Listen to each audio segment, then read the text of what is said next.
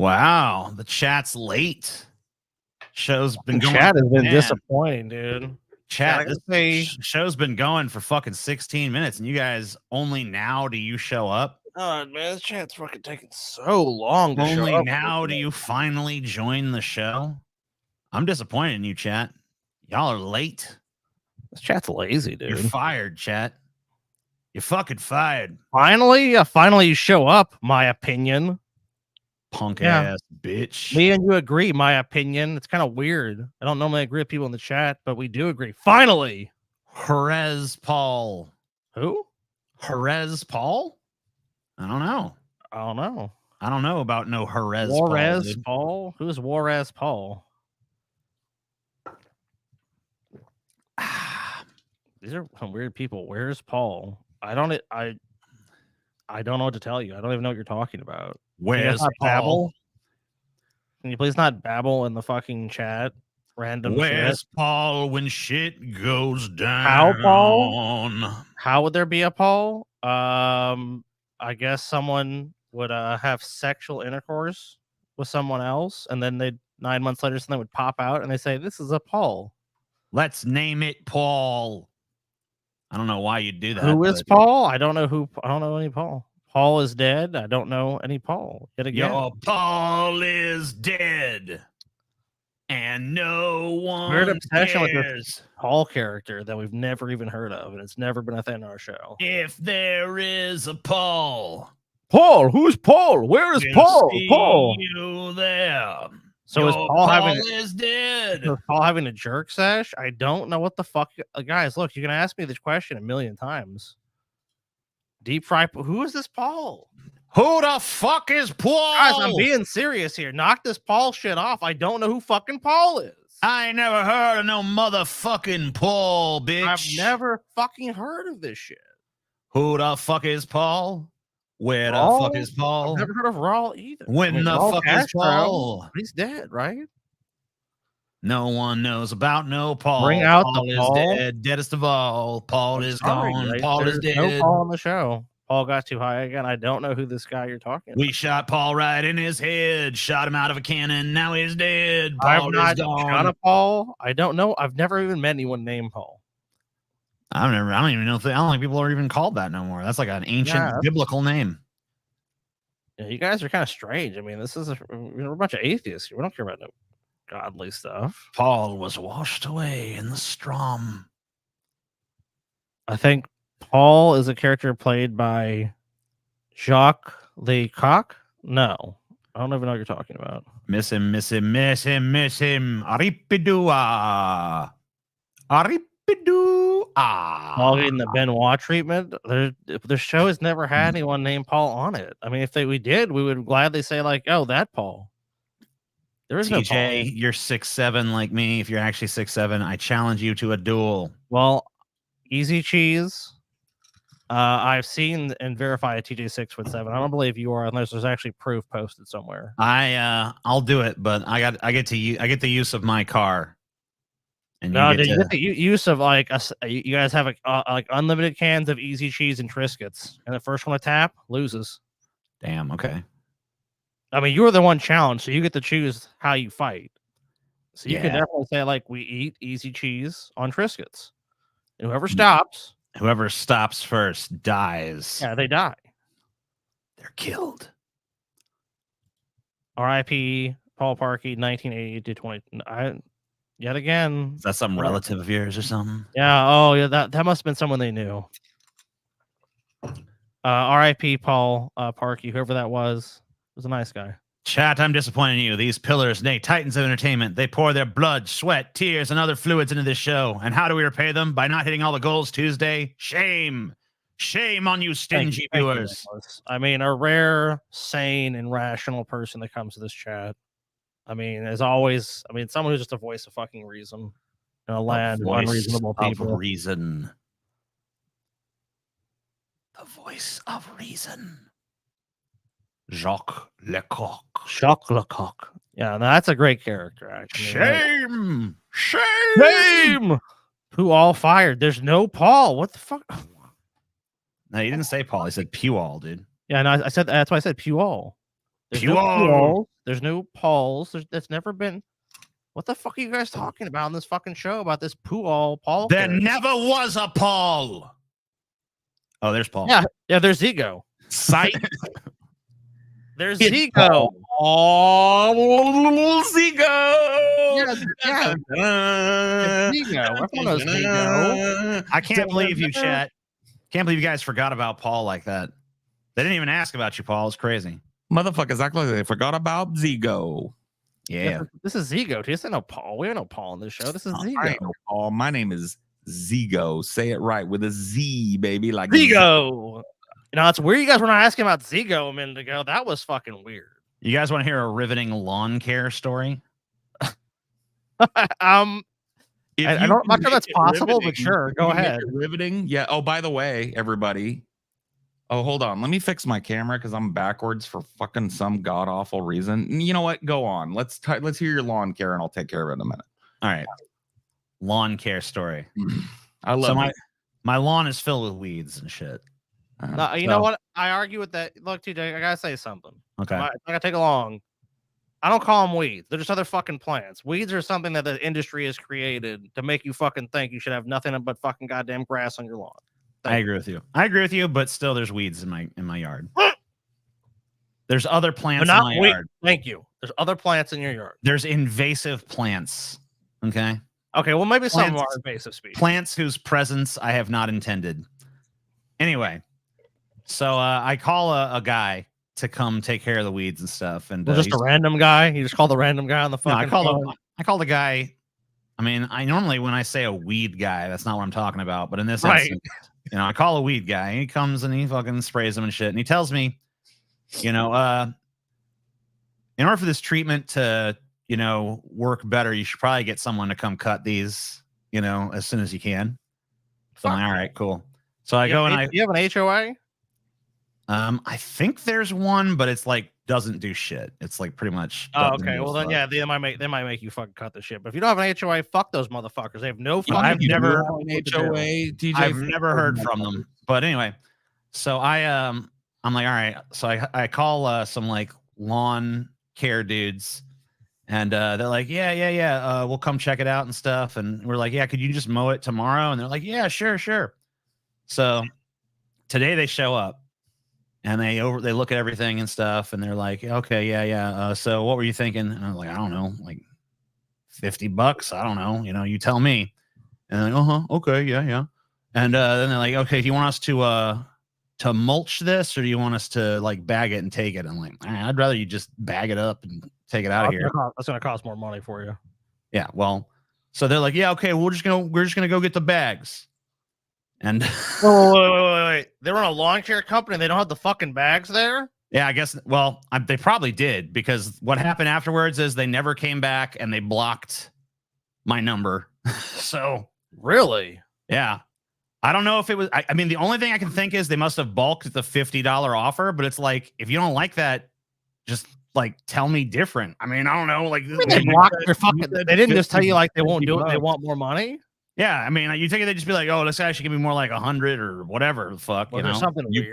Knowing you probably would have been like, "All right, yeah." I mean, like, all they had to do was ask for more money. If that's what they wanted. Giant black dildo like fall out of your garage, and you're like, "Oops, sorry guys." I mean, did like something weird happen? That's weird, man. Do you think that maybe they misinterpreted like what you were giving them for like hostility at any point? No. I mean, I wasn't actually. The only reason I asked for the sake of expediency, I made myself the one that talked to them, but I wasn't even the one talking to them. So, well, then fucking, I don't know. That's then weird. They're fucking weirdos. Yeah, because it was Corey or Chelsea that talked to them. I know they're really good with people. So right. So I mean, like if there was a price for it, why did they ask you? Right. That's another thing. Is like, you know, just tell me the fucking estimate or whatever. I don't know. Yeah, that's not how it works. They don't like, you don't go like, I'm a contractor. You look around the house. So what do you think? You know, it's like that's what are you thinking? And then if you fucking say too low, they just leave. They're just gone. There's no negotiation. 10 grand. Get the fuck out of here. Yeah, I'm gone. I'm gone, bitch. They literally ghosted the lawn care company you tried to hire, ghosted you, and then not even like won't take your calls, blocked you. Yeah. Check this out. That makes no fucking sense. That's bizarre. Oh yeah, I saw these. For your sins, he was crucified. Flaming hot Paul died for your sins. We better meet these donos tonight because look at This me. is Paul right here. This is what Paul went through when you didn't meet those Me donos. being whipped by the cruel Roman soldiers, being forced to carry the instrument of my own fucking torture. And You'll death. never taste another hot Cheeto on your lips, Paul. Here you can see my diet really has been going well. Yeah, Paul, you look svelte, man. Yeah, that fucking. I will tell you, I wouldn't recommend the I've been a prisoner of the Romans and the Jewish High Council for 10 weeks kind of diet. That's rough on the body. It does look effective, though. Yeah, the third one is my favorite one because I really did a good job of looking like I was hanging, you know? Yeah. And so somebody took advantage of that properly. My pantomime artistry that I've studied since I was a teenager paid off there a little bit. You know, I remembered the T pose properly. I didn't just stick my arms straight out like everybody does. I let my fucking wrists flop a little bit, my arms droop, you know, and my head fall. Yeah, see? Paul's ego. I'm a fucking mega talent, yo. Yeah. I'm a mega goddamn fucking talent. No, I'm kidding. This is actually really funny, though. I like this shit. Paul, I've had a rough day. Can you say it's gonna be okay? Paul doesn't know that. It's probably not going to be okay in the short term, but in the long term, we all turn into dirt, bro. We fucking 6 fucking months from now, you ain't gonna remember this day. But for the next 48 hours, probably gonna be pretty rough, bro. I'm just keeping it real with you, but you'll be fine, man. Suck it up. Don't be a pussy about it. All right. Sometimes you just like when the world wants to batter you with waves, you've got to stand like the proud manatee and take that fucking public criticism and fucking just, you know. You got to. You know what I'm saying. What fucking choice do you got, you son of a bitch? I have no choice. Yeah, You got Very no choice. comforting. Thank you. You're not even the person he said it to, though. We're all gonna be dirt, motherfucker. We're all just dust in the wind. I know now that I'm forever dirt. And that truth. Yep. I want to show everybody real quick. Scotty and Taylor got me a cinema roll, Starbucks roll. cup, cinema roll, Starbucks cup, cinema roll, Starbucks cup, and it's I was telling Scotty before the show, it's the perfect size for my shakes. I do protein shakes in the morning because I can't eat. And crucifixion, as Paul. I love my cinema roll. This is my first piece of cinema roll merch ever. Well, there you go. I've never had a cinema roll yet. And I think in my future, there's a big, squishy, sleepy time cinema roll coming for Paul's ego. Oh, you gotta get that. That cup came, dude. I'm impressed with that. We bought that off Etsy, dude, and that looks just like the fucking picture. Bro, I'm gonna tell you too. It came with this card that was really like high quality that had cinema roll on it. Oh, and a handwritten thank you note to me, even though I wasn't the one that paid for it. But you guys put my name in. It was like, thank you so much for supporting small businesses and creators, Paul. Hope you love your cinema roll. I was like, damn. Oh, here.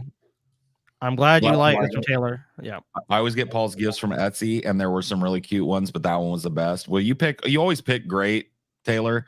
Last year for my birthday, you guys got me that Etsy painting, which I need to fucking find a spot for on my wall back there, of Ripley with Jonesy, her cat. And then there's like a xenomorph lurking on them or whatever. Yeah. Trying to do some evil shit. I'm chilling in Cedar Rapids. I mean, who is not? I'm sorry. I'm chilling in Reader Capids. I'm chilling in Cedar Rapids. I'm not going to Reader Capids. I'm going there. Reader Capids is a terrible place. Have we ever been to Cedar Rapids, teacher? I've been through Cedar Rapids. It's nice. Yeah. It's like I remember it was like brisk in the summer, and I was like, "Ooh." Dude, I'll take whatever credit I want, bitch. Don't ever I don't think you ought to be fucking even talking to the Kaiser right now, bro. Don't fucking go there now. Yeah, punk ass bitch. Why are you guys so chill right now? She is the cutest, just saying, to be mean to the other two. You want to be mean to me? All right, I'll be mean to you then. You're in time. Mean to me. Why must you be mean to me? That's such a good song. Cedar Rapids meetup. I don't know. If we were doing Iowa meetup, If yeah. we do it, we're gonna release a fucking TikTok of us just saying we're just chilling in Cedar Rapids, and then we're gonna show our merch, and it'll be a cup. 433 viewers because early show sucks. You'll live. You'll be Bro, all right, bud. fuck you, dude. Ban him too, Scotty. Would you? Oh yeah. Oh well. You don't have I mean, to. I mean, I fucking Don't might. mind if I do. Just a little stoned right now. Got Don't one less now, bitch. mind if I do. Now it's Get down him to the fuck out. 432, bitch. Might be time to mow the lawn. You know what I'm talking about, Scotty? Oh Mow yeah. Might be that time to lawn. edge the grass. A They little always bit. come back though, Paul. You know. Sometimes you gotta pull out the weeds. You know what, Scotty? You got to pull the weeds anyway. They always do come back, but you got to No, pull them those fucking people, weeds. I'll let you describe as weeds. You want to call them weeds? I'm fine with that. Other plants, a lot of them are native plants, beautiful plants, like my You know lawn. what they really are, Scotty? Are you watching fucking Three Body? They're bugs. Bugs. You know what happens with bugs, Paul? You gotta. And you know what? There's always more of these motherfuckers, but you always got to take the time to squish them and let them know they're fucking bugs. Hey, that's my first memory in life, dude. Is me squishing fucking bugs, dude. So I mean, prefer the that was show fun. not running till 2 a.m. personally. Yeah, that's kind of one of the reasons we like decided to change the time because a lot of times it was like the show was over and it was like fucking 3 a.m. and shit. I was just like, this is too late. Everyone fucking is asleep. But it's Eating okay, at- guys. eating You guys at think, time oh, is we're weird. gonna make a bunch of changes, guys, and all of them for the better. All Right. of them for the fucking better. You know We're what? geniuses. We're just gonna fucking do shows at random intervals now. You guys. All right, fucking- 7 a.m. show. You guys gonna be there? 7 Yeah, a.m. you never know. We can fucking show up any day of the week, any fucking time. You don't fucking know no me. more. You know me. My ass will fucking be there at 7 a.m. 7 a.m. is sleeping in compared to some. We gotta fucking. We do need to do a 7 a.m. show. To be like Paul would just be like tired. There's no way both of you guys show up to that. There's I'll no do it. fucking I'll do it way. simply just for me. I'll believe it when I'll I do it fucking- one time. I'm not saying I want to do it all the time, but I'll do it one time just because I'll be the fucking angriest motherfucker. Well, I'll tell you who will appreciate that probably is the Brits and our European folks because It's they a 7 a.m. show. Yeah, for I'll do them, one for that's them. like I mean, 5 hey, p.m. they or some deserve shit. one. Yeah, it's like when they're getting off the fucking work. So But I'm be we mad. get, I you know me. I And we opened could be- at we could Starbucks be for the fucking 8 morning- years, bro. We can be the I- morning drive for some people too. My morning used to Yeah. start at 3:30 when my alarm went off. I'd get in the shower. I'd be in my car by 4, so I could be at the store by 4:15, so I could be in the store by 4:30. I can do 7, bro. Dude, they had you on like military time, dude. 3:30 wake up, man. Well, I No. didn't have. Sometimes if I was fucked up, I could, but I didn't get a shower and I had to throw on my clothes. You know, Oh, that's the worst feeling. Yeah, then you You gotta know, be and standing I all hate day. doing that. So Yeah. that's why the alarm. You know, And it's weird too, Paul. I don't know if you're like me, but like, you know, the worst thing that feels if I don't take a shower, it's not all this, it's my fucking socks and my feet. oh yeah, dude, everything. Yeah, but yeah, the socks are real bad. Man, I wish this fucking backdrop of mine was like 1 foot bigger on both sides, and I wish I had. I do have a different one, but it's smaller than this. Anyway, this is just fucking podcaster problems. I apologize. I just am always trying to get my camera just 1 little inch over there, but Look at that boring wall. Oh, how this amateur hour with Paul. It's like, man, no, this is a dungeon. TJ. Whoa, TJ. Hello. I'm Officer Down. You on the West, Paul Ego. You have the right to be quiet because I don't want to hear you no more. TJ, this is Well, it was nice knowing you folks. YouTube's been this a is an real gas. This is an offensive character. You know what I think I'm gonna do? I'm gonna start a hot dog cart. You know, I just had this crazy idea. I know, me too, man. I think, hey, Paul, we'll start one together. Yeah, let's do it, man. We're Let's gonna do need it. to make some Let's start a extra hot money, dog man. We're gonna need to make some extra money now. You're on the cart. Dude, West. TJ, can I for ask you a not- question? You Can on I the ask you a West for not loving Legend of Zelda. I do love Legend of Zelda, though. Legend of Zelda. I do love it, though, Officer You Down. on your Dudes were show, triggered. you talking bad about Legend of Zelda. I wasn't even talking said bad that. about I it, didn't say that. officer Down, sir. I wasn't even talking bad about Zelda. People got twiggered Okay, because I said Zelda was an easy baby bop the bunny on the head game and not a hard Right game. to remain silent, you under West. Yes, sir. Anything you say will be used against you, call war. Okay. All right. Well, I mean, I guess take him in. Anyway, that's my new character, Officer Down. Hope you guys liked it. Yeah, it'll be the last time you ever see it and us. Yeah, it was actually. That's gonna be edited out of the fucking show. I got away with them. TJ. I got away with the mammy. I mean, I'm pretty sure I can get away with fucking. I'm gonna be Monster honest with Down. you right now, TJ, and I think you should appreciate this. Okay, I'm gonna be honest with you. Let me do the other hand because I got the explicit thing. Okay, look. Yeah. Sir eats a lot. Mm-hmm. Top tier. Eric the Fed. Uh-huh. Not top tier, but you know. Officer Downs. So like in between. Officer, but right on the ass cheeks of the greatest spontaneous character ever conceived by any one of us. Sir Eats a Lot, the revered, the reverend Sir Eats a Lot. Yeah. Which, by the way, isn't there a forger out there that's like, my name is Dark Metal Forge, that said he was going to send me ring mail like fucking 8. Does it take 18 months to make a ring mail coif? Oh, damn. Is TJ doing a terrible Down syndrome joke? No, I'm doing a pretty funny Down I'll syndrome pay joke. you for it, motherfucker. Just Dude, get at one me. of these Give me motherfuckers- my ring mail coif. It was like Arabian something. He promised me, Arabian yeah. He promised me a scimitar. Promised you a sword. He promised Scotty. What was it, Scotty, that you wanted? A shield, right? Something cool. I mean, like, I think you said you wanted a fucking dope ass shield to put on your wall. yeah, something, man. I'm And down. I wanted a coif. And he was like, no problem. This was fucking years ago. You know, we gotta track him down, and we gotta fucking, I hate to say it, guys, we gotta sue him. Can I share another Paul's ego health journey victory with you guys real quick at the beginning of the show? Before things kicking off? Yeah. Well, I'm looking for this. I'm looking for this dude's channel right now because I remember he had a channel where he showed himself remember making who I'm this talking shit. about, right? Yeah. Oh, yeah. I definitely remember it, man. And he used to get at me on Twitter back in the day when I was still doing Twitter. Does anyone remember that dude's exact fucking screen name or something close to it? I think it was like Arabian Swords or Arabian It's something like weapons yeah, or they would know who he is. Arabian Armory? Maybe. I'll look for that one next. I thought it was something armorer or Arabian armorers. Yeah, maybe. He always pops in, like, it's always kind of like infrequent. Like, he's definitely not here like all the time, but he's definitely done some super chats and stuff in the past. So I know there's that. I might be able to find if I think you can go look through your list of super chats. Like, Yeah, you go back. Nicholas's $50 super chat. Because I'm tired of this motherfucker teasing us with his weapons. Yeah, we got. All right, I just want to make Yeah, sure we talked about it. Let's see. Did I miss somebody else's soupy doopy? Maybe.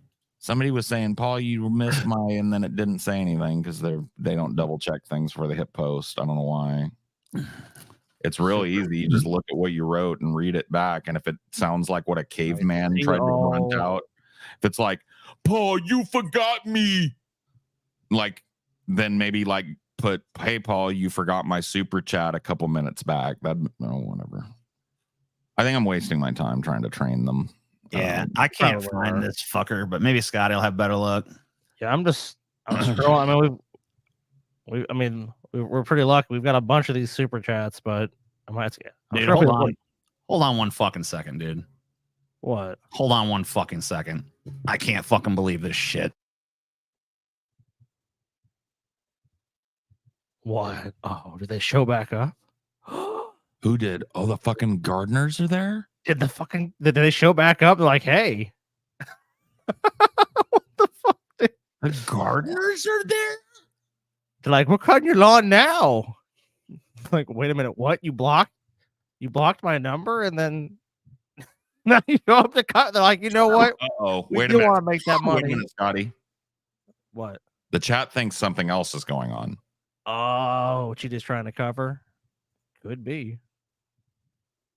Could be. He shitted. He might have. He did scooch off screen real quick, and he did look pretty frustrated. Man, I'll tell you this sucks, Paul, because they won't let you fucking, will they let me search through them? No. Oh, you son of a bitch. What is it?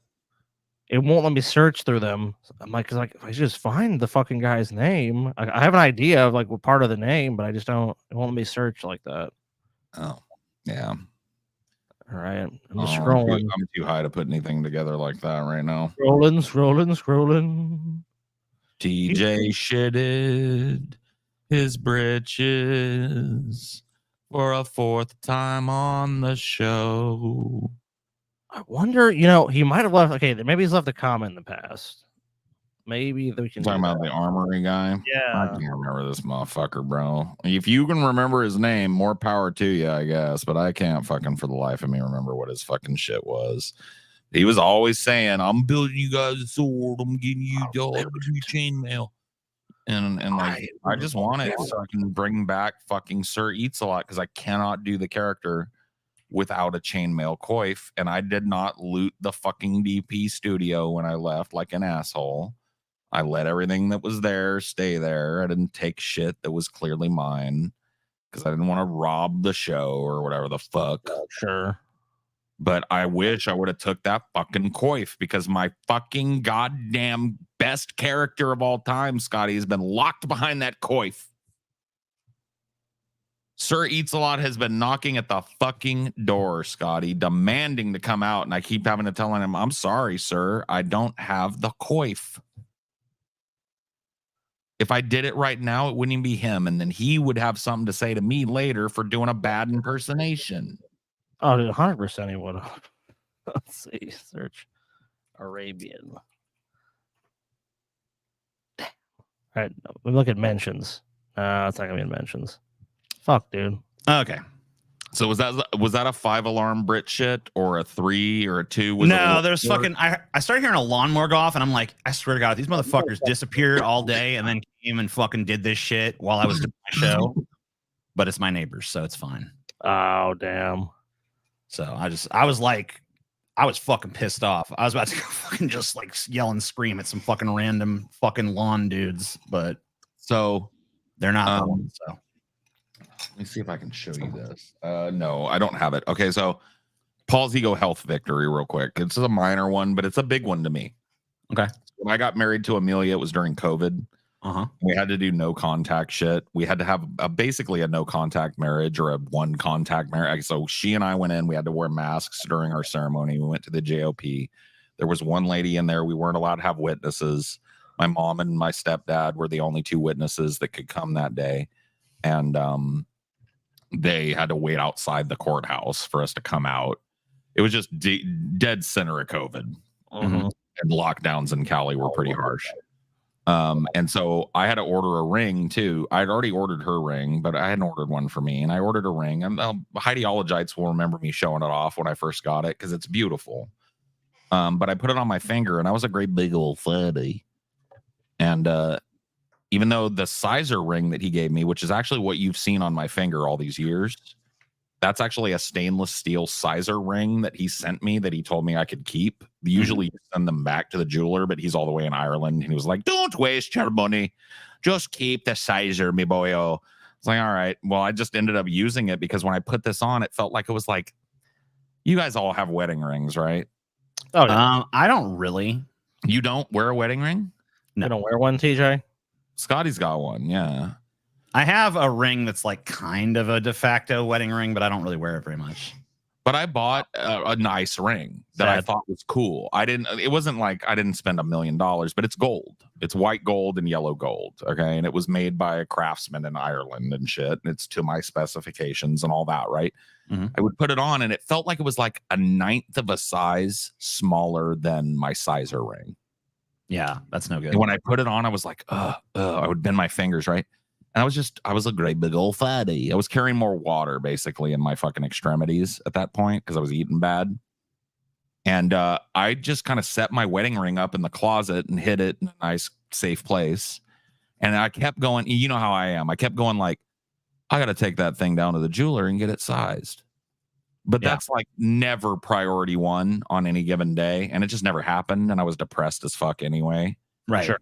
And so last night I told Amelia, I was like, fuck it, this weekend we got nothing going on Saturday. Let's do that. Because her ring is fine, but it needs to be cleaned. You know, she needs to take it into a jeweler. Just have them do the cleaning and maintenance shit and make sure the diamond is secure and all that. And so I was like, let's do that. And she said, well, let me get the ring. And so she went and got it, and I put it on my finger, and it fits fucking perfect. Cool. Oh, damn. And so just because I've been living a little healthier, and I don't know, it's not going to show off well, but you can see it's a beautiful ring. It's a two-tone white and yellow gold ring that matches hers. Oh, it's nice. Color. And I just can wear my wedding ring for the first time since I got married. Yeah, that's pretty cool. Isn't that cool? So the little victories. Yeah, I mean, that's a good sign. I mean, it's a nice ring too. I mean, it's a shame you weren't able to wear it before. Because that finger fat fucking it goes away slow compared to some other places. I know it looks like it's tight, but watch. I'll show you guys. Like, let me pull it off. I'll show you what my ring finger is because I've been wearing that ring for so long. You see the dent in my that term, dude. If I sleep, I'll wake up with that still. That takes like a week of not wearing my ring to go away, and that's where that thing is sitting.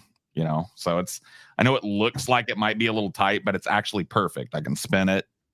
It's not going to ever come off my finger by shaking my hand in the water or anything, you know, but that's not a little victory. That's a huge victory, dude. Congrats. Cool. Thank you. Yeah. It's kind of sad, right? I've had this nice wedding ring and I love my wife and I haven't been able to wear it all these years because it was just too big for my big old fatty finger or too small. Yeah. They gave you the wrong size though. So no, they didn't actually. It's because you see this thing so you see how the ring is structured, the outside of it. I had them widen this ring. Yeah. And the way that they do that with their existing inventory, because they have a master jeweler that makes the shit, but he does it in batches. And they have a jeweler on site that will do things like this. So I customed this because I wanted a fatter ring because I got big hands. And so I needed like a ring that was wider. This is I think it was 11 millimeters, which usually a big ring like yours, Scotty, hold yours up, will you? Yeah. I think yours is like 9. That's a standard width for a man's ring. I wanted to get one that was wide because, like I said, I got big pudgy hands. And so to do that, they put on an extra 2 rings of white gold and integrate it into the body, solder it. And okay. So they added on to your. Yes. And it wasn't the size. It was that ridge because my hands were fat that when I did this, it would almost not pinch, but kind of like I could feel. Oh, I know what you're talking about. Yeah, I got you. And my finger wasn't turning red or anything, but it almost felt like it was right on the cusp of like cutting off circulation. And I was like, I can't wear it. Dude, I slipped it on last night. I wore it all night. I forgot I was actually wearing it this morning, and I was like, "Oh shit!" So that's kind of cool. I can wear my wedding ring. Super, super dope. Yeah, it's definitely fucking awesome. Emily Nicole wants to know what's the hardest thing you gave up on your diet, if anything's been hard. Well, that's hard for me because I didn't really give up anything. I mean, I gave up meat. But that was easy for me because you guys know me from living with me for all those years and shit, and just being around me when we lived in the same city all those years. I like processed stuff, right? Most. I like ground beef. I like a burger. Or a steak that's really like a fucking pristine fillet. Yeah. Right. But like, I'm never a guy. I don't think I ever sat down at a fucking dinner with you guys and ordered a chicken. Yeah, I don't recall that. No, I never did. I saw that. You don't recall it because it never happened. Headed to my first anime convention. Am I going to get violated? Are you? Well, if you're lucky. Yeah. What are you going at? Only if you're lucky. You know, like, yeah, it depends, right? Anyway, I don't want to belabor it, but I don't really have anything that I'm really lusting after. So I'll give you an example. Like the other night, right? Mm-hmm. The day before. Okay, I don't know how much I want to tell about this. I don't want to overshare. But you guys have seen it on the show, and I've talked a little bit about it. I struggle sometimes with a little bit of mania. No way. I channel it into my performances and stuff. So it's a healthy thing, and I've got it under control way more than I used to. But I'll get in that state, and one of the hallmarks of mania, and this is funny because I'm such a fat fuck, you'll go all day and not eat. And every time somebody brings it up to you, you'll be like, not later. Not right now. I'm just not hungry right now. because you're in mania. You're in the middle of something, and you're not. Your hunger is like your last fucking thing, and then you'll wake up the next day, and you haven't eaten in over 24 hours, and you're like fucking starving. You're like, and you feel weak. You know, you're like, what the fuck is wrong with me? And then you realize I ain't eating. So I had kind of a day like that. I didn't eat nothing, but I only had like a bagel. And like a half a box of mac and cheese for lunch, and then nothing the rest of the day. And that's like probably like 600 calories that I ate, maybe. Yeah, even less. Might be like more like 400 or 500 calories. I find that I will do that a lot. It's okay to do that, but not consecutive days. And you really you don't need to feed your body. I'll have days where I like go like really low on my calories, and then days where I fucking am like super high. I can't be doing that, TJ. I think varying it up is actually pretty helpful. But so I estimate, because I've done the calorie counting so much that I feel like I can guesstimate portions, but I don't do the math in my head all that often. I'm not obsessing about my weight. haven't weighed myself in months, and I won't until next month when I go to the doctor. I'm not calorie counting really. Oh yeah, I love that. I was watching Secular Talk the other day, and Kyle legit Dickie McGee's axe got to him. Lol. I did not mean to kill Dickie McGee's axe, bro. I love it. I love that there's a fucking moment of hesitation now. No, because that fucking audience is gonna hate me forever. They're not even gonna know. They don't even know we gotta convince him to upload that clip to his channel, dude. Oh yeah, we should send him the Dickie McGee's axe clip. Be like, you should upload this, bro. I mean, it's all Kyle. I mean, she should. If it should be anywhere, it should be on his channel. You should upload it to Twitter and tag his ass in it. Yeah. That's a good idea. You need to go about it. By the way, TJ, did you ever get the information for that person? You to have this, Kyle, if you want to use it on your channel. Oh yeah, the guy. Yeah. I need to send. Yeah, that guy. Yeah, I don't want this guy saying we did him dirty. Oh yeah, that's right. We're supposed to send the guy that did that like some kind of money or something. No, the Blu-ray. He gets the Blu-ray. Well, we gotta get the Blu-ray out, but we'll get one. Yeah, I gotta get Scotty that address though. I need his address. Yeah. Do it while I'm thinking about it. Yeah, I already got it from him. But yeah. When the Blu-rays go out, he's got one, right? We promised that, right? Yes. Yeah. He's got a Blu-ray. No. And thank you to that guy, by the way, for the Dickie McGee's axe.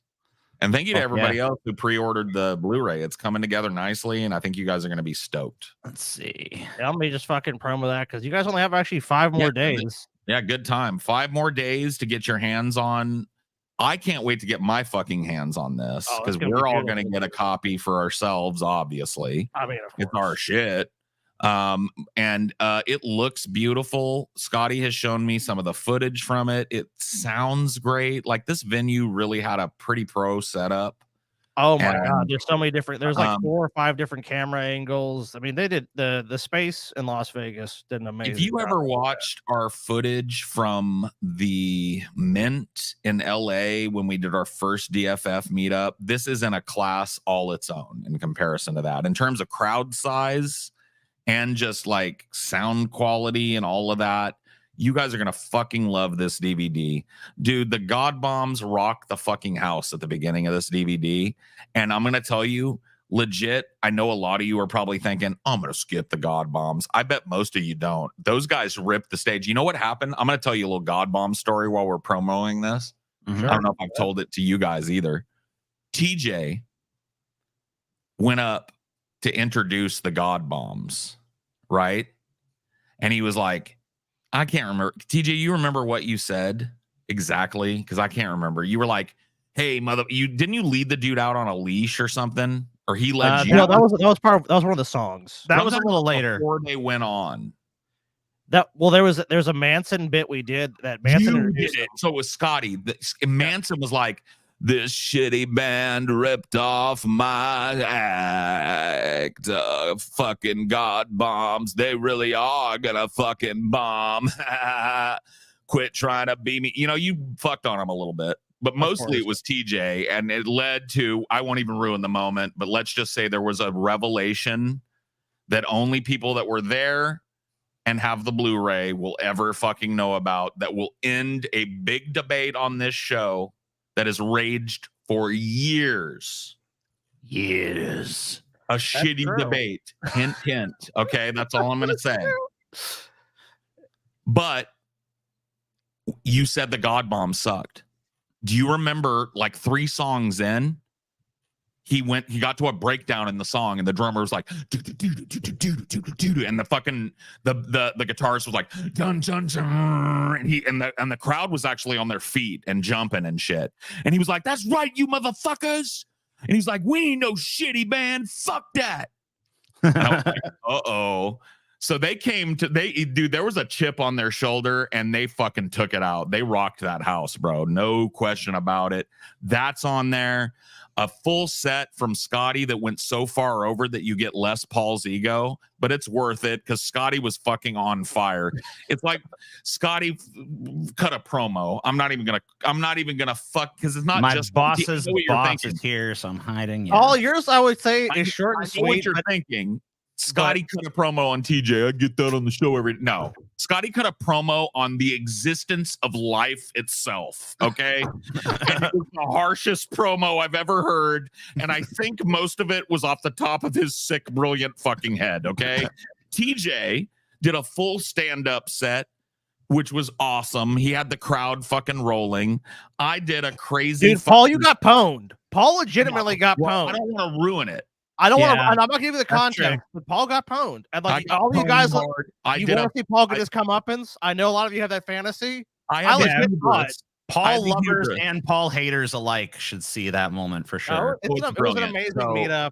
Those of you that guys need to go to the next one on the East Coast because that's we got. You know what? The only thing I don't that down soon. The only thing I feel like is missing from this DVD is that I wish we'd like had someone with a camera like be going around afterwards and like just mingling and shit. Hey, for the East Coast meetup, we could totally do that. Next one we do, we should have that someone with that capacity. The footage you're getting on this, only a fucking few hundred people got to see live, and this is the only way to get it, and it's gonna be fucking beautiful. And if you pre-order in the next 5 days, we are going to customize. I'm not even going to say sign. We are going to scribble all over these motherfuckers. TJ's going to draw you something. I'm going to draw you something or write you a note. It'll be random. It'll be unique. I'm going to lick each one. No, yeah, Scotty's going to put it like I heard TJ's going to put his dick through the DVD hole. Yeah. Only he can do that. One of these, and you will be only my dick is small enough to fit. So I'm gonna do it. You will fuck every DVD. Yep, every third DVD, TJ's gonna fuck it, and you can sniff yours to see if you got the smegma. You'll know. I get the smegma. What's that flake right there? Oh, that's vinegar and fucking Gruyere cheese. Yep. Look, I'll promise right now. I'll put my nuts on one of them. That could be you. How much is the DVD? It says right on your screen. It's $69.99 for the fully customized, personalized early edition. This will have a later release to the general public in various forms, but it will not be customized. But that's not going to get all this special shit to it. I'm not going to put my nuts on a regular one. If you want the smegma, if you want the customization, and if you want to be the first to lay your hands on this, you got 5 fucking days, $69.99. Big fat fucking DVD, fully professionally produced. Your boys in their element, doing what they do best. Scotty totally rocked. TJ was hilarious, and Paul was the shit. It really was the best. Oh yeah, look. Not only was it, and the God Bombs fucking rocked the house as well. So I don't know who you're talking about. These bombs of God. And, we are thinking about getting the God Bombs to come back for our next meetup. We haven't 100% confirmed it up. We gotta find our venue first. We have some good candidates. We got some candidates. We might not, not to spoil things, but a couple of the venues that we've been looking at, we might not really have kind of like the space to do a whole big old stage production for this next one. We might choose to do a more intimate, hangout oriented kind of meetup. Now, I think we all want to do a little something like a Q&A, but I don't know if we're going to have a whole opening band stage show because we're looking at some venues that are cool that'll accommodate the amount of people we expect, but maybe aren't like stage venues. Overpriced, then don't buy it, faggot. Yeah. Nobody's fucking. Who's holding a gun to your head? A gun to your head, and it's not overpriced if we say it's not. And your band cost us a lot of money to produce this. I've never seen that motherfucker before in my life. We spent a lot of money to make this happen. We paid that venue a pretty fucking hefty fee for their full video production suite with 2 or 3 engineers there and shit. Yeah, you guys. True fans will do the sniff test. Amen. Exactly. Underpriced, exactly. We're giving you this shit at a discount. If it's not worth it, that band piece of shit, okay, I'm fine with that. This is for fucking the OGs. This is for someone that wants. Not only that, but like never done a Blu-ray before. We already have fucking said this is like the customized collector edition. There's gonna be a cheaper one down the line for people who don't want to fucking spend that price. So right. Yeah, of course, and that'll just come directly from the manufacturer. This is to give people, because like we have not really done too much merch in this sort of vein. Like, to be honest with you guys, like we haven't done a lot of stuff where it's like we really put our hands on it. And we've signed a bunch of stuff at meetups, but you know, this like, hey, you didn't go to the meetup. And remember, you guys got 5 days left to fucking do that, because after April 10th. The shit's no longer on sale. Yeah, sorry guys, that's the cutoff date. So you gotta get it before. I gotta say one more fucking thing about this thing before we stop shilling this motherfucker so hard. Say one more thing. Scotty, above everything that happened, blew my mind that night, because you know what? I was sitting there watching this dude, right? And Scotty, I gotta be honest with you, Scotty is the dude that spent the least amount of his life trying to be on a stage in front of people in the center of attention. That just ain't Scotty's fucking type of being. Sure. And I gotta say, man, I did not expect Scotty to be as comfortable as he was up there. You know what I mean? I mean, I knew he would be, because I remember in the New Orleans meetup, Scotty was killing it. So yeah, I remember that. But like, Scotty definitely, he's got fucking thing. He's got, I mean, Scotty has like that sort of like casual, comfortable energy on the stage. Like he could be in his living room. He doesn't give a fuck. Anyway, you'll see Scotty at what I believe to be his shining fucking crowning jewel of a moment so far. Yeah, his shit was funny. He blew me out of the water and he blew TJ out of the water, in my fucking opinion. He was the best of the three of us, and that's fucking cool. Scotty is God. Scotty is God. Dude, I know. Everyone had a good set. Scotty is God. Don't be modest, Scotty. You're the best. I was sitting back in the green room with everybody that knows and loves Scotty back there, right? Watching along. And we were just like silent except for the constant laughter. You know, nobody was like, you doing good. It was just like we were fucking there. And the audience was, and Scotty was fucking milking them. They were just like, he was dissing on him. He did crowd work. And the whole fucking audience was roaring at it. He was just like so natural up there, way better than I can do. I'm not a stand-up guy, you know, and I just did not expect it out of Scotty. So if you're a Scottist, you might want to consider getting this fucking thing. I'm just letting you know. It may be Scotty's finest moment. Right? I believe though the going gets rough, that you kind of hang tough to make it. History repeats itself. I don't know if I can get any further than that, but you're the best around. No one's going to ever keep you down. Well, thank you guys for the praise, but I think dude, when does Scotty ever get a good sloppy hand job? You know, not enough, man. Well, he deserved one today, and buy that fucking DVD. 5 days left. This Velma, I gotta tell you guys, cosplay wise, this is our best Velma yet. This is like cartoon accurate Velma. This is it. She might as well have walked out of the cartoon. She even went through the trouble of like painting on the freckles, unless she genuinely has those freckles, which I doubt. I mean, the hair is perfect.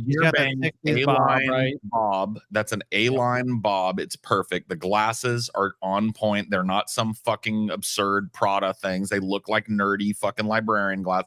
That sweater has to be custom made. That sweater is the best fucking Velma sweater I've ever fucking seen. It is right. Exactly this is not a Velma that's like doing the sexy only appeal thing. So she may not be like the hottest Velma, but this is our best Velma yet. No, but you know what, Paul? This has a lot of sex appeal because it's not trying to have it. Exactly. Dude, Paul, exactly. Give me your hot take of the Moulin Rouge movie. Is Baz a terrible director? Is the editing looked choppy? Is the acting that annoying to you guys? And this, I don't know why you want a fucking Moulin Rouge hot take. You want a Moulin Rouge review? Dude, I don't give a, let me tell you something. Let me tell you something. I'll give you a 2-word review. Okay. Moulin Spooge. Let me tell you something. Okay. Moulin Rouge, it could have been the most expertly edited and designed and conceived film of all time, and I would still hate it because that's just not my kind of fucking movie. Okay. Yeah. So I got something else to say about it. You barking up the wrong fucking tree on that one, man. I've got my fucking review, actually. If you'll give me a second and indulge me one. Are you gonna fart in the mic? No. I wish you could, dude. That'd be the perfect. No. There was a movie, an overwrought and gaudy movie, directed by a sociopath, psychopath. It's a tawdry movie, a totally fucking tedious movie, directed by a fucking hack. Fucking hack. That's what I have to say about the song, okay? Or the movie. All right, I got 2 more Velmas because we haven't done a still image Velma in a while, so I figured I'd do 3 for you. So we got a couple more. Ooh, this is one of 3. Yeah. So this is what I would call like French model Velma. No, but This whatever. is like Zoomer Velma, dude. Too baggy. You don't even see what this is. Too baggy, That's man. fine. You don't see what this is. People that know. This is Latina Velma. This is a Latina. You can't do that with your hip. It might be that too, but it's also This is a Latina Velma, or I will Zoomerish, fucking die on the cross. It's all baggy, dude. It's too baggy. This is a Latina. Or I never grew up in Madera, California. You cannot do that. She might be a Latina, but this is definitely like French model energy. I'm on a sign because the hips don't lie, and I'm starting to feel you, boy. You know what that song's about, right? That song's about a Latina's hips can do this. No. She's thin. She may be Nordic, but this is a Latina. She's passing Latina. Okay? She's Latinx. Because this looks like girls I grew up around, man. And this is working on, dude, TJ. Yes. A while back, people in the chat, and even internally in meetings, I'll reveal, we're kind of like, maybe it's time to move on from this Velma. But it has gone from strength to strength in the recent fucking days. The last 5 or 6 Velmas have been nice. Is that Jenna Ortega? I very severely doubt it. And now for my personal favorite and Paul's least favorite, Slutty Velma. I don't know if he hates it. I don't know. He seems like he favorite. Okay. Well, you usually like it. You usually don't like it when they're overly sexualized and stuff. But she got some fucking man. Yeah. I want you to guess what Paul's Ego's favorite feature of this. I don't think you'll get it within 3 guesses. I don't. What's Paul's favorite part of this picture right now? My favorite is right here. You like the tight waist with the big thick line right here. I like that thigh line. That's my favorite. That's hot. Especially with the tattoo on it. I like the tattoo. I love the tattoo. It's not my favorite thing. But that's not your favorite. All right. So you said I get 3. Wait, you said I get 3 guesses. Okay. You get 3, but I don't think either one of you will get it in 3. So you can have 3 independent guesses. I'm gonna say hold on. Let TJ go first, so you don't duplicate. Is it the belly ring here? No, but I do like the belly ring. My wife has a belly ring, and I think it's hot. Is it the way that the fat? That is a great guess, TJ. I wish I could tell you that. There. I love that. I do. Like I said, you thought I was not going to like this Velma, but this is a. Well, I was wrong. Here. I mean, I still don't have your Velma taste 100% nailed down. Those 3 out of the way. That's not it. But thank you for playing. All right, Scotty, your turn. See if Scotty can nail it. I'm scrutinizing now. This better not be something stupid like, oh, it's that bottle of fucking spray back there. Some stupid shit. No, really good, but no. It's not stupid. It's on her body. It's on her body. It's a physical feature of her as a person. Okay. That is visible to your naked eye as well as mine, and it's in this picture, and it's pretty common. It's not like obscure or weird. Her chin. Very close. Okay, her nose. Did he get it? Is right between the lips. One more. The lips. The mouth. The way. Okay, TJ, can you zoom in on this picture at all? Can you zoom in on her face? Zoom. Do you see at the corner of her mouth that little hint of a smile, and she's got like a crease? That is the hottest shit to me. What, this or this? This thing down The here? little crease next to her mouth and her lips are beautiful. Like, they don't look like fillers. Those just look like fucking Oh my God. Her face is beautiful, but those lips are I know soft. you almost said, Paul. Yeah, I almost did. I try not to objectify too hard, but you know what I almost Was he said. saying? Yeah, I know. Was he saying blowjob lips or He's something? saying dick sucking lip for DSL. Let's just say it used to be a fucking way you got the internet, and if you get it that way now, it sucks. Okay, digital satellite link really Gotcha. was okay. DSL. Got it. Remember? I got it. But no, this girl, that little quirk on her face that's asymmetrical on her face is the hottest shit to me because she's the total package. She's bang, boom, pow. I wouldn't last 3 seconds up in anything on her. Like, if she fucking looked at me the right way, I'd probably blow. So not to denigrate the body, but she's bang, boom, pow on the body. And that face is something else, man. She's right up my alley. She looks like Italian or Latina. Well, I thought for a second that this was going to be Paul's least favorite, but it seems like it might actually be his favorite. So we'll see. Well, I will tell you, this is the hottest one for sure. Just for sheer 100%. hotness points. This is fucking. I agree with that. Okay. But yeah, she would lose the cosplay contest if you were going for Yeah, accuracy. I mean, this is more of a Velma. That's your winner, and that's your second place winner. And this chick's fine, whatever. But she's in just the hot. bloody fucking Halloween store Velma costume. Yeah. But she's wearing it well. All right, fair enough. Bye, Paul. Paul's like, I need to go jerk off for a minute. Bye. Go fucking blow a fucking few circle swimmers into the toilet. Trust me, it won't take long. All right. Well, while Paul is attending to his biological needs, I'll go ahead and go over our goals with you guys. If you haven't already looked at them on your own. Doesn't do anything for me. Well, you're clinically dead, sir. Just ordered the Blu-ray. Thought I had one more week, but the cutoff date is a day before my next payday. So screw it. It calls for me, and I shall seize it. Hell yeah, bro.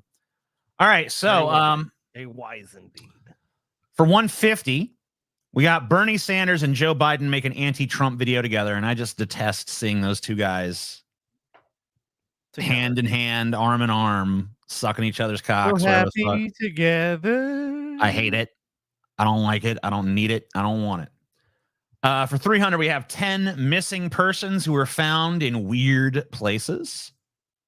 For 450, we have conspicuous consumption, copious vomit, ridiculous amounts of money spent on absolutely absurd things. This is a segment designed to make you mad, especially if you're working class, which I think pretty much everyone here is. For 600, we have terrible fucking drivers, BMW edition. For 750, we have a holdover from the last show, story time with Scotty, the milkshake meltdown. And for 900, we have Demon Mama dares defy us. Demon Mama fucking talking some fucking smack. We might have to fucking lay the smack down. We thought things were peaceable. We thought things were pleasant. I don't know how we can get a famous rock star onto the show unless he wants to appear here, though. TJ and Sky going to get an improv of Officer Down wrestling relevant. Officer Down was unfortunately a character I used to do long time ago that, cultural norms have changed. Things are different now, and Officer Down, in retrospect, was a fucking very offensive character. And I understand that some people liked it. And it's a classic, and everybody at the time thought it was very funny. But it's not funny to mock people with Down syndrome. It's not funny to mock our great men and women in uniform who protect and serve us every day. So times have changed, okay? It was wrong then, and it's wrong now. I'm glad you see the error in your ways, TJ. Yeah, I mean, it's really fucking sick. That was a super offensive character. Very offensive character. Very offensive. It was a different time. It was a different time. That's true. It was a different age. Social norms were different. Things were, looser. But now, things have changed, Scotty. The world has fucking changed, my friends. Let's get into some news, Scotty. Mississippi considers law against police keeping dead bodies for personal collections. Huh? Dude, what is not legal? I should have known. Mississippi is like the last state to officially like end slavery, which is like it happened only a couple years ago, by the way. This contribution goes towards the Scotty does an anti-TJ Screed fund. I mean, that's like just giving me like something. You don't. I don't feel like you need to pay for that. I feel like that's gonna all. I mean, that pretty much happens all the time. You don't need to. You know. I'm not anti-TJ. I'm anti-decisions TJ makes sometimes. Why is Paul's ego the fucking? Oh, he's still jerking off. I thought he was gonna be quick with this. Oh, come on, dude. You can jerk off the Velma later, dude. Oh shit, he's getting into it. Oh damn, I can't. Oh, I don't think he realized we're here, dude. Yeah, he's fucking. He must have turned his headset off. He's in the Velma zone. He didn't. He doesn't know. Oh shit. Highway to the jerkin zone. Highway to the jerkin zone. Gonna bust a nut on the show. Oh, dude. Oh my god. Wow. He's feeling it. Damn. He's feeling it, man. He's having having a revelation. The amazing SJW. I know. It's sad, isn't it? It's real sad what TJ's become. Yeah, lick it up. Oh God, Paul. Real? Oh, lick it up. He likes the taste of his own fucking splooge. Who doesn't? I know. How do you know? You ever tried it? I haven't tried it intentionally, but I did. It definitely happened. Trust me. Yeah, your camera was on the whole time, Paul. Paul, we saw everything. Paul, you're muted. Camera's on the whole time, huh? Yeah. Camera's on the whole time. All right. Well, anyways, you guys are covering up. That was a funny bit, Paul. Anybody? Good. Nice. Hey, you don't get the bit, but they're in the chat. Throw up your DSPs if you know what I'm fucking talking about, baby. Because that was a promo for an upcoming show. And you know what? I didn't run it by the guys when I had a chance earlier, and this could change. Possibly the next gauntlet. Okay. Will be an exploration of the history and current state of lolcows. DSP. What is DSP? Dark Side Phil is a man who streamed Twitch and YouTube. He was doing he does a thing called a pre-stream where he does a warm-up stream where it's just like a bunch of images that show on the screen. Mm-hmm. So people can filter in. And he runs it for like half an hour. He didn't know his camera was on. He laid back exactly like I did. Everybody knew what was what that knows DSP. Jerked off, came, and then went and realized and was like, oh, camera's on the whole time, huh? It was called the fappening. So we'll be covering it and more on the upcoming possibly LOLcow Gauntlet, but certainly patron exclusive LOLcow old school episode. And it's going to be meaty, juicy, lengthy, and girthy. So tune in for that. Sounds interesting. Yeah, we'll talk about it. But that really sounds. I will let you know, Scott. Obviously, we got to talk about it. I've been working on this for 3 months. 3 months of hard work. Video, info, background documentation. This will be a Scotty type gauntlet because there will be no doubt it's documented shit, right? That's right. I feel this happened, or I think this might have happened. It's going to be court records. It's going to be fucking right from the horse's mouth. Dude, that's what you love. That's what you love, man. That's what you love with this. That's what you love the most, though. Oh, they love it too, man. If there's any criticism about the gauntlets recently, they're like they want. I thought the fappening was from all those news from famous actors. Yeah, that was the fappening. Well, maybe this was the fappening the fucking LOLcows. That's one of the things they call it. I'm gonna take a piss. Was the fappening in the you community? Take your fucking piss, you loser. TSP went right in the stream without cleaning that shit up. Well, I mean, who has time? I don't even want to give you guys a fucking list of the people that will be covered, but let's just say will not be completely and totally comprehensive. But if you think LOLcows and somebody pops in your head that's kind of a popular LOLcow, they'll be covered. Okay. They may not be deep dove for fucking 8 hours into like you might want your particular one to be. But we're going to look at the whole community, the history of it, and what it has become. What do you think about this fascist law, Paul? against keeping dead bodies for personal collections. Wait, Yeah. how is this legal? Yeah, I Mississippi ain't gonna let cops keep no dead bodies no more. I mean, like, that's bullshit, right? Cops? Yeah, Mississippi considers law against police keeping dead bodies for personal collections. Yeah. Oh, that's a horse of a different color. Yeah, this is fucking. What are they thinking, man? If anybody should be able to just steal a corpse out of the morgue and get it stuffed like a fucking taxidermy and displayed in their house, I'd be a cop. I mean, what do you think these guys shoot at to train themselves to be such crack shots? Amen. So, I don't know. Some of you guys, did anyone here experience this fucking thing? Well, dude, there was another. Are we covering the other one that hit fucking Taiwan? I don't know. I don't think we have that one. Give me a sec. We'll cover this one too. Oh my God. I can't believe I didn't pull the Taiwan fucking one, but I'll get you a fucking crazy video. Yeah, this is a magnitude 4.8 earthquake rocks New York tri-state area. Did any of you guys feel this? It's a pretty populous region. I think some of you guys probably live around there. A rare earthquake rocked the New York City area Friday morning, swaying buildings and sending terrified residents into the streets. The strongest trembler to strike near the Big Apple in 130 years.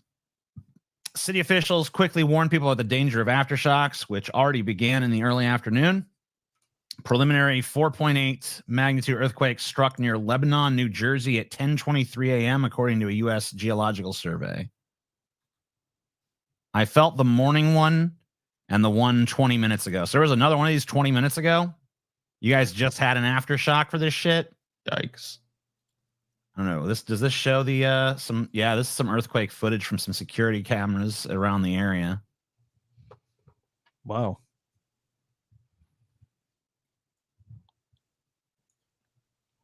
They're like, what the fuck? Everyone's like, huh? This is New Jersey. No Jersey. They have earthquakes? Apparently sometimes. I mean, it doesn't look like a super severe earthquake, but it's still pretty fucking freaky, especially if you're not, TJ. There's you're nothing not like human expecting panic. it, you know? I like how they all start running out of the building like, oh shit.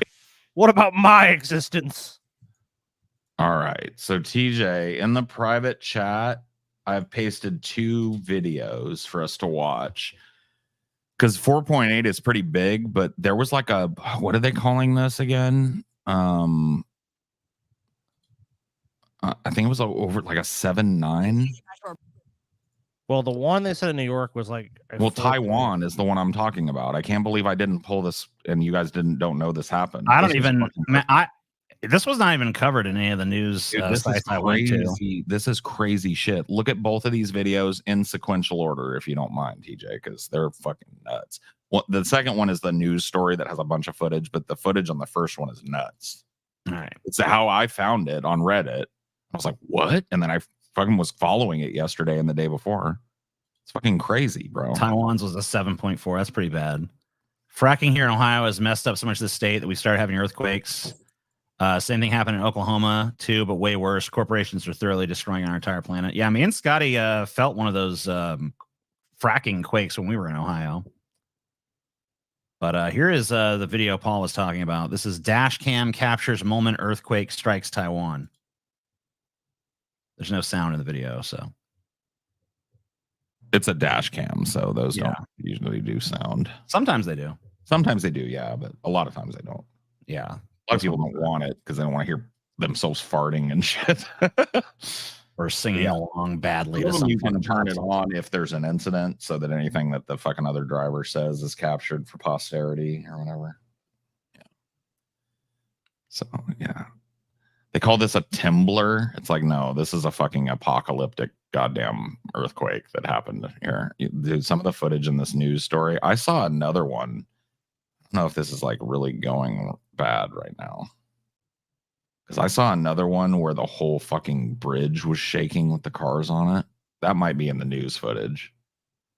This doesn't make it look any. You see the cars pulled over, so they're bouncing and swaying. Yeah, I mean, I can see his car shaking and shit. Yeah, you can see like it just like it's hard to tell because like the cars have these shock absorbers, right, that are meant to stabilize you in the cabin, and it looks like he's in a relatively modern vehicle, but a lot of people have pulled over to the side of the fucking road. And he's looking behind him. There were a couple of buildings that collapsed during this. That crane, you see that crane fell off that building there. It's all broken and hanging off, and a bunch of people were hurt. And like, there's a building that it looks like a movie set or a green screen out of a Marvel movie, bro. It's in this news footage coming up. Yeah, let's take a look at this. And keep in mind, this is Taiwan. They build these places with like earthquake resistance, you know? Yeah. Lucy Jones. What can you tell us about the 7.5 that struck? Okay, the earthquake happened on the east coast of the island of Taiwan. It began, an earthquake of this size happens over a length of fault, probably at least 100 miles long. It began just south of the city of Hualien. We're seeing aftershocks north of Hualien. So it probably ruptured through the city, which means the level of damage there is potentially quite high. Luckily, it's only 350,000 people compared to the many millions that would be in Taipei. See if you can skip this. Go to the most viewed. That's probably where the footage starts, I'd imagine. Yeah. Taipei. Look at this building that they found. Extensive losses. Dude, doesn't that look like something out of a fucking Avengers film or something? Like Thanos tried to cut fucking Spider-Man in half and he dodged and the whole building got cut and fell. Yeah. It went through the northern part of the valley. Oh, so is it going? Received extreme shaking. I think this did eventually collapse. I don't know if they'll show it because it was at night, I think. But this building eventually did start coming down. They evacuated the area, obviously, and let it fall in its own footprint. It damaged the building next to it when it came down because you can see which way this building's going down. And that's way too structurally unsound to send a demo team in. So you just got to kind of let it go or help it go. Maybe they helped it a little. Probably no fatalities. Oh yeah. It triggered a giant rock slide in part of Taiwan. Look at that shit, bro. Apocalypse now. Imagine being on that fucking road when the Timblr hit. I hate when they call him a Timblr. The Timblr. No, this is a fucking earthquake, bro. This is an island that has a lot of money invested into making itself safe against this shit. So this is a big earthquake. And it hit real close to shore too. So it means like the epicenter was right on top of some of the cities. It was fucked, man. I can't believe I didn't pull anything about it. And I can't believe you guys didn't even hear one story about it. That's nuts. You know how American news is. Yeah. Oh my God, a fucking devastating earthquake. Where did it happen? Taiwan. Everybody's talking about Taiwan, China, Taiwan. Who's going to get, China going to invade Taiwan? And then like an earthquake hits and knocks a bunch of buildings over and shit. And everybody's like, hey, who fucking cared about Taiwan? New Yorkers got shook up a little bit by New Yorkers got a rude awakening this morning. And some even reported broken coffee cups as a Timblr of 4.1 ripped through the city in the early morning hours. Fucking Taipei's in flames. People are like, hiya! Where there's like, whatever, don't run that. New York got a little shaked up. Fuck this, dude. Fuck this world. Fuck, I'm sick of this world. Boston pushing for 15 to 20 mile per hour citywide speed limit after pedestrian deaths. No, dude, too slow. I lived when I was in Texas. You guys might remember. You never came and visited me, but you did come to San Antonio. I didn't live in San Antonio proper, though. I lived in a little town called Windcrest. And I'll full disclosure, at the time, my ex-girlfriend Ashley lived there. And when I first came to meet her, she warned me when I pulled into San Antonio. She's like, look, I live in a little apartment in Windcrest. You got to slow the fuck down. She was like, there is a posted speed limit of 20 on every surface street in the little hamlet of Windcrest, which is basically just San Antonio. So it's totally bullshit. She's like, the whole town is a speed trap, and it's notorious in San Antonio. People will warn you to not come here, but just go like 15 or 16 miles an hour and the cops can't bother you. And I was like, 16 miles. I was like, that's idling, you know? And she's like, yeah, I know, it's retarded. But the whole town, there's cops at the entrance, cops at the exit, cops at the crossroads, and the little, because it wasn't a huge town. It's not even a town. You guys know what I'm talking about. There's cities like that in Louisiana too, where like it's Slidell, but it's not Slidell. It's Bo Creepo or whatever the fuck. Bo Creepo. Come on, that Bo Creepo, Louisiana, boy. We only got 20 people, but we got 20 cops. Yeah. And they've got the nicest new fucking 2024 Chargers that you've ever seen, you know. It's a shit podunk town. Well, doing 21 in a 20. Yeah, exactly. And it was that, dude. So I lived there. I actually got an apartment there in Windcrest for a while before we fucking got our wits about it to move the fuck out. But and I just, dude, for a year, I went 20 everywhere in town. I was just like, dun, dun, dun, dun, dun. I was like, man, dude, I wish I could hit the gas pedal again. But dude, it was so fucking retarded because, like I said, Windcrest is tiny. You'd come down this windy road that went down a little bit of a hill, and you would get on this main drag that, what do they call them in the South? Frontage roads that go along the highway. Yeah. And as soon as I was on that, I was in San Antonio, and people were like, you know what I mean? They were like lead footing it down that road. But as soon as they'd go like, I'd watch them turn into Windcrest sometimes. It was hilarious. They'd go like, you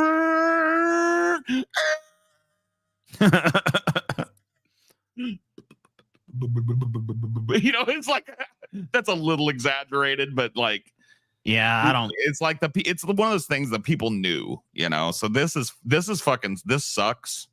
I hope Austin defeats this because 20 miles an hour is absurdly slow. It's miserable. I can't even fucking drive that slow. You know when you should drive? Impossible. You know the only time you should drive 20 miles an hour is if you're in a little neighborhood that's doing like a Christmas tree lights exhibit, and everybody's kind of putting through and looky-looing, and there are kids walking and candy canes being handed out.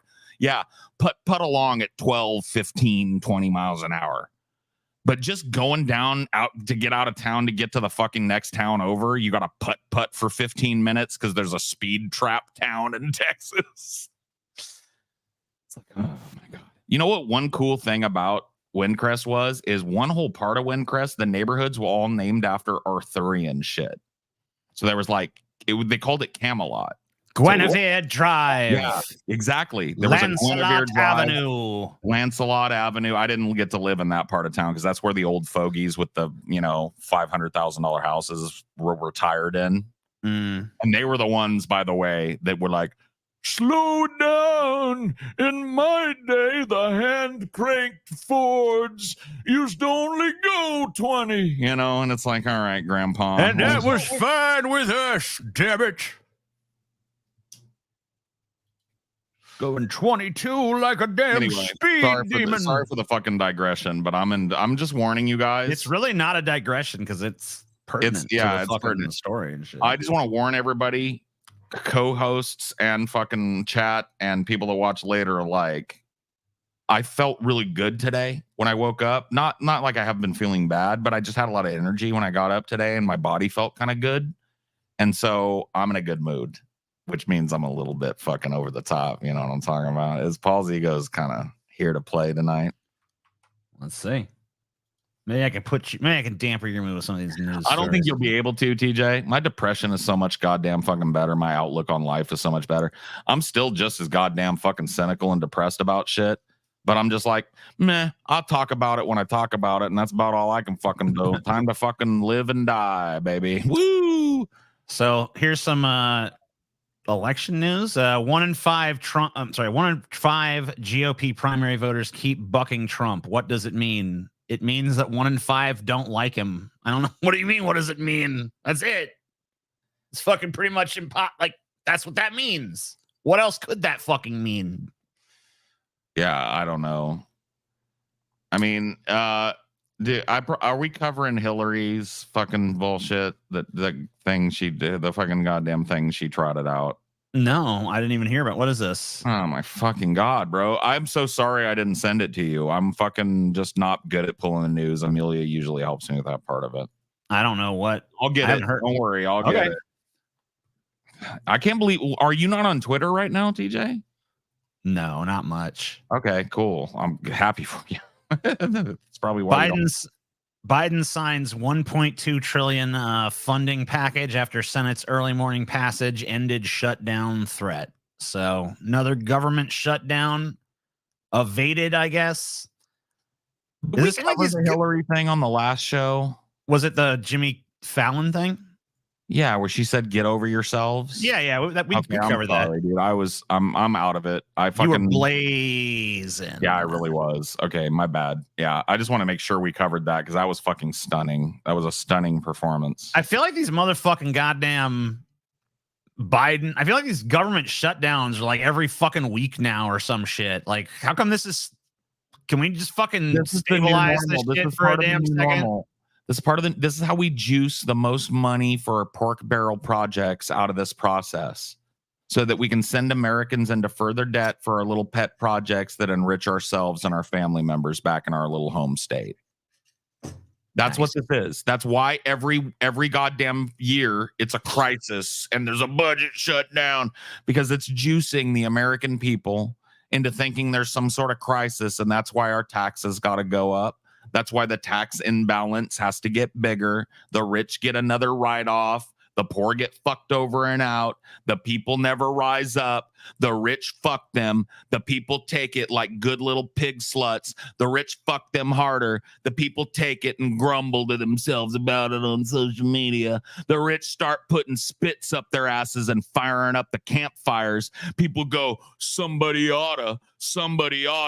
As the spit starts coming out of their mouth, they slide a big fat apple down, and people are like on Twitter going like, man, revolution win. And then they put you on the spit and they start turning you while they're just like sharpening their knives. Shing, shing. And people are like, you know what? Somebody ought to do something. We got to do something. Because one of these days they're going to roast us like a little piglet. You're having trouble singing because the apple in your mouth by this time, dumbass. Do you get what I'm fucking saying? People are just rollover little dogs. I'm not saying I'm some revolutionary. I'm not on the street throwing bricks. But I tell you what, something big jumps off and I can get to it. Well, I don't want to say too much, but let's just say I've got a lot of black hoodies. Fun fact: the Constitution lets the president leftover fucking masks and shit from COVID. The Constitution lets the president just mint a coin to pay off debt, which averts a shutdown threat, and Congress can't stop it. So it's all just a fake thing then. U.S. sends weapons to Israel despite Gaza toll unease. I love the sanitation of that headline, you know?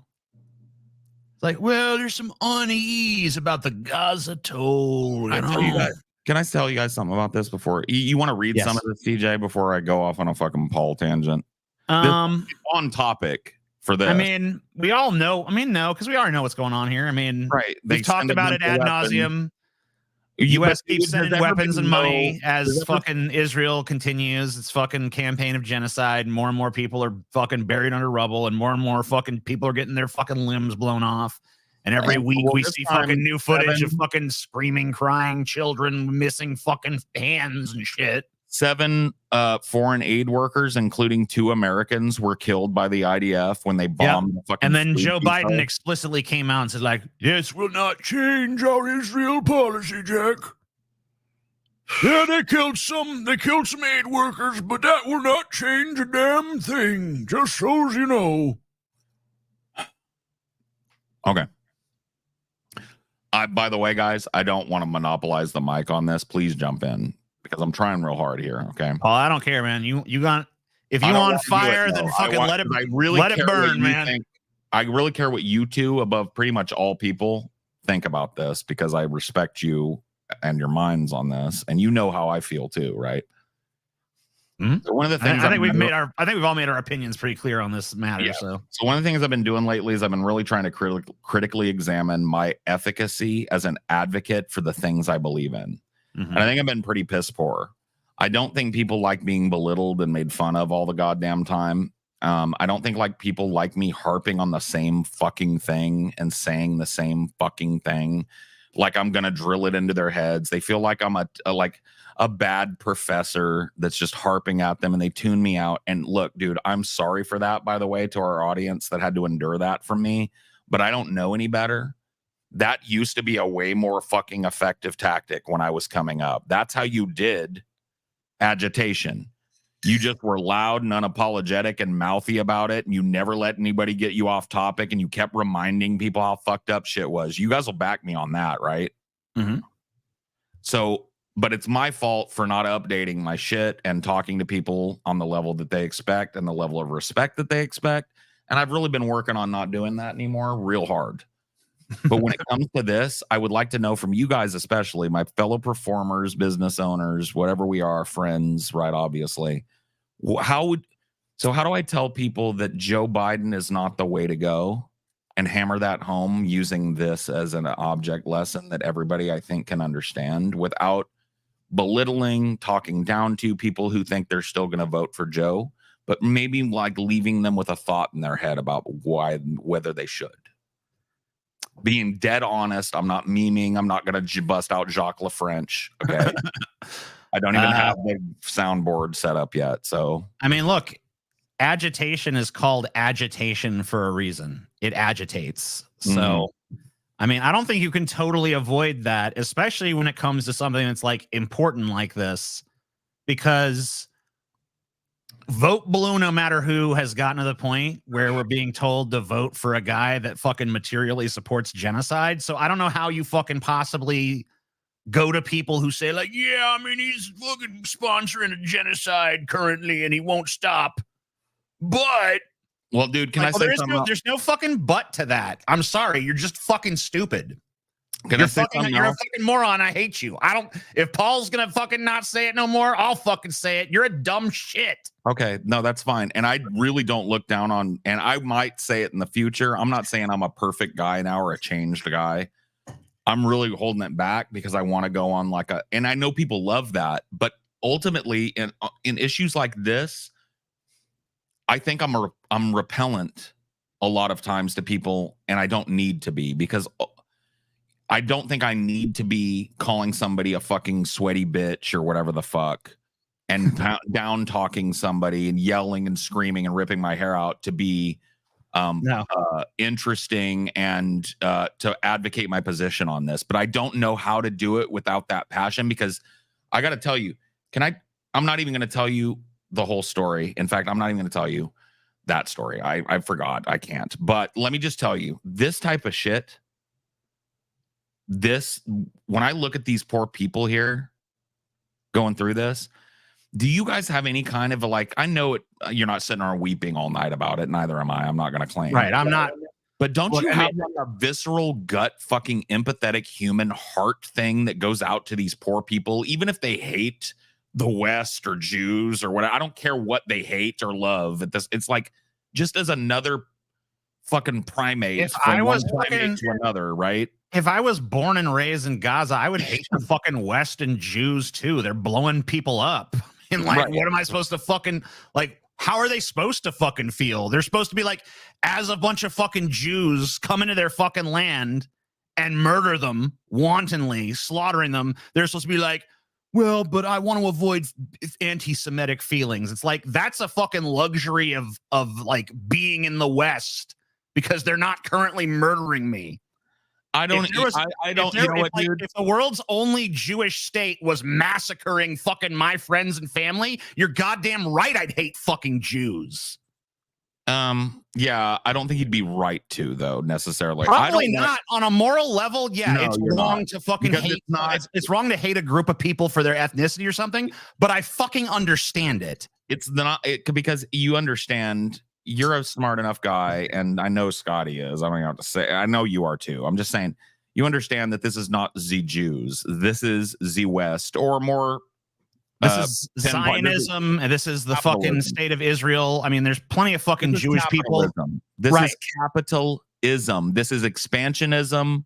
This is colonialism. There's plenty of and all that influence. And there's plenty of anti-Zionist Jews out there. There's plenty of Jewish people who fucking completely are repulsed and repelled by this. I'm not calling for no hate to be slung at a Jew. But all I'm Because saying there's is a I fuck can ton of- totally by the way, understand. I want to remind people something before you go on, TJ. Yes. A fuck ton of people in Israel are getting clapped in irons and gas thrown at them and shit because they oppose this shit too. Yeah. So it ain't a 100%. Jew thing.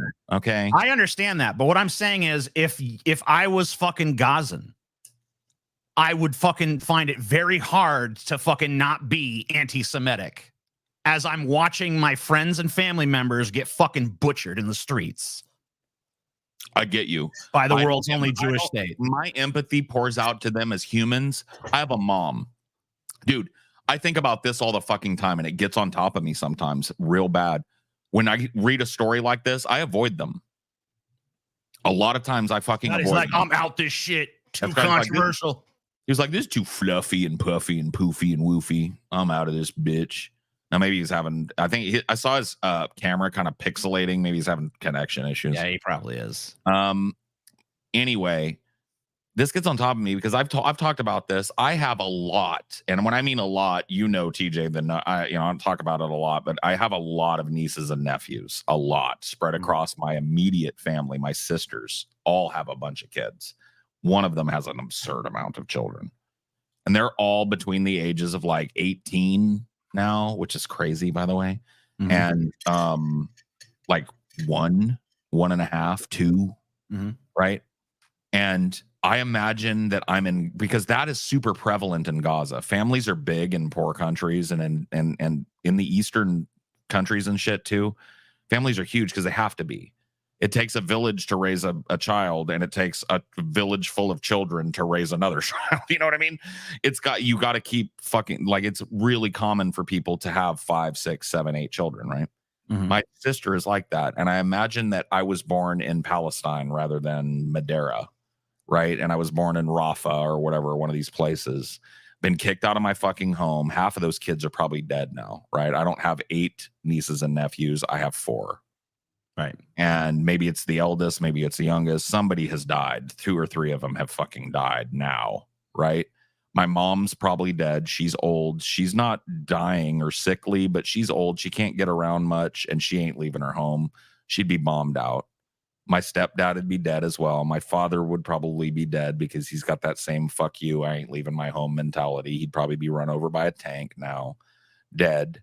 I'd probably be dead, honestly, because I got a streak of that in me too. I don't know that if it was extermination or be herded like a cow and exterminated later, I'd probably just sit in my house and let it fall on my head. I don't know. Maybe I'd feel different if I was in that. Yeah, I guess. I mean, it's kind of hard to know how you're going to react to a situation. That's my thing. Is that's the streak that my family has. Yeah, and I can't see if it's an apocalyptic scenario like these people are facing. I can't see them being herded around like sheep and watching people get picked off by snipers and step on mines and get blown up at the food deposits and all that shit. I can't see them shuffling through like The Walking Dead through that for long. They're going to just stand their ground at some point and die, and I would too. I don't know how you feel about that. Yeah, I have no idea how I'd react to something like that, honestly. This is my, and you know what? I'm not saying I have experience, but I think I have more experience to speak on this than a lot of people do. I've been through a traumatic gun thing. Right, you were held up for, Yeah, you were held, I mean, you were held hostage thing. for like I don't know, like an hour or something, or how long was that ordeal? It was 2.5 hours total from the time they took me until the time they dumped me, and over 4 hours until I was back at the sheriff's office and safe. So I mean, this is an ordeal, but the fucking actual being held captive. They told me they were going to kill me. So I had made peace with whatever it was. My family never talking to me again, thinking I was having the whole flashbacks of your life shit. Because they told me early on, like, yeah, we taking you way out. I'm going to bury your ass deep. Ain't nobody going to find you for a long time. You're just going to be one of the missing. Literally dead quote. Right. And I think that's from a movie. It's from New Jack City, which is whatever. That's where people get these types of shits. I just thought that was a cold ass thing to say to a motherfucker. No, I'm kidding. Yeah. No, but they said that shit to me, direct quote. I will never forget that thing that he said to me. Yeah. And they told me they were going to kill my family too. They were like, can't have nobody that saw something speaking. So we're going right back to, and he just read off my mom's fucking address off my card. They were sadistic fucks. I thought I was dead, man. And I'm surprised. I'm kind of surprised. I mean, I guess I'm not surprised because obviously you didn't die, but it's kind of surprising that they didn't just fucking do it. Well, that's the thing is, that's a part of the story. I don't know if you remember when they finally got me back to the sheriff's office, this dude came in, and I don't know if they have this in other cities, but in Fresno and Fresno County, they have this thing called MAGEC. Mm-hmm. MAGEC. It stands for Multi-Agency Gang Enforcement Cohort. Yeah. And you can understand what that means. That's federal, paramilitary, private military, local. In Fresno at the time, especially that this happened to me, this wasn't necessarily gang related, by the way. I'm not trying to imply that, but Fresno at that time had a big burgeoning gang problem. Like Crips and Bloods shit was happening on a massive scale in Fresno. And so they had a big bunch of, and so this dude that walked in, his name was Officer McKnight. I'll never forget this fucking dude. If you think about like a, who's an action director that just turn your brain off action? Like Michael Bay or something. Michael Bay. Let's say there's a movie, right? And somebody gets saved from something horrible, like I got saved from, right? Or just survives it. And there's some task force that's sent to respond to this. And the guy that heads that up, right? Yeah. He looked exactly like he'd be cast in a movie like that. McKnight. His name would be McKnight. And that's on his big Kevlar vest. And he's wearing a big pistol and another one on the other hip and one on his ankle. He's like in not Riot. What am I trying to say? Tactical gear. Tactical gear, yeah. Like he's geared up to get down because they thought they knew these guys had a gun because I told them my story and it had gone out on the APB. So when they caught these guys, they treated it like it was a hot weapon situation or a multiple weapon situation. So they called in MAGEC and Officer McKnight and his crew. And Officer McKnight himself came in to see me. And I mean, am I belaboring this? Is this boring? No, I'm sorry to second guess myself. I think it's pretty interesting. Most people don't have an ordeal like this in their lives, so I think it's kind of interesting to talk about. That's why I like telling it, because people don't understand, right? So I'm sitting in there, and I want you to picture me, right? So you're 16 years old or 17 years old or something like that? Old.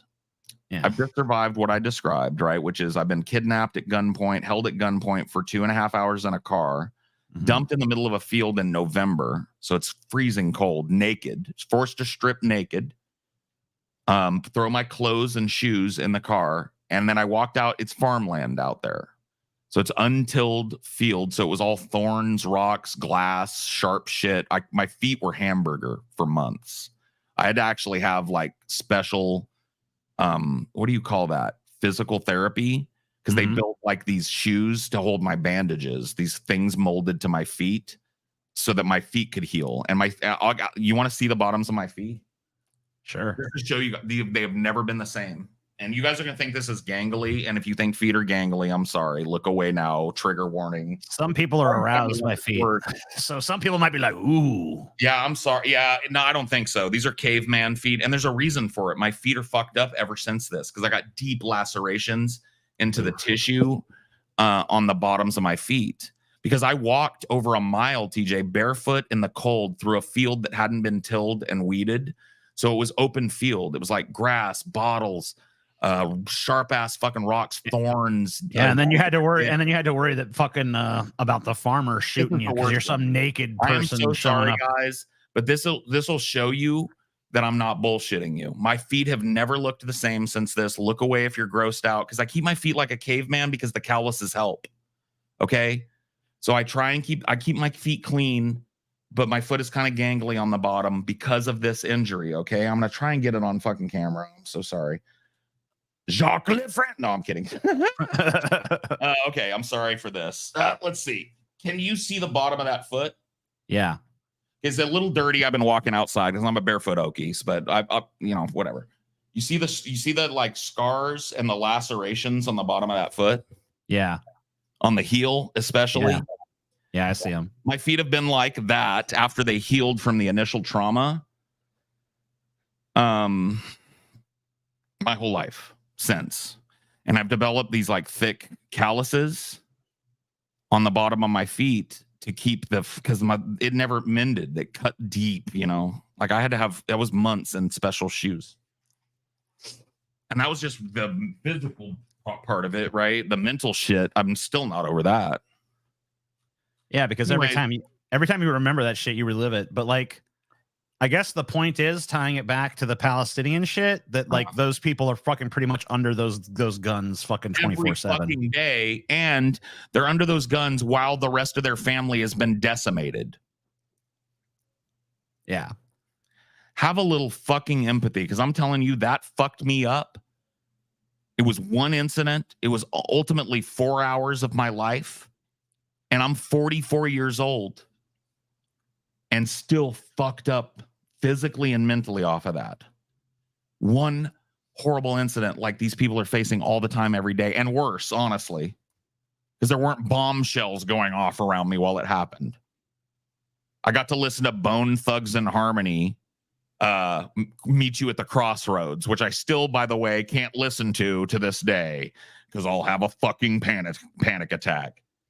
Thanks a lot, you know? Thanks a lot, fucking assholes. Yeah, I know. Dicks. Could have just took my car and left. It's not like the cops were some fucking rapid response team or something back then. Fuckers. What did I even do? Someone said TJ is trying to justify his stupidity. What? I didn't even fucking what? Man, whatever. Let me finish Fuck this you. anyway. Before we go on. Yeah. Officer McKnight comes into me, and he is that stereotypical Michael Bay head of the anti-gang The Rock would have played him. Yeah. If there's a movie about this someday, The Rock has to be Officer McKnight. He comes in, and he's trying his best, but he's a hard man. You know what I mean when I say a hard man? Yeah. This is not a dude that if he had a son, he's not like, boy, it's okay. Men also cry. Right. Right. This is a guy that's This is hard. This is not that guy. Man. This is the dude you send after a gang that's got fucking illegal automatic weapons and they're shooting up a neighborhood, right? Right. And this is the dude that went after my guys because they were gang affiliated, but what they did, they were way out of their territory. They were looking in the suburbs and shit, and they found my white ass sitting out there. Anyway, he comes in and he goes, how are you? And I'm sitting there naked. I'm 16. I'm not naked. They gave me a paper hazmat suit, but it was made for a woman about half my size. It was the ladies one, so I couldn't zip it. So it was just covering my arms and legs and crotch. The ass ripped out, so I was just sitting on it, you know. And that's all they had for me. And then he brought me my clothes because he was the one at the scene, and he processed the scene and caught my car and got the guys and everything. He was like, how are you doing? And I was like, I'm okay. He was like, you know how lucky you are? And I said, well, I assume, yeah, I'm 16, so I'm paraphrasing here. Yeah. Yes, sir, I know. He's like, no, I don't think you do. He's like, do you know that I've never in all my years working this anti-gang task force, I've never once heard of them taking somebody and letting them go. He's like, when they've done this multiple times. When I say they, I mean the gang that these men are affiliated with. But they've never once in my history let one go. And these guys haven't murdered or anything before that we know of, but it's just very lucky that they didn't just do you out there. And he said, and I just sat there like, yeah, I mean, what do you say? And this is the fucked up part of the justice system, right? He's like, I'm going to need you to come with me for just a few minutes, son. And he put his arm around me and walked me down the hall. And I'll never forget this till the day I die. He opens one door, right? And it's like it's not a fucking doctor's office room, but it's got that thing in it. It's like a triage room in the sheriff's office for if a sheriff gets injured or if somebody comes in and they're bleeding or what, right? There's a black teenage boy sitting on that thing, right? Mm-hmm. Laying on his back. And the left side of him is hamburger. Like torn the fuck up and bandaged, and it's seeping and he's bleeding and there's blood spatter that they haven't cleaned yet. So they let the dogs out on him. And there were two. One grabbed his leg and one grabbed his arm on the same side, and they just twisted him and took his ass down. And he was like, is this the man that did this to you? And I looked at him and I said, I don't know. They were wearing ski masks. And he was like, he bent down to me and he said, son. And he's this big, intimidating guy. Remember, Dwayne. Yeah, Dwayne The Rock Johnson. Yeah. Right. You're 16. You've just been through a traumatic event. He goes, son, I want to get you out of here. And these fucking guys did this to you. So I just need you to answer yes to all these questions. All right, we'll get you out of here. Get your daddy down here. I was like, okay, yes, sir. And he goes, is this the man that did this to you? Yes, sir. Next one over. Dude's wounded, but not as bad. And he's sitting up and looking right at me. And I hadn't seen they both had ski masks. So I'd only seen their eyes. Him, I was sure about because he was looking right at me. This other dude didn't even hear me come in the room. He was looking away from me. I saw his profile. Yeah, he was fucked This up. other dude, I walked in the room and he was right in my eyes. And he had a look like, dude, I'll never forget that look. He was a young dude. He was my age, right? Mm-hmm. Younger than me. He's like he looked at me like, I can't even replicate it, but he was scared in his eyes, but he felt like he had to like, and I knew immediately. I was like, that's him. Yeah, I mean, no one else would even be trying to pull that look off. No one else would be driving my car, by the way, a 1981 Ford Tempo 5-speed running from Magic. Right, yeah.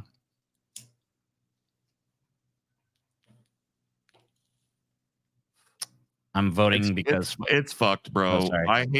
You know what? It's therapeutic to me to run through it with people. So I thank you for indulging me. Those of you that were triggered by that or bored by it, because you've heard me talk about it before. It's sometimes therapeutic for me to get it out of me as a story because I don't have anybody that I can relate to. Yeah, not many people have those kind of experiences. You'll never meet a person that's had that happen to them. You never want. If you do, it's like go get a lotto ticket. I'm voting because Florida has direct ballot initiatives for abortion and legal weed, but no way I'm voting for Joe after this shit. When I read about it, I don't see a nameless Brown family being harassed. I see a guy breaking down my door and shooting or evicting my family. I see the media saying that guy was defending himself. Let's see. I don't know if we got any other chats while I was.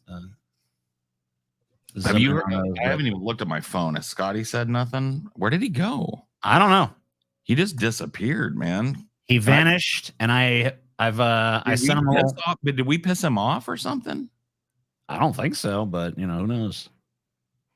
What were we talking about? Because I feel like he'd usually be like, "Fuck, my computer died" or something. I'm just gonna ask him, "Hey, man, you okay?" Yeah, I sent him a little question mark, but you okay? He ain't responded or nothing. Oh. I hope everything's okay. You guys don't have a storm going on or anything, do you? Let me check. Yeah, take a look at his area for me, please. I'm worried, man. So that ain't like Scotty, is it? No, usually he would say something like he might be gone for 5 minutes, and then eventually he's going to let us know, like, "Hey, man, my fucking computer crashed, and I'm having to update." Yeah, it is kind of weird that he hasn't sent us anything about it. It's been like 20 minutes. I rambled, man. I'm stoned, but I ain't that stoned. I know that was a long ass tangent I just went on, and Scotty was gone for 95% of that. Don't overthink it, Paul. Thank you. That's actually good advice. Thank you, Skeptical Sloth. You're right. Don't catastrophize. TJ, I'm that way, ain't I? I'm that guy, right? I'm the dude that's immediately like, here. What did you guys tell me once? I remember you said something about me, and I'm kind of proud of it, even though I don't think you meant it that way. I said something in a meeting, and you were like, "You can always count on Paul to have the most negative fucking outlook you've ever heard." Yeah. But then you like went on later to be like, "You know what? It's good though, because that voice needs to be heard as much as the positive one does, you know?" And I'm like, well, if I can provide that to a business, then at least I'm holding up my end on that front, you know? Yeah, because the negative stuff does need to be addressed. Oh, hey. there he is. Oh, you good, Scotty? Can you guys hear me? Yeah, we can hear you. Were you having network shit? Well, no, dude, it was weird because I had to change the board because Taylor's mom she was invited to be on some podcast. I changed the settings so like the ducking, like if you guys were talking, I knew you guys couldn't hear me. Yeah, we couldn't.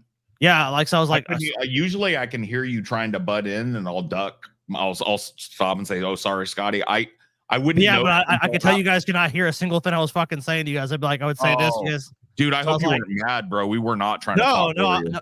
Well, at first I was like, okay, they were just talking. So I was, but then I was like, I realized I said I asked you guys a question. I suspect that I'm like, I forget what the fuck I was like, and you guys just kept talking. I'm like, okay, there's no way they can hear me. Dude, I was over here like, do you have a storm in the area, TJ? Yeah, Paul's You fucking okay? starting to be like, is Scotty all right, dude? This isn't like Scotty, is it?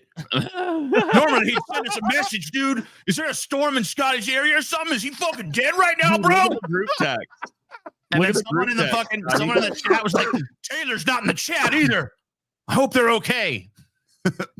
No, dude, my audio was messed up. I had to switch it back to I had it on the roadcast.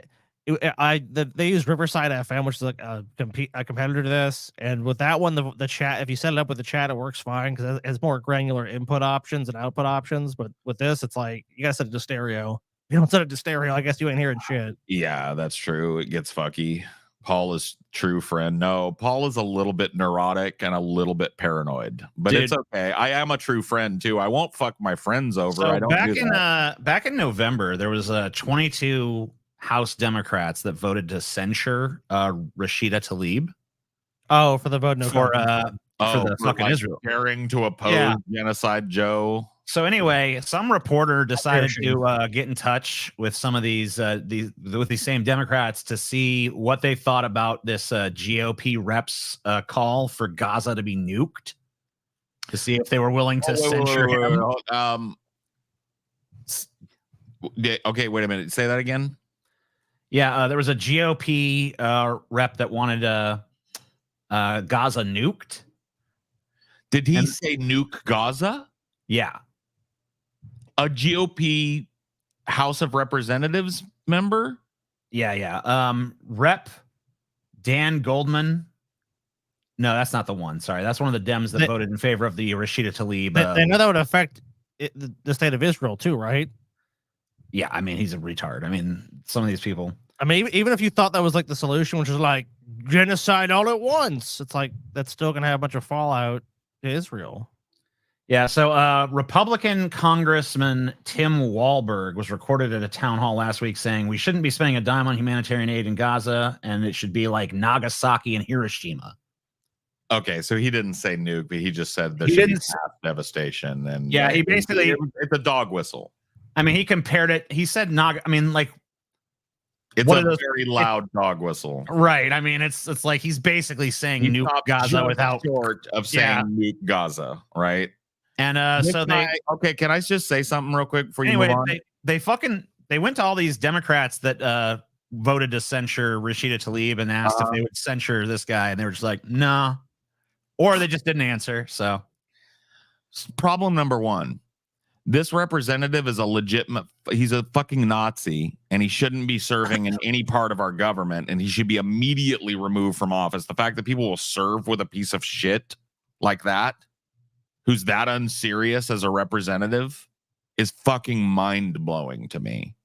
Two, I think Scotty's the fact gone that again. these fucking rank and file, bought and paid for, bought and sold, soulless lizard people, fucking Democrats, will go after one of their own for not for telling people don't ever vote for Joe Biden in the election, telling people exercise your voice in the primary and let Biden know you're unhappy about what he's doing in Gaza. They'll go after her, but they won't go after the Nazi in their midst that just called for Nagasaki and Hiroshima to happen in Gaza. Not a vote from me ever again on the national stage into the DNC. The DNC is a fucking meat grinder, guys, for your votes. And here's a bunch of other people that feel the same way, because 50,000 uninstructed, which is basically their equivalent of, no confidence or none of the above, whatever the fuck. 50,000 uninstructed Wisconsin voters send Biden clear message to end genocide. Tuesday's primaries in Wisconsin, New York, and Connecticut showed there is such strong disapproval of Biden's support for the Israel assault on Gaza that it could cost him the general election.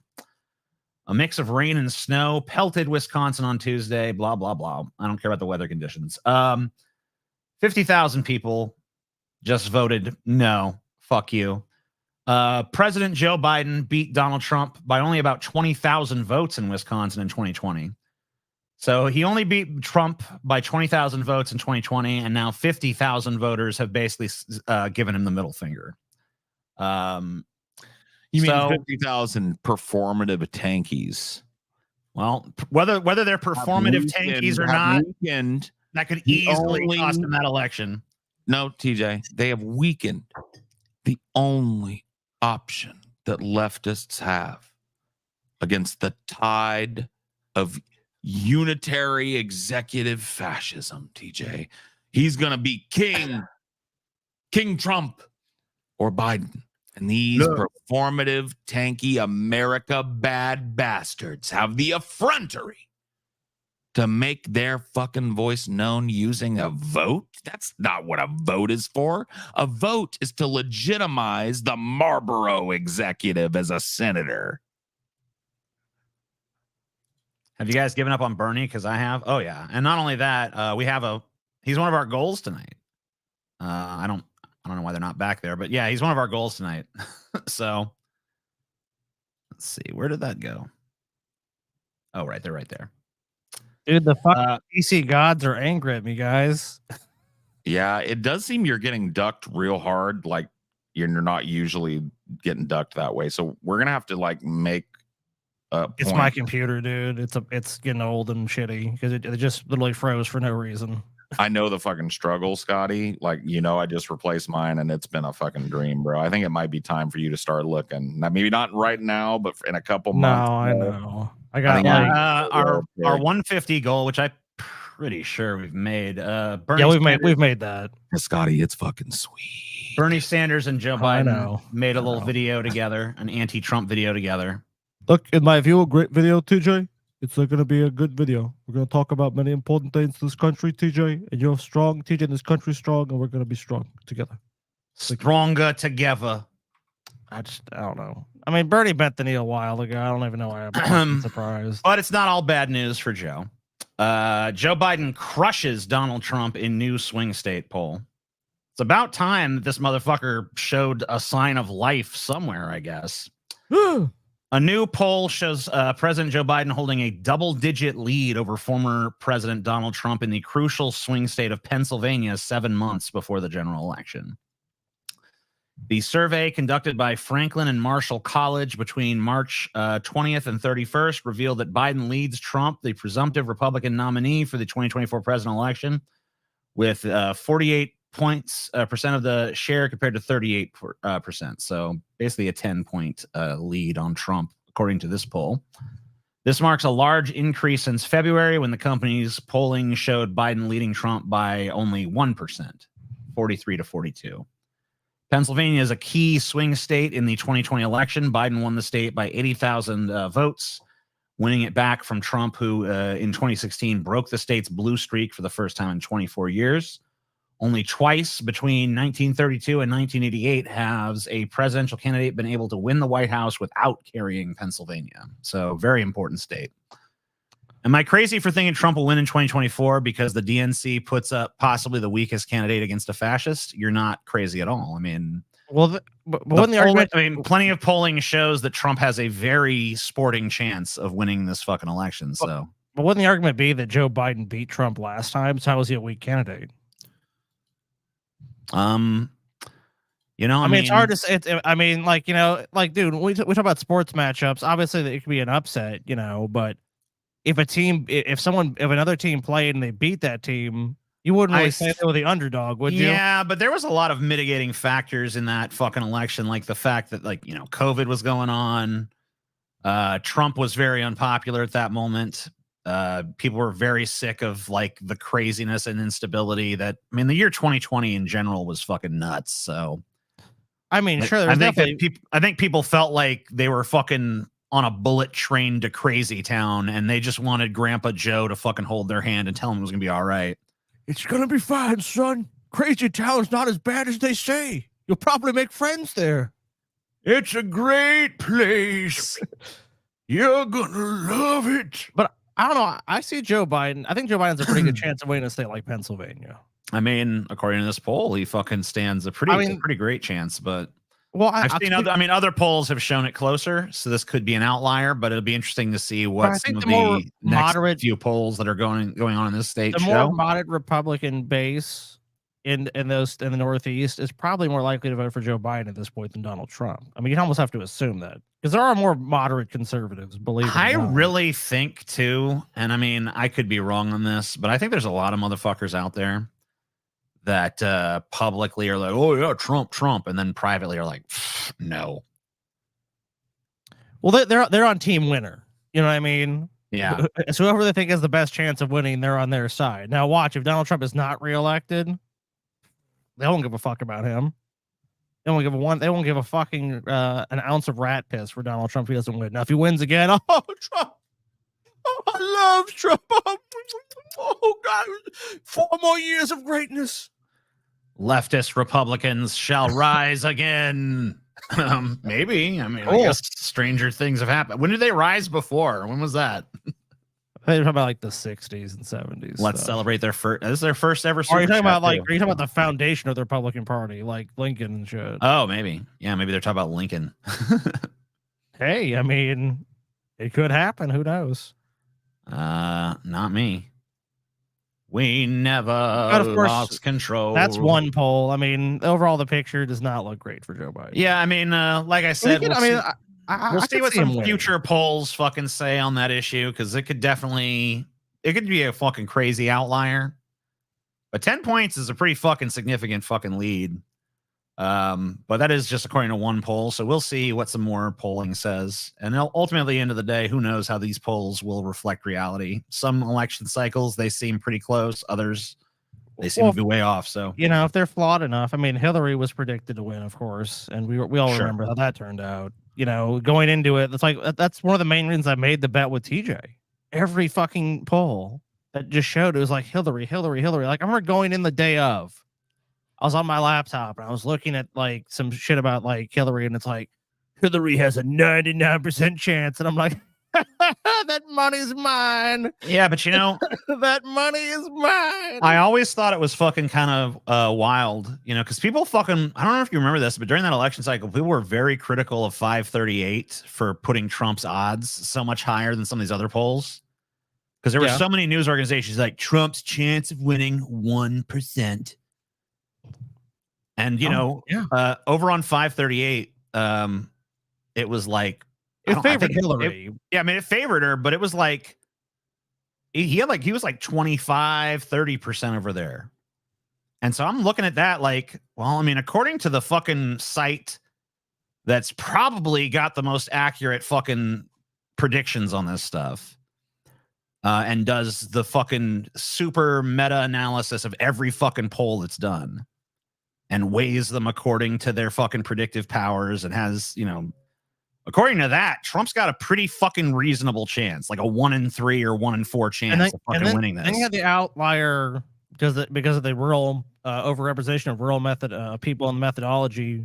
The LA Times one, they said it was 50-50, which that was just a total out. Now, and they even admitted later, it wasn't like they made the correct prediction or they thought it was that close. It was just that if you ask people in rural areas who they're going to vote for, they overwhelmingly said Donald Trump.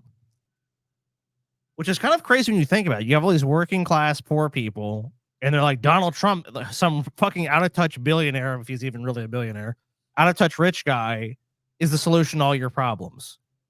And that's why the DNC, I think some people are scratching their heads because like there's so many voters they could win. There's so many, the DNC could do so much better in these other states. The Democratic Party, if you just even take the national organization out of it, could do so much better in these other states.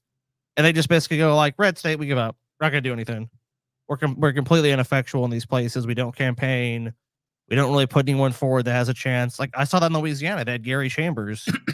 It was like, let's legalize weed in Louisiana. Let's basically like let's bring Louisiana into the fucking 21st century, guys. Why don't we actually like try to do something different in this fucking shithole? And he won by a historic They didn't margin. back him. They didn't back him. The Democratic Party wouldn't even back him. He did really well on a grassroots campaign because he actually talked to people on the issues that affect people in the state. But of course, you know, if like I'm saying, if the party had done it, if the Democratic Party on a national level and a state level had really backed their candidates, they could win in places like this. They could win anywhere. I mean, like really, it's just these places are just written off because like, oh, well, that's just Trump country. That's because it's basically what they're saying is we don't actually win their votes. What they've done at TJ is that like let's try to have to fucking basically kiss the asses of the fewest amount of people possible to get victory.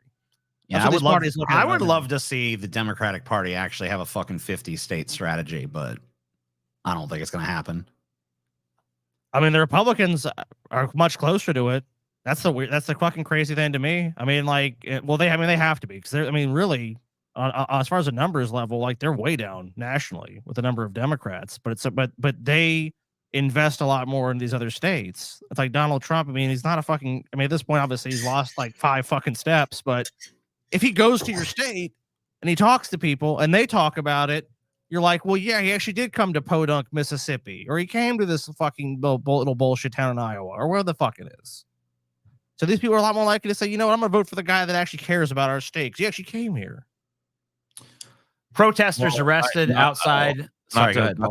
But just to double down on what Scotty said, and I've talked about this before so briefly, I've talked to my cousins who are union right-wingers. They're in correctional and police unions.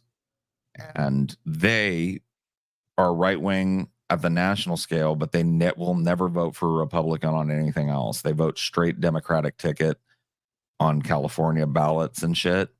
And when I asked them, I was like, why do you do that? They don't really do much for you. And they were like, they show up to the conventions that we invite all the political people to, and they speak and they hear us out. And the Republicans have never done it. So fuck them. Yeah, because I go to the police union, I meet you know, like if I'm like a politician, I meet all your cousins, I meet all these people, I'm shaking hands, and it's like, here's what the fuck is going on, and I tell you, and I look you in the eye, I say, you know what, we're gonna fix that, we're gonna fight for you guys, even if I don't. I'm always telling you to your face, like I'm gonna do something for you guys. Showing the respect to show up and talk to workers to their face and hear their fucking grievances and shit. Yeah, but you know, if you just start so out of touch, you don't give a fuck, and you just, you know, they send someone to be like, here's where you stand for the photo op. It's like, get out of here. Well, they're trying to do that now. They're trying to do this fake labor shit, but labor's used to this. Like real fucking unions don't know that when the right wing goes like, we love unions over here, we like the working man, it's a fucking wolf in sheep's clothing, bro. They're not. Look at this, dude. Look at Boeing. Look at all these companies now. I mean, where they've done that. Like Boeing hollowed out all its engineers and unionized workforce. Now their planes are dropping out of the fucking sky. Yeah, I mean, fucking nightmare. They're killing whistleblowers. Oh, I'm sorry. I guess we didn't prove Boeing killed the whistleblower, but you know, someone happened to have testimony about how fucked up Boeing was, and they ended up dead. You know, it's like Jeffrey Epstein. Right. You know.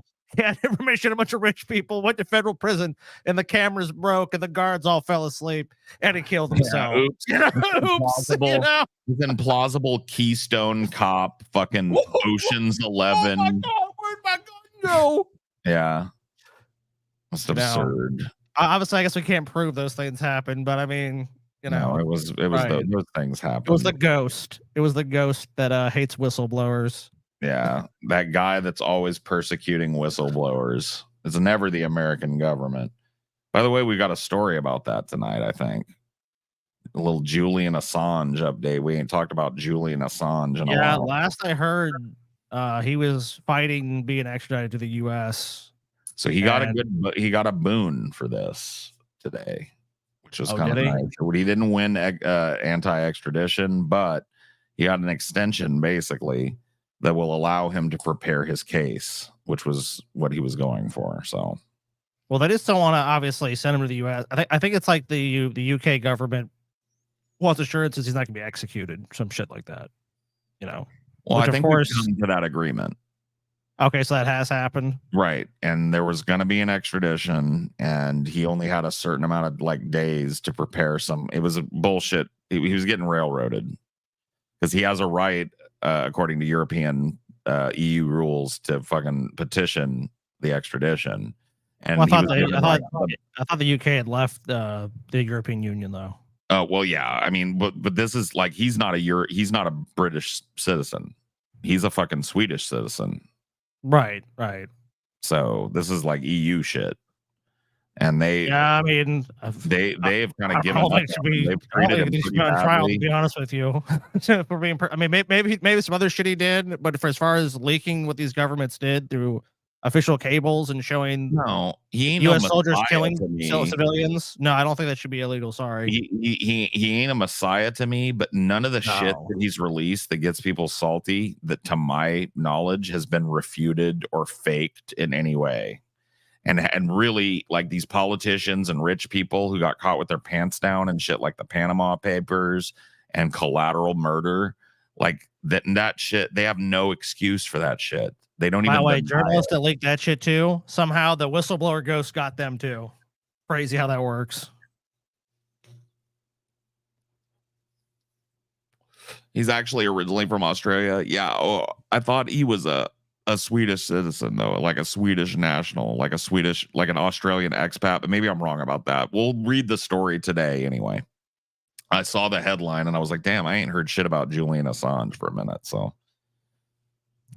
all I know is he got like an extension so he can prepare a case. So there might actually be some explosive shit, because if he like tells some shit that ain't public knowledge about the American government or some politician or some American fucking alphabet institution, Yeah, might that'd be be pretty kind of crazy.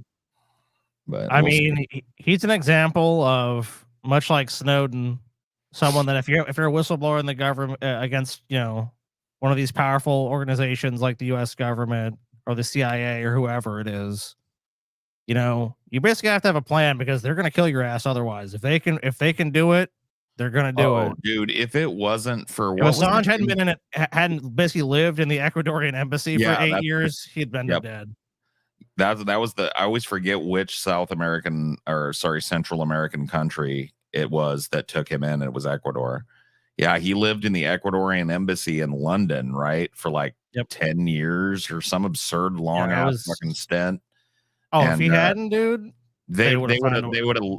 I don't even think they would have let him come to trial, because you know me, I'm a little paranoid and conspiratorial. But let me fucking see if you agree with me on this shit. I think a dude like Assange, right, who started this organization that, for good or ill, I'm not saying his intentions were always pure, and I'm not saying he wasn't funded by some government or another, right? That doesn't really matter to me, because, like I said, none of the shit that his organization revealed, to my knowledge, has been refuted in any way other than nuh-uh and out of context. Like, I haven't seen any kind of like hard data because they can't, because it's the shit he revealed is like undeniable. It's undeniable. So my thought process on this is that a guy that's running an organization like that with a bunch of fucking independent money, which he had, right? He's an independent millionaire outside of WikiLeaks. He decided to do this. He would tell you out of love for the freedom of information and to try and liberate people from these governments that are exploiting them, maybe for money. I don't know what he did it for. I don't really give a fuck, to be honest with you, what his motivations were. I think a dude like that has got some deep dirt. You know what I mean? Like some shit that he's got stowed away in some hard drive in a Swiss bank vault somewhere that nobody knows about, that he's got a couple of people that have fucking access to it and instructions to put that shit online. And he might, at this fucking testimony, say, America planned and executed 9/11. He basically had a counterintelligence operation of sorts. So the thing with any network like that is it's not one person. So like killing one person who like goes up against a powerful corporation, if you kill them, you solve the problem. Think this motherfucker is sitting on a fucking self-protective bombshell. That's why he's been fighting so hard for his day in court before he gets to America, where he'll be under a gag order because he's a fucking traitor or whatever the fuck, or an enemy of the state. Oh my god, yeah. If they successfully extradite him here, about his trial be public. It'll be all. I'll talk about Assange seal. Yeah. Yep. So we're gonna. I was just telling people we got a story about him, and we were kind of hensing on fucking Assange for a while you took a shit or whatever that was. Yeah, I'll tell. I went out. I'll fucking completely admit I went and smoked a fucking cigarette, bro. I don't smoke in here no more. Here's this Julian Assange story. This is Julian Assange extradition decision delayed by UK court, allowing time for appeal. This video is kind of long, but we could maybe see it here.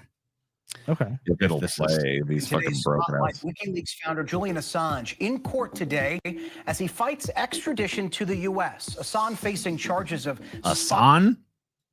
And if a British court denies his appeal, he will be transferred to American custody. The WikiLeaks founder facing charges including violating the Espionage Act over his publication. Did you hear about one of the charges he's facing? What? Being an implausibly sexy movie villain looking motherfucker. He does look kind of like a James Bond villain. Yeah. Thousands of classified documents dating all I the way didn't even back know that was illegal. It is. 2007. They include State Department diplomatic Especially there. cables, FBI messages on 9/11, details of military operations in Iraq and in Afghanistan. That's kind of a little bit of a whitewash right there. Details of military operations. There's some details of military You operations. mean the wholesale slaughter of civilians? What kind of details were those? People laughing as they fired Hellfire missiles into people's houses and killed them. You know about that? Is that what you mean? Is that the kind of details? You talking about them having audio and visual from an Apache helicopter hovering over an ambulance trying to evacuate people that were blown to bits, and the guys laughing as they blew the ambulance and all the whole people surrounding it to bits? Yep. You mean that? Those Is kind that of the details. little whatever thing that happened? Was it And that? some, details of some things that happened. The list goes on.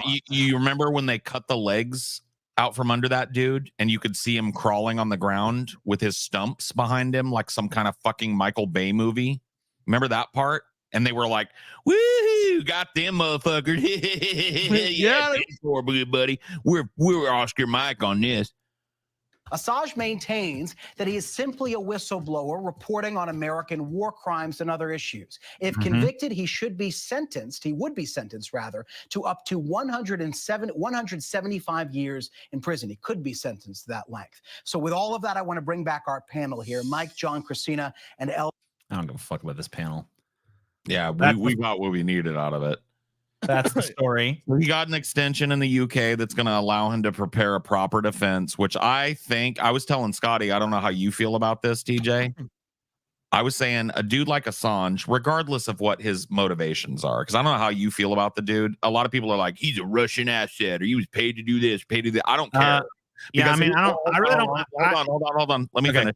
Okay. Because I have not heard, maybe you have, one of the things that WikiLeaks released be refuted in any meaningful way by any governmental body or any corporate fucking person implicated in those documents. Yeah, I pretty much feel the exact same way. I mean, maybe he is a Russian asset. I don't care. I don't really give a shit because he reported true things that the American people had every fucking right to know. His motivations are not on trial here. What's on trial here is whether or not he's a criminal in the United States for just revealing to the people what was being done in their name. And With kept their for money. them, and kept for them, in my mind, unlawfully. And by the way, if an American person did that over in Russia, they would treat him exactly the fucking same way. They would try to kill him. They would try to lock him in a fucking jail or her in the jail for the rest of their fucking life. So it's we're like, the good guys. We want to lock this dude in a gulag for 194 years or something, but Russia's really hard on these whistleblowers. Yeah.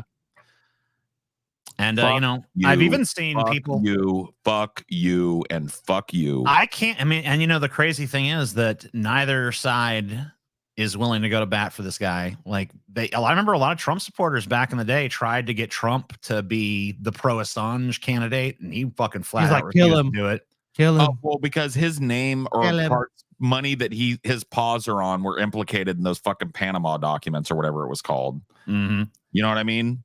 Like he didn't like his fucking money laundering scam getting exposed any more than any other fucking faux billionaire does.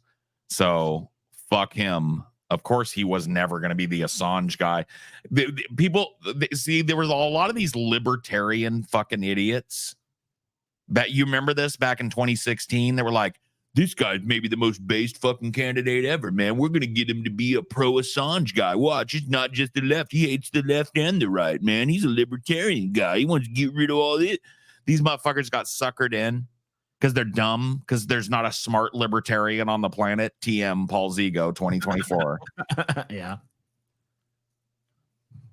My favorite thing about those guys was we're fucking, we got to have these guns in case the government ever turns tyrannical. I'm like, all right, go ahead.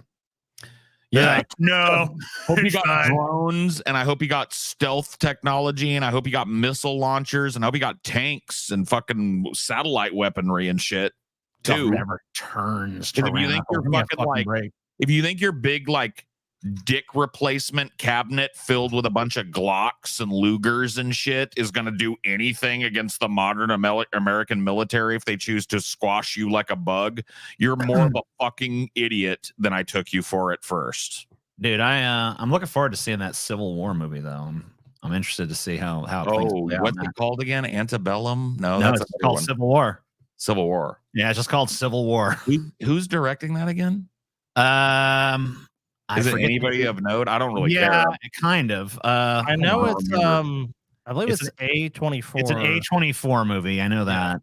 Ooh, I'm there. You don't even got to tell me. Yeah, I mean A24 pretty much Only double. after everything he touches turns to gold. I know TJ didn't like Dream Scenario, but I fucking loved that movie. I liked it. All right. I loved it, bro. I just wanted to love it, thought but look, dude, I will admit I thought it could have been better. You know, TJ. Krista talked to me about it. My bro, I got to talk to you my about test reader or whatever the fuck, and she pretty much convinced. She was pretty much able to explain to me what the movie was about, and I kind of like it a little better now that I understand it. Like I've talked to Krista in the VC a few times. She's actually pretty fucking smart and like logically minded. No, I know that. I kind of like trust her to break down something because she's not. I started off with like 10 test readers, and she was the only one whose insight I actually valued enough to keep on throughout the fucking process. I'm like, I don't need any of these other motherfuckers. Dude, why didn't you? Well, I guess I know why, right? Why didn't you pick me as a test reader? Because I mean, really, I want you to fucking read the fucking. Well, let me, dude. I don't mean to expose something, but let me ask you a question. I don't really care what the answer is, but I've always wondered, and I've never asked you. One point, you remember you asked me to punch up a script. Yes, and I did it.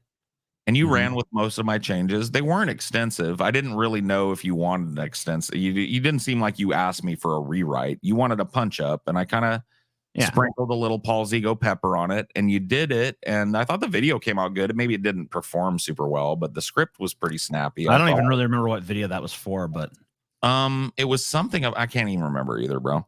But you remember me doing that. The director is Alex Garland, who was the writer for Ex Machina. Oh, okay. Well, and that movie's great. But anyway, TJ, I was just wondering, like, why didn't you never like? Was it not a great punch up? It just wasn't what you were looking for. Terrible punch. Terrible. Why didn't I ever fucking come back for that? more? And I've always wondered, like, why you didn't. He directed Ex Machina too. Why didn't you give me like a set of rules and throw me a test chapter or two? You know what I mean? And like pick my brain about it. I don't know. I mean, well, you know what? I'll tell you what. I'm pretty close to being done with the rough. No. Here's the thing, dude. Yeah. It doesn't hurt my feelings none. I was just wondering. Like, I feel like if I were writing a novel, I'd probably send you and Scotty like a copy of it and pick your brains about it. I think in my mind, I really kind of wanted you to fucking experience like the finished product. That's totally fucking cool. But you know, I mean, if you really want to fucking do that, I mean. No, I'm gonna be doing. I don't want to twist your arms. I'm just at your disposal if you need me for a project. You know. Yeah. Sure. I think you know that, but like a voice acting thing, like you were talking about the other day. Oh, I definitely want to do that. But yeah, I was just wondering. I've always wondered that. It didn't hurt my feelings, but I was always just like, because when you gave me that, it was early on in our like business relationship. You remember? Yeah. And you were like, when you came to me with that, I was like, dude.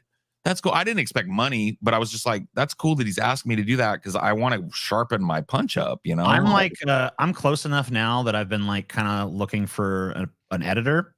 Mm-hmm. I'm not going to throw this guy under the bus by mentioning his name or anything like that. But, I contacted an editor that was very well rated on Fiverr or whatever. And I was like, hey, man, you know, I'm working on this book. You know, I'm looking for an editor. I'm not quite done, but I'm going to be in the market for an editor soon. I figured I'd start putting out some feelers for it. And, you know, I saw that he had written like 6 books himself. And I was like, hey, you know, maybe you could send me one of your books and I could take a look. And blah, blah, blah. And he's like, yeah, you know, that's fine. Just don't, you know, I can adjust other styles. So don't feel like it's going to be in this style. I'm like, oh, yeah, that's fine. I'm not gonna like judge your prose or anything. I'm more just looking for the structure stuff. And I totally judged his prose, man. I opened up the little test read and I started reading it. I'm like, this sucks. It was like her hair was black, but the edge of the woods was blacker. Ooh. I'm like, nah. That's like 9th grade fucking. Yeah, I'm like creative writing assignment shit. That's bad. I don't want it. I don't want it, man. Like the dark woods, which were dark. Is that actually were you like hot sauce in that, or was that actually was that a quote? All right.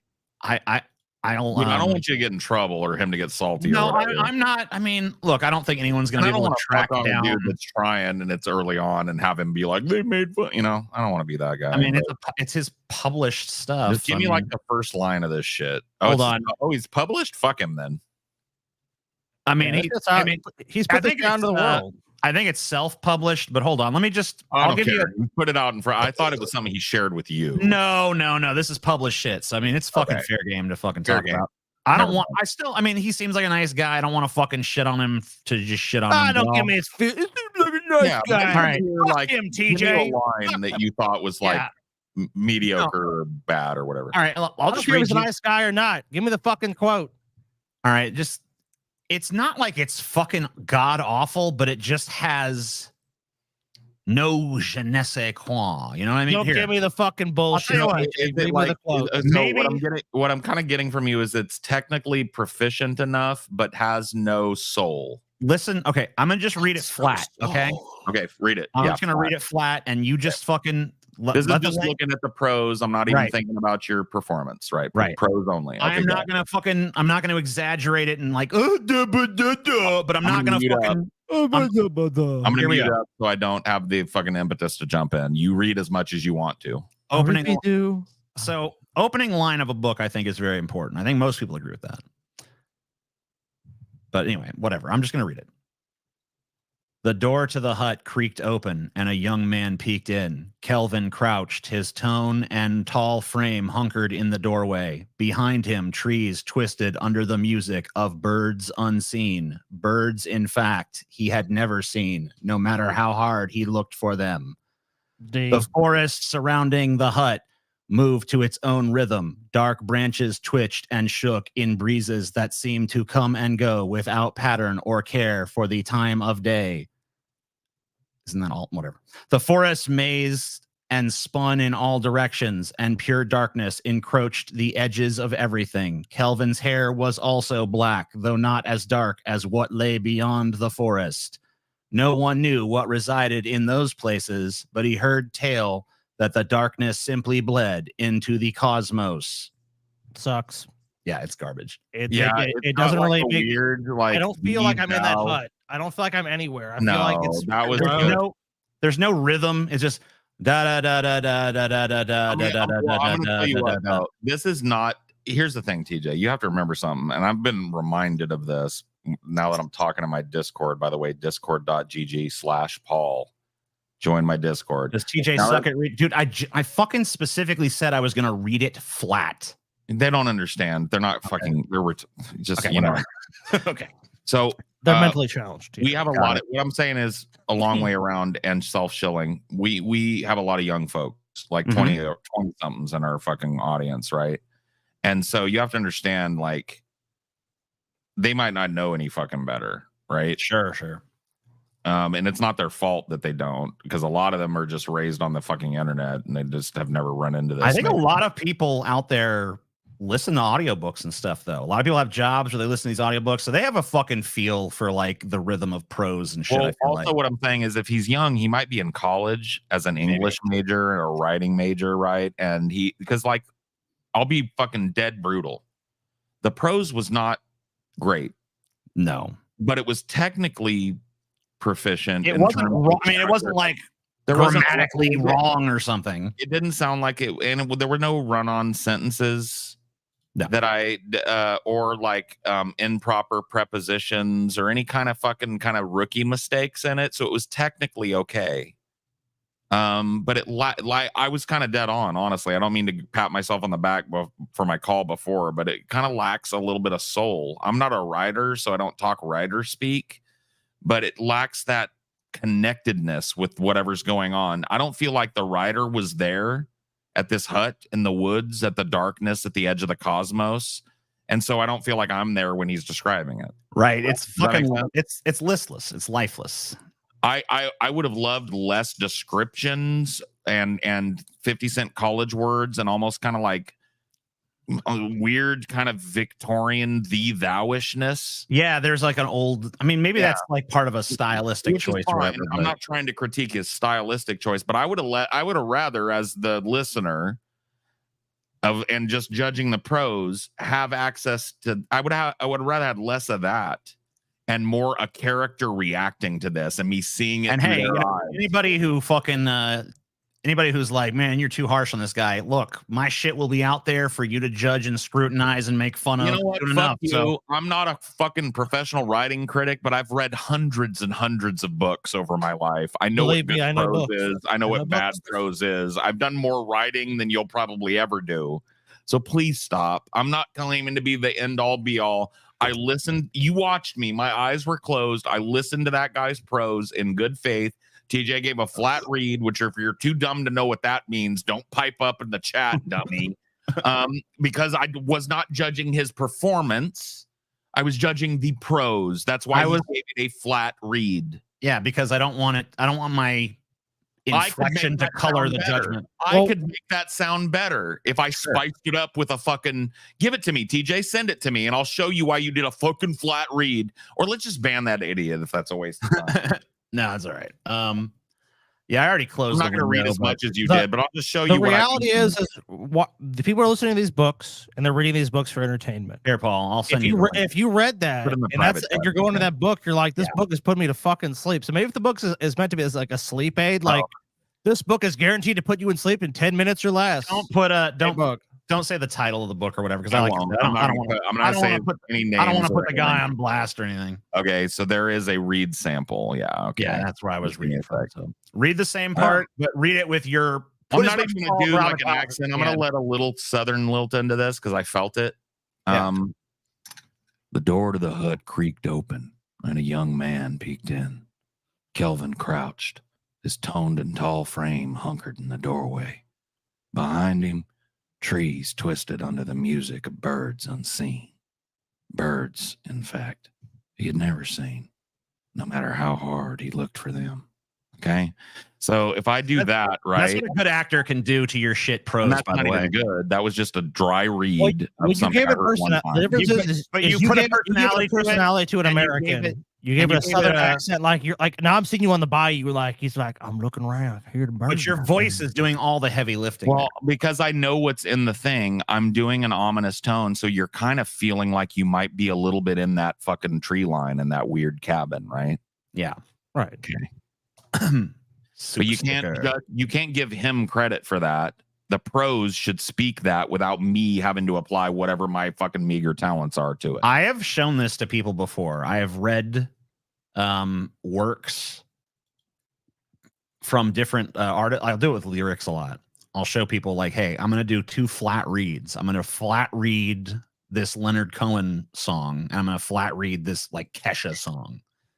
And it's just like, you can, the fucking rhythm of just the words alone, even if you try to flat read it, will still just like boom, boom, boom, boom.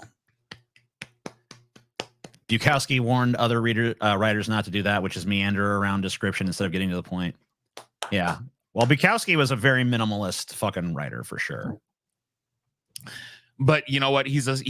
I'm not a writer, but I went to college and I love Bukowski because I learned of him in college. If I never went to college, I never would have even. Another guy that's very good at that kind of style. The thing is, I love him because you need to study him to be a writer.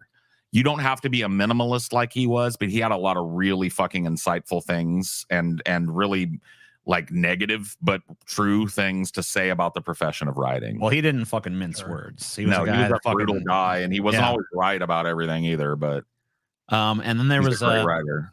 Kurt Vonnegut writes in a very similar, and he had similar things to say about the writing profession, as do a lot of the writers that Chuck I revere. Palahniuk, that's another guy that fucking Thompson had a fucking established hatred for the art form that he was best known for. he was really irreverent with his body and mind and coverage, and he thought he was doing this acid trip, drugged out fucking thing, but people revered it as art, and he spent his whole life trying to disabuse people of that notion by making more and more of it. And he never did for me. I don't know about you. Never succeeded until Depp shot him out of a cannon. That was a little weak, but whatever, it's his body, his ashes. I would have liked to have been shot into space or flushed down a fucking dirty toilet in the Haight-Ashbury and fucking San Francisco in the fucking horrible bathroom where you did your first acid trip. That seems like a Hunter S.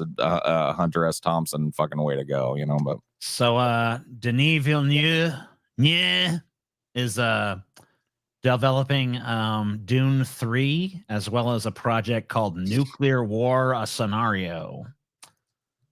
Following the massive success, we're actually we might be getting. So what you're saying is we might be getting. Okay, so Dune 3, they're saying the next Dune book, not the next Dune book and a third Dune book. Yeah, I think they mean the next it's 1 and 2. It's gonna be kind of weird. Dune 2. Yeah, it's Dune Part 1, Dune Part 2. Why would it be third Dune? I don't know. The filmmaker is in discussion to reunite with Legendary for an adaptation of Annie Jacobson's Pulitzer Prize finalist Nuclear War, a Scenario.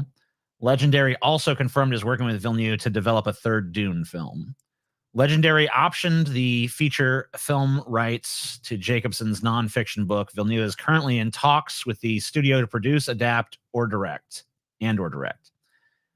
His producing partner, Tanya Lapointe, would also be part of the project. Released on March 26th, blah, blah, blah, blah, blah. Meanwhile, Denis Villeneuve's Dune Part 2 is still raking in money at the box office, having amassed $630 million worldwide. The sequel, led by Timothée Chalamet, Zendaya, and a host of Hollywood A-listers, is currently the highest-grossing film of 2024.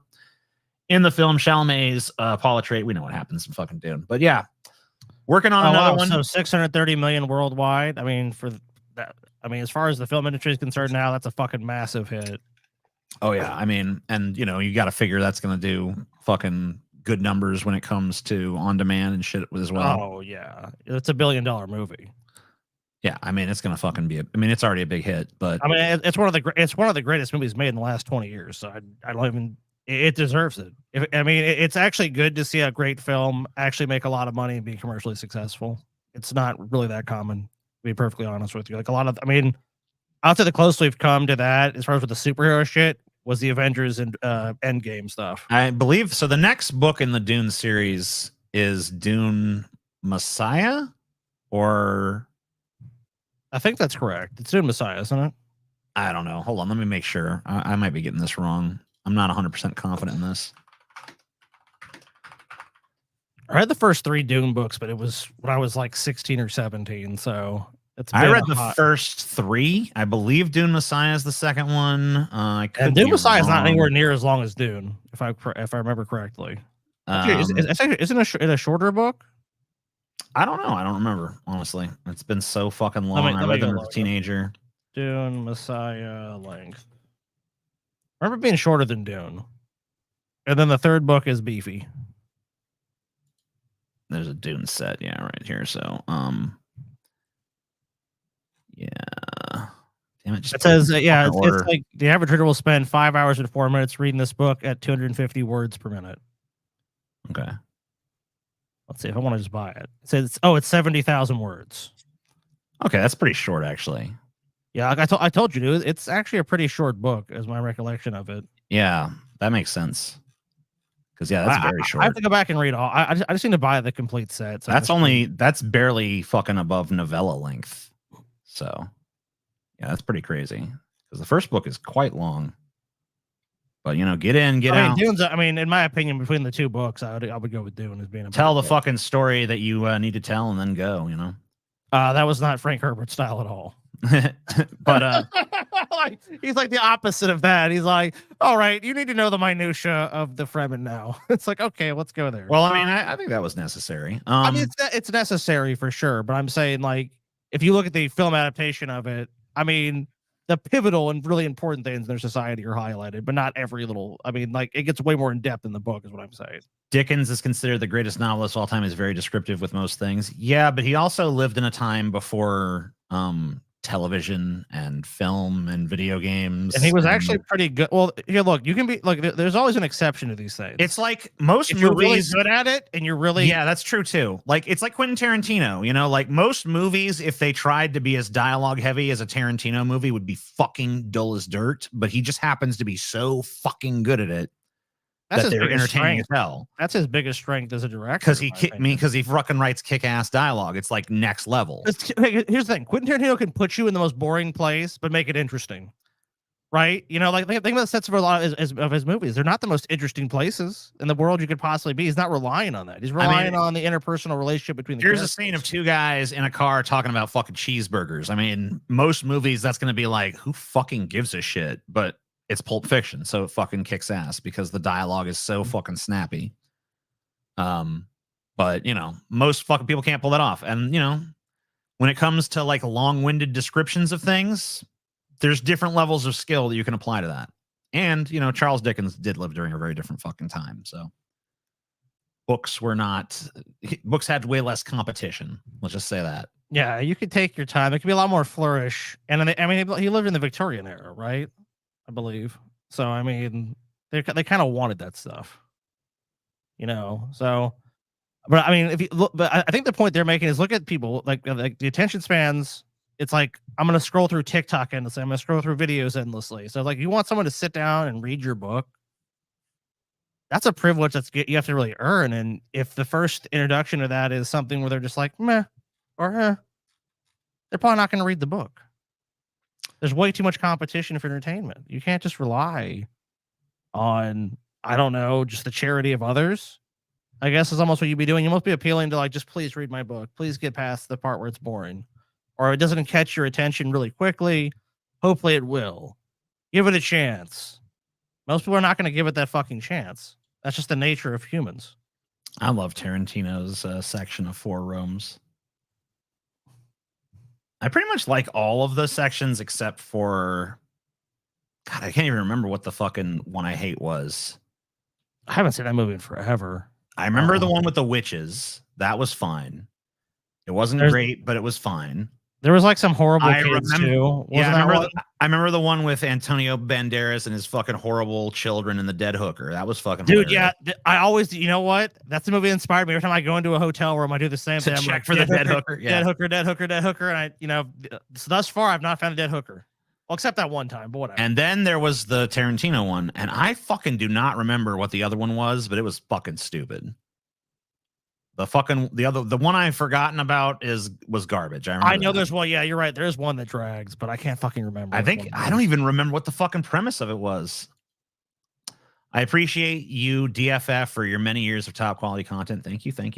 So kindly. Thank you. His was the Zippo. I mean, his was great. His was fucking great. Krista, you better not.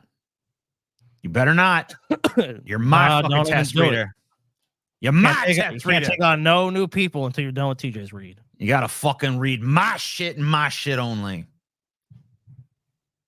But yeah. I look forward to reading TJ's book and fucking tearing it apart. Well, Krista seemed to like the last chapter a lot, so.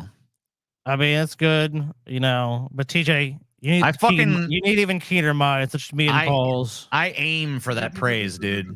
I try to get that praise so fucking hard. And when she gives me some underwhelmed fucking reaction and shit, I'm like, fuck. Chapter sucks. I fucked it up. I didn't do this right. I didn't fucking pull it off. Nah, but that's the thing about that's like we will talk about balance with a story. They talk about flow. What they're talking about is you can't have everything just be action. Then you have you're basically trying to make a Michael Bay movie into a fucking book. Yeah. So you have to there's always gonna be some chapters where it's like you gotta set up the shit that's gonna happen next. It can't be all like, now obviously you can do it well, and there's plenty of examples of it being done well.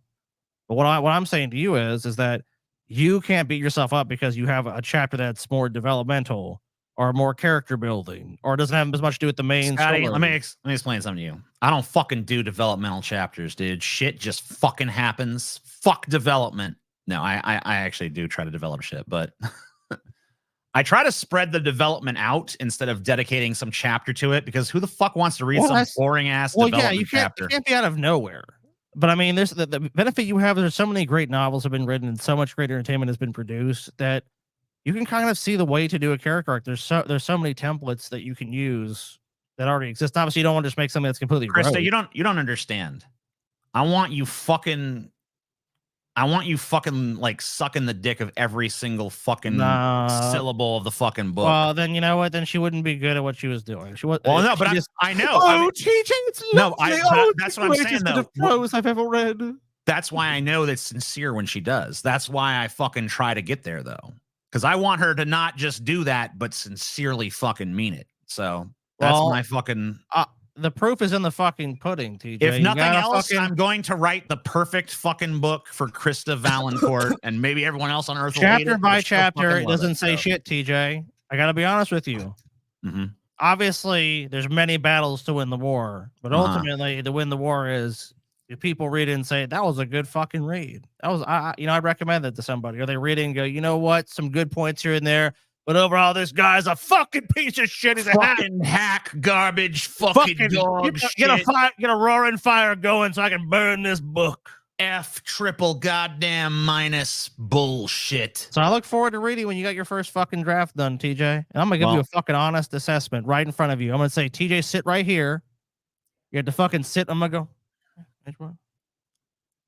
Krista, don't listen to this man. Be honest about your thoughts. She has to be, because I don't want fucking some fluff praise that's just bullshit. I want the genuine, authentic praise of a job well fucking done. I simply loved it. She would be a useless fucking test reader if she was just like, it's amazing. Everything you did was great. You made no mistakes. I don't want to throw the other people that did this for, or offered to do this for you under the bus. But I think the problem is that you probably saw that, TJ. Like, TJ, it's great. It's great. Yeah, anything with any in Denver wouldn't like. Well, I'll tell you that great. Usually, it's not great.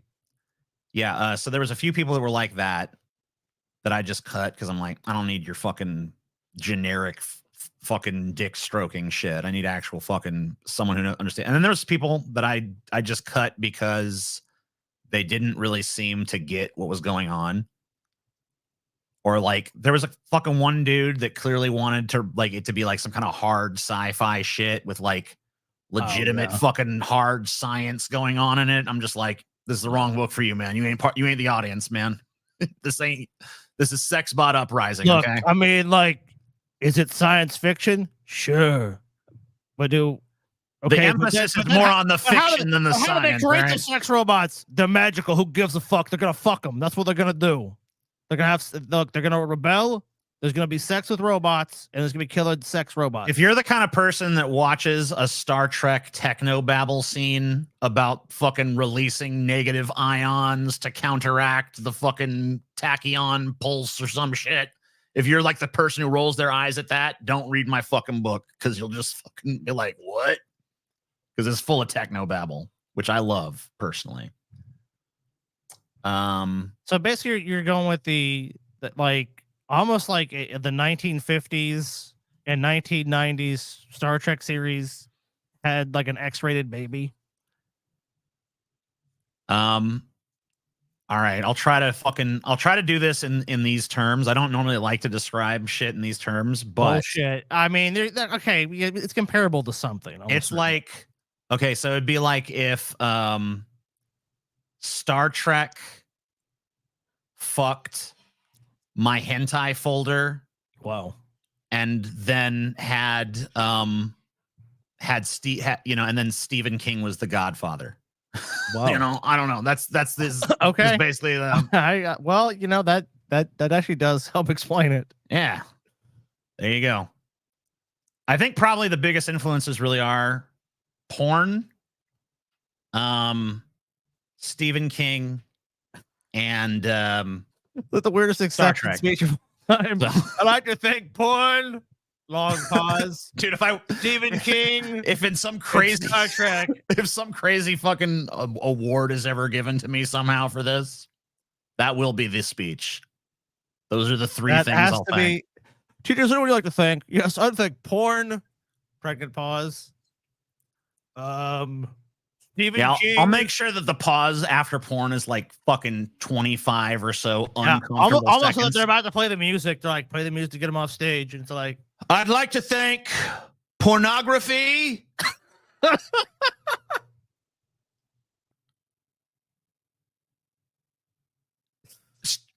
Stephen King and Star Trek: The Next Generation. Thank you. thank you. I mean, I've never heard someone thank those. Will the book have Lovecraftian themes? No, it will not. Sorry. No, there's no Lovecraftian themes. Sorry. I like Lovecraft, but there's I don't think there's any of them in there. Maybe, I don't know, Krista. If Stephen King ever reads SBU, he'll see that he is TJ's literary daddy. Yeah, but I'm not quite as long-winded as King. Not quite as indulgent in feeling the need to develop every fucking character that comes. Like, here's my chapter devoted to the doorman's feelings. It's like, okay, Fuck that, dude. Why are we doing this? But whatever. Yeah, Stephen King is influenced by Lovecraft, so that's true. I mean, by his own admission, though. Yeah. California minimum wage shocks fast food workers as restaurant closes. Only the beginning, ex-manager warns. I really like the spin of this because it's a Fox News article. Yeah. Do you remember the headline I gave you? Was some shit like... Yeah, it was something like stupid business owner fucking closes rather than pay employees fair wage or something like that. Oh, yeah. That's what it is. It's like cutting off your nose to spite your face. Oh, look. Yeah, I don't have to pay these people this money now. Honestly, it's probably just some rich fuck that's going to go to another business because they don't want to pay people $20. Another California small business and its workers have seemingly suffered at the hands of the state's newly enacted $20 minimum wage. Well, look at the spin of that. Yeah. They're not, okay, they seemingly suffered. No, this person who owns a business chose not to pay people $20 an hour and said they chose to go out of business. King will write it for the second printing. I severely doubt. So you're already talking about a business that was either on its last legs, which is probably likely as well. And this is just some excuse that, the minimum wage done put us out of business. It's like, but if you think about it logically, most other people in that state are probably paying the way that wage. The way this business owner did it was so shitty too. Like these people just like tried to clock into work and just found it was closed. Yeah, you're gone. It would have been nice to have a notice so we could have so we could go get some applications out. I could prepare them, she continued. The best I can do, honestly, is give them some references. When making their way to work Monday morning, Navarro and her team learned upon arrival that the restaurant owner had made the decision to close its doors for good. The owner, Lauren Wright, told local Fox affiliate KMPH that this was the last thing they wanted to do, but knew by Friday night the business likely wouldn't be able to absorb the wage hike and didn't want to ruin their Easter Sunday. But everyone in the state, besides people who have fucking baked bread on site, has to pay this wage. So how is this person in this market at a disadvantage? Two of my coworkers were actually going to clock in that morning, and right after that, that's when I got the phone call that we were closing. So they found out right as they were about to clock in for the day. We had gotten a text in the group chat that we were shutting down. I completely thought it was an April Fool's joke. One of Navarro's colleagues also told KMPH. After speaking further with the management of Foster's freezer owner, Navarro learned that the minimum wage law was the primary factor in the restaurant's demise. He did blame it on the minimum wage increase, although from my understanding, I think we were exempt from it because of the amount of locations that he personally owns, but he did ultimately blame it on that increase. Wait a minute. He was exempt. What? He was exempt, right? Huh? Yeah, he's exempt, but he's still like, it's still because you know why? Because he had to pay people $20 an hour. That's what it was.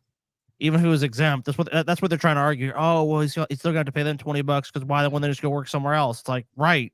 I am really sorry about that, guys. I guess it's fucking technical difficulties day on fucking Onion Nuggies because shit, dude, what happened? My network is, you guys were robotic as fuck, and you guys weren't saying anything about it, so I knew it was me, and I've restarted and refreshed and done everything other than restart the computer. But I got it fixed, I think, so we're good. Dude, that just happens. That happened last gauntlet. I just figured you were out smoking or taking a shit or something. So, Well, I did go smoke while it was fucking. while I was fucking figuring I'm it not out. gonna lie to you, but that was not the whole time. I wasn't, I just needed to fucking get it. The right didn't have an answer. Fine now, so everything's good, I guess. That's good. The right didn't have an answer for mind your own business, so now it's not that they are evil; they're just protecting the children. I don't know what that has to do with anything going on here, but yeah, sure. Okay. Microsoft and OpenAI reportedly building $100 billion secret supercomputer to train advanced AI. That's billion with a B.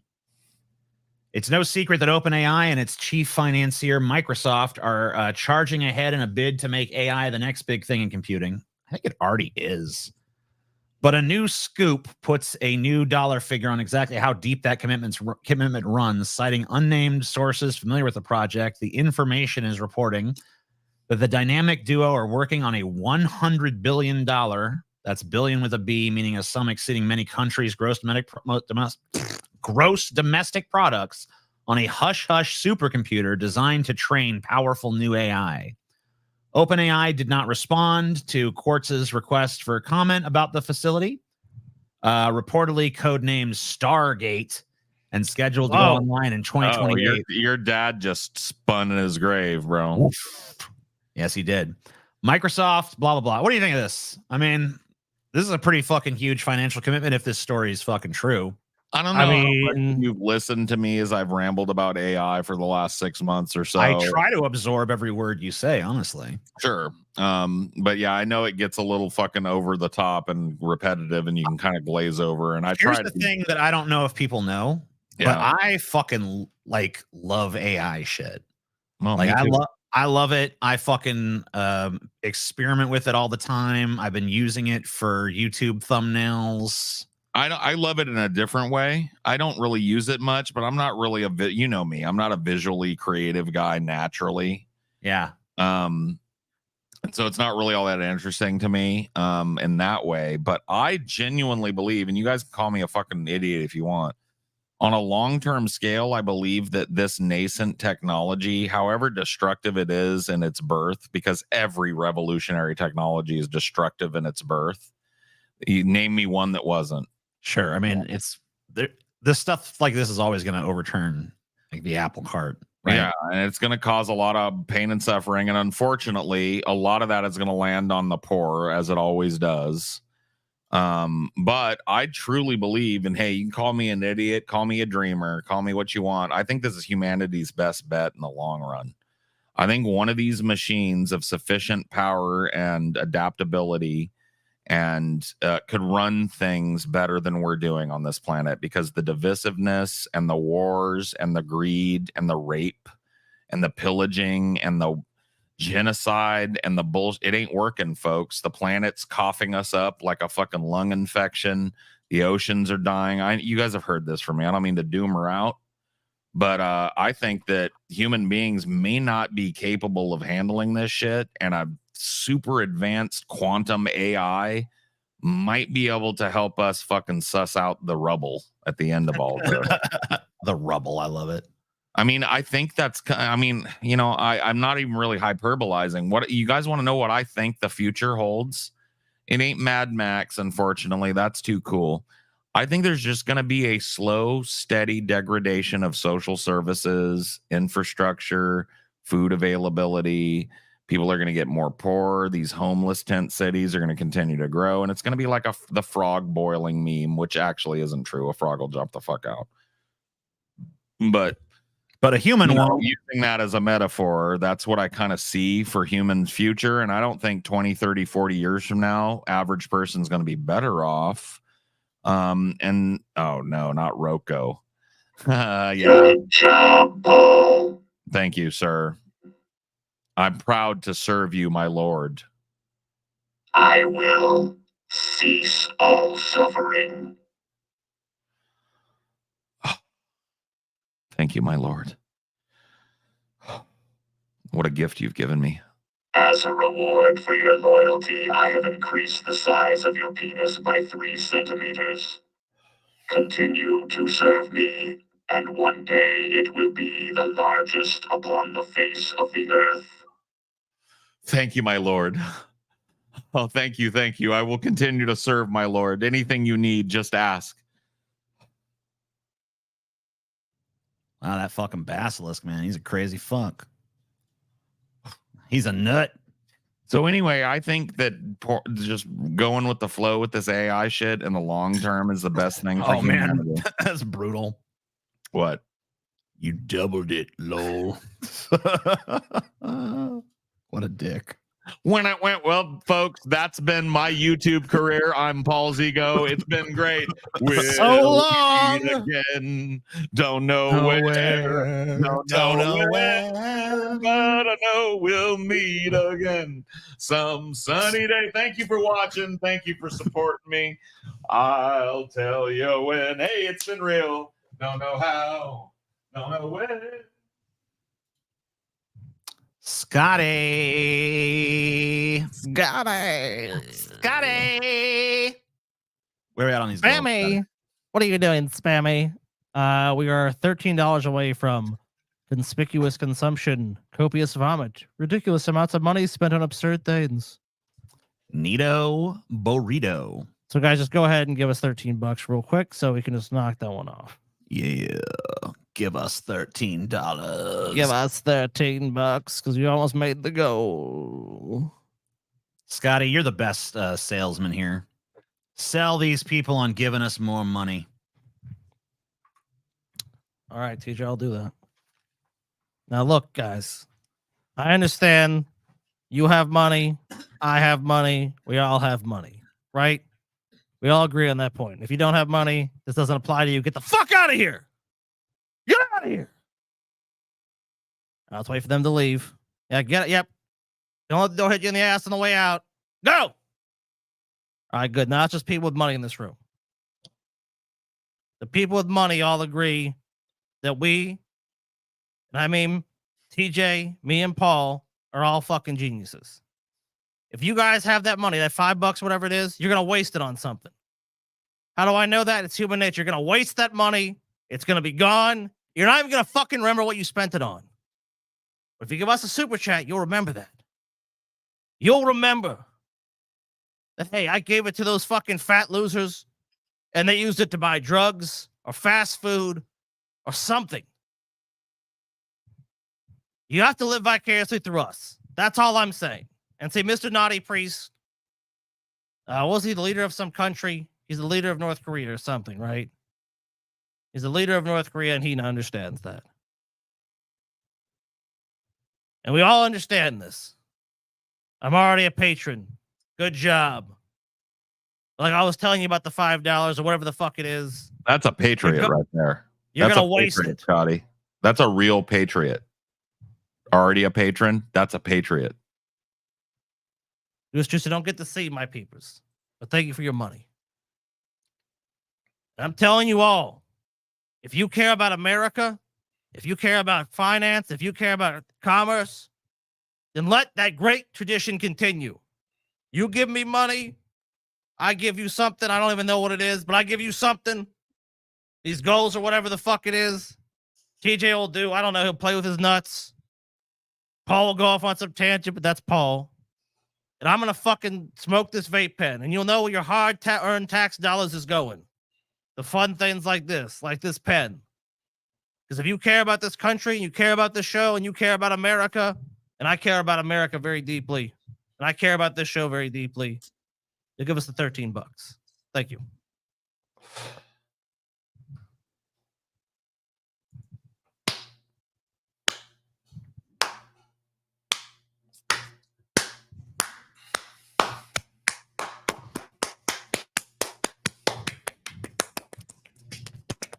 As usual, Mr. Naughty Priest,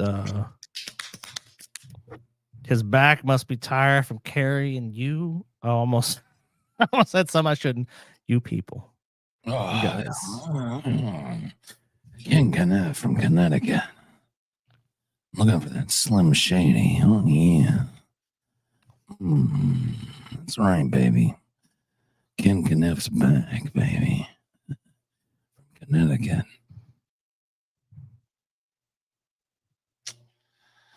Mr. Naughty Priest definitely fucks, dude. Mr. Naughty Priest totally G-checked me. I was like, dude, you're fucking such a great guy, Mr. Naughty Priest. I want to come meet you one day, dude. I'll come to your house, have a beer, or we could go to the bar. And dude, fucking cold as ice. This motherfucker said the bar is fine. I was like, damn.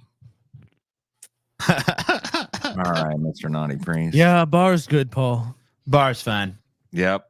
It was cold as ice too. We don't know you like that. You don't know. Yeah, you don't know me like that. That's true. I tried to get too familiar is what happened. Paul, you acted quite familiar. So where did Mr. Naughty Priest get us, Scotty? I mean, as usual, almost and you know we're back to 13. We're $13 away from the fucking story time with Scotty. There we go. True. All right. Well, let's just get into them. Yeah, let's do it. Hey, before we do that, guys, you remember the good old days back before I quit 5 minutes ago? Oh yeah. Is it cool if you guys got a job? I'm looking, I just haven't. Yeah, you're gonna have to take a reduction in pay though. Sorry. I mean, 99% reduction. Already, I don't know if you remember, I was barely making anything anyway. Yeah, I was working for Hot Cheetos, basically.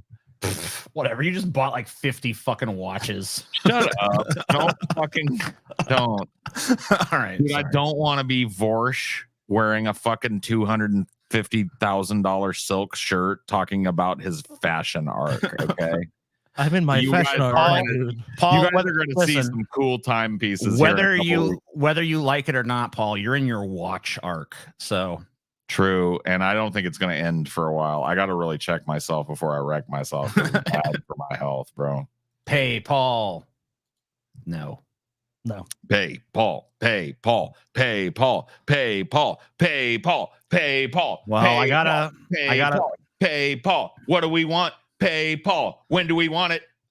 Look, I gotta go with what do we want? Pay Paul. When do we want it? Reasonable time frame. What do we want? Pay Paul. When do we want it? Somewhere down the road. What do we want? Pay Paul. Okay, I'll defer payment. It's cool. You guys use it for the business. Okay, what do we want? Pay Paul. When do we want it? Don't worry about it. What do we want? Pay Paul now. Oh, Paul, unfortunately, I know you made those sacrifices necessary to keep the business afloat, but we've had to cut your pay and now we're to dissolve the business. I'm sorry, Paul. Hey, man, that's cool. Look, I mean, we'd pay you, Paul, but the coffers are empty. I'm so sorry. Terrible tragedy. As Marilyn Manson once said, it's better to be blamed for robbing Peter than guilty for paying Paul. So that's true. It's true. You fucking hate the Bible. But it is true. All right. It's a short video, so we're going to have a lot of commentary on it. But this is Joe Biden and Bernie Sanders. By the way, for any autists out there, I'm very well compensated. That was a meme. Shoulder to shoulder. Thank you. Shoulder to shoulder, talking some Trump. So let's see what the fuck this piece of propaganda is. So it's a minute and 13. You just want to listen to it, the whole thing, and then talk about it?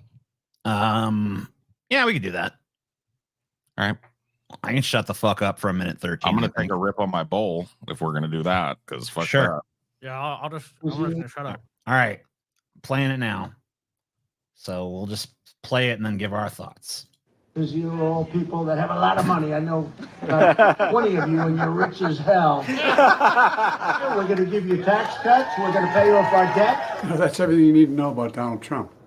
When he thinks the cameras aren't on, he tells his rich friends, quote, we're going to give you tax cuts. Can anybody in America imagine that at a time of massive income and wealth inequality, billionaires are doing phenomenally well, that he's going to give them huge tax breaks? And then at the same time, he's going to cut Social Security and Medicare and programs that our kids need. This is his economic plan? That's what he wants to do? Cutting taxes for his friends? Cutting Social Security for you? That makes me mad as hell, quite frankly. The hypocrisy is just outrageous. This is what he says to his billionaire friends, not quite what he's saying at his rallies. There are 1,000 billionaires in America, in this country. They pay an average tax rate of 8.2% federal taxes. So I have a plan. We have a plan. Asking his good buddies to begin to pay their fair share. You have one you lying couldn't do it. He couldn't do it. He fucking couldn't do it. He almost did it, but he couldn't quite do it. Play the last 4 seconds or whatever so he finishes up. All right. Social Security and one who's going to protect it. That's why I'm supporting Joe, and I hope you will as well. Thanks, pal. Oh my fucking god, that was so uncomfortable. Look at Bernie's face. Oh my god, that Thanks, was so pal. uncomfortable. That's the best moment they had as an outro between these two. Thanks, pal. That's like when your dad just lectured you in the 50s or something. Like, you got into his nudie mags. It's like, all right, pal, you won't go up there to daddy's secret closet spot again. I won't, Dad. Sorry. Shucks, I shouldn't have done it. It's okay, pal. I gotta tell you guys, and I'm not even being fucking hyperbolic here. There are a couple of political issues and world events that have happened in my life that have really shaken my foundations, right? There was 9/11 in the Bush presidency. There was Obama being the fucking fraud that he was. There was the weirdness and strangeness of the Trump era and the Biden presidency, right? Yeah. But seeing Bernie Sanders cuck himself to the Democratic Party twice and stand smiling next to a dude committing genocide on his people, by the way, he's a Jew.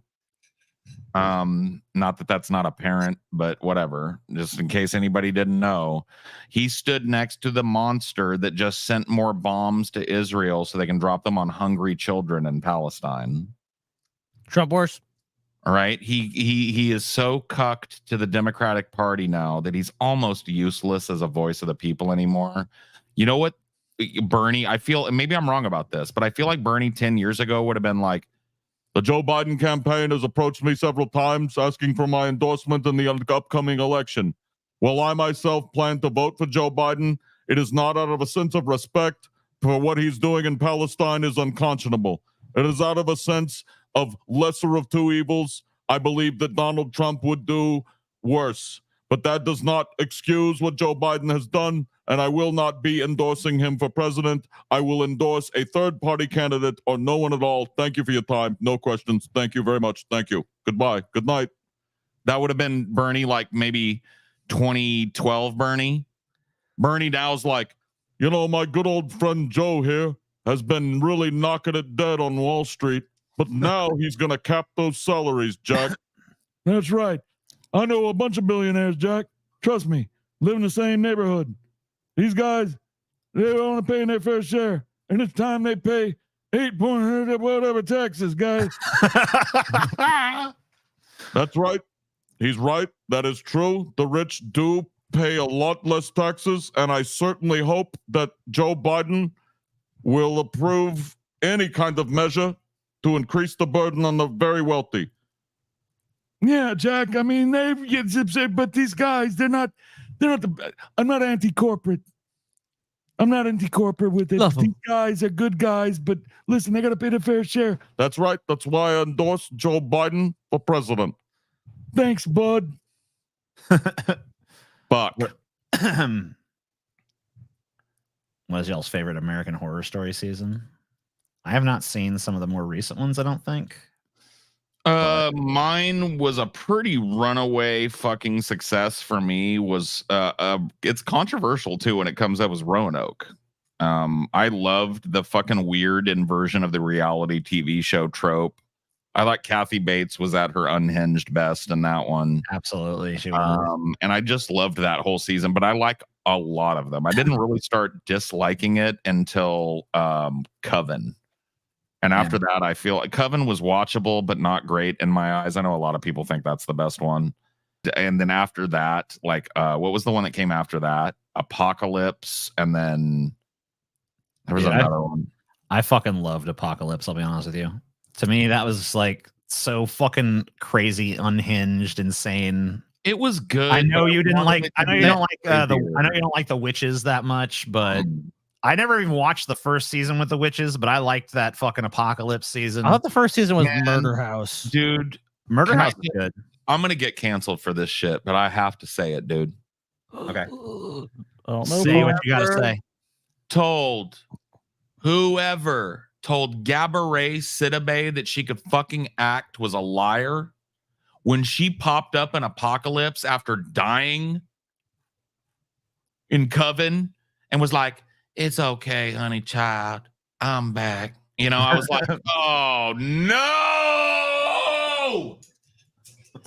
Can we please not have Gabourey Sidibe and shit anymore. Thank you very much. Sincerely yours, Paul Zigo. I will take my cancellations wherever you want to give them, on Twitter, here in the comments. You are hereby from the Council of Councils banned, Paul. Dude, it You are was really, banished. I don't remember exactly what she said, but I was watching that show and I was liking what's his name? Evan Peters's unhinged guy that was clearly like meant to be kind of like Kurt Cobain and somebody else. I don't know who the fuck it was. It was like, it was a cool performance, but I was liking that. I was liking the main person. And then all of a sudden at the end of one of the episodes, it's just like, but there's something else going on here. And then like all of a sudden it zooms in on Gabourey Sidibe's big old brown face. And she's like, breaks the fourth wall. And she's like,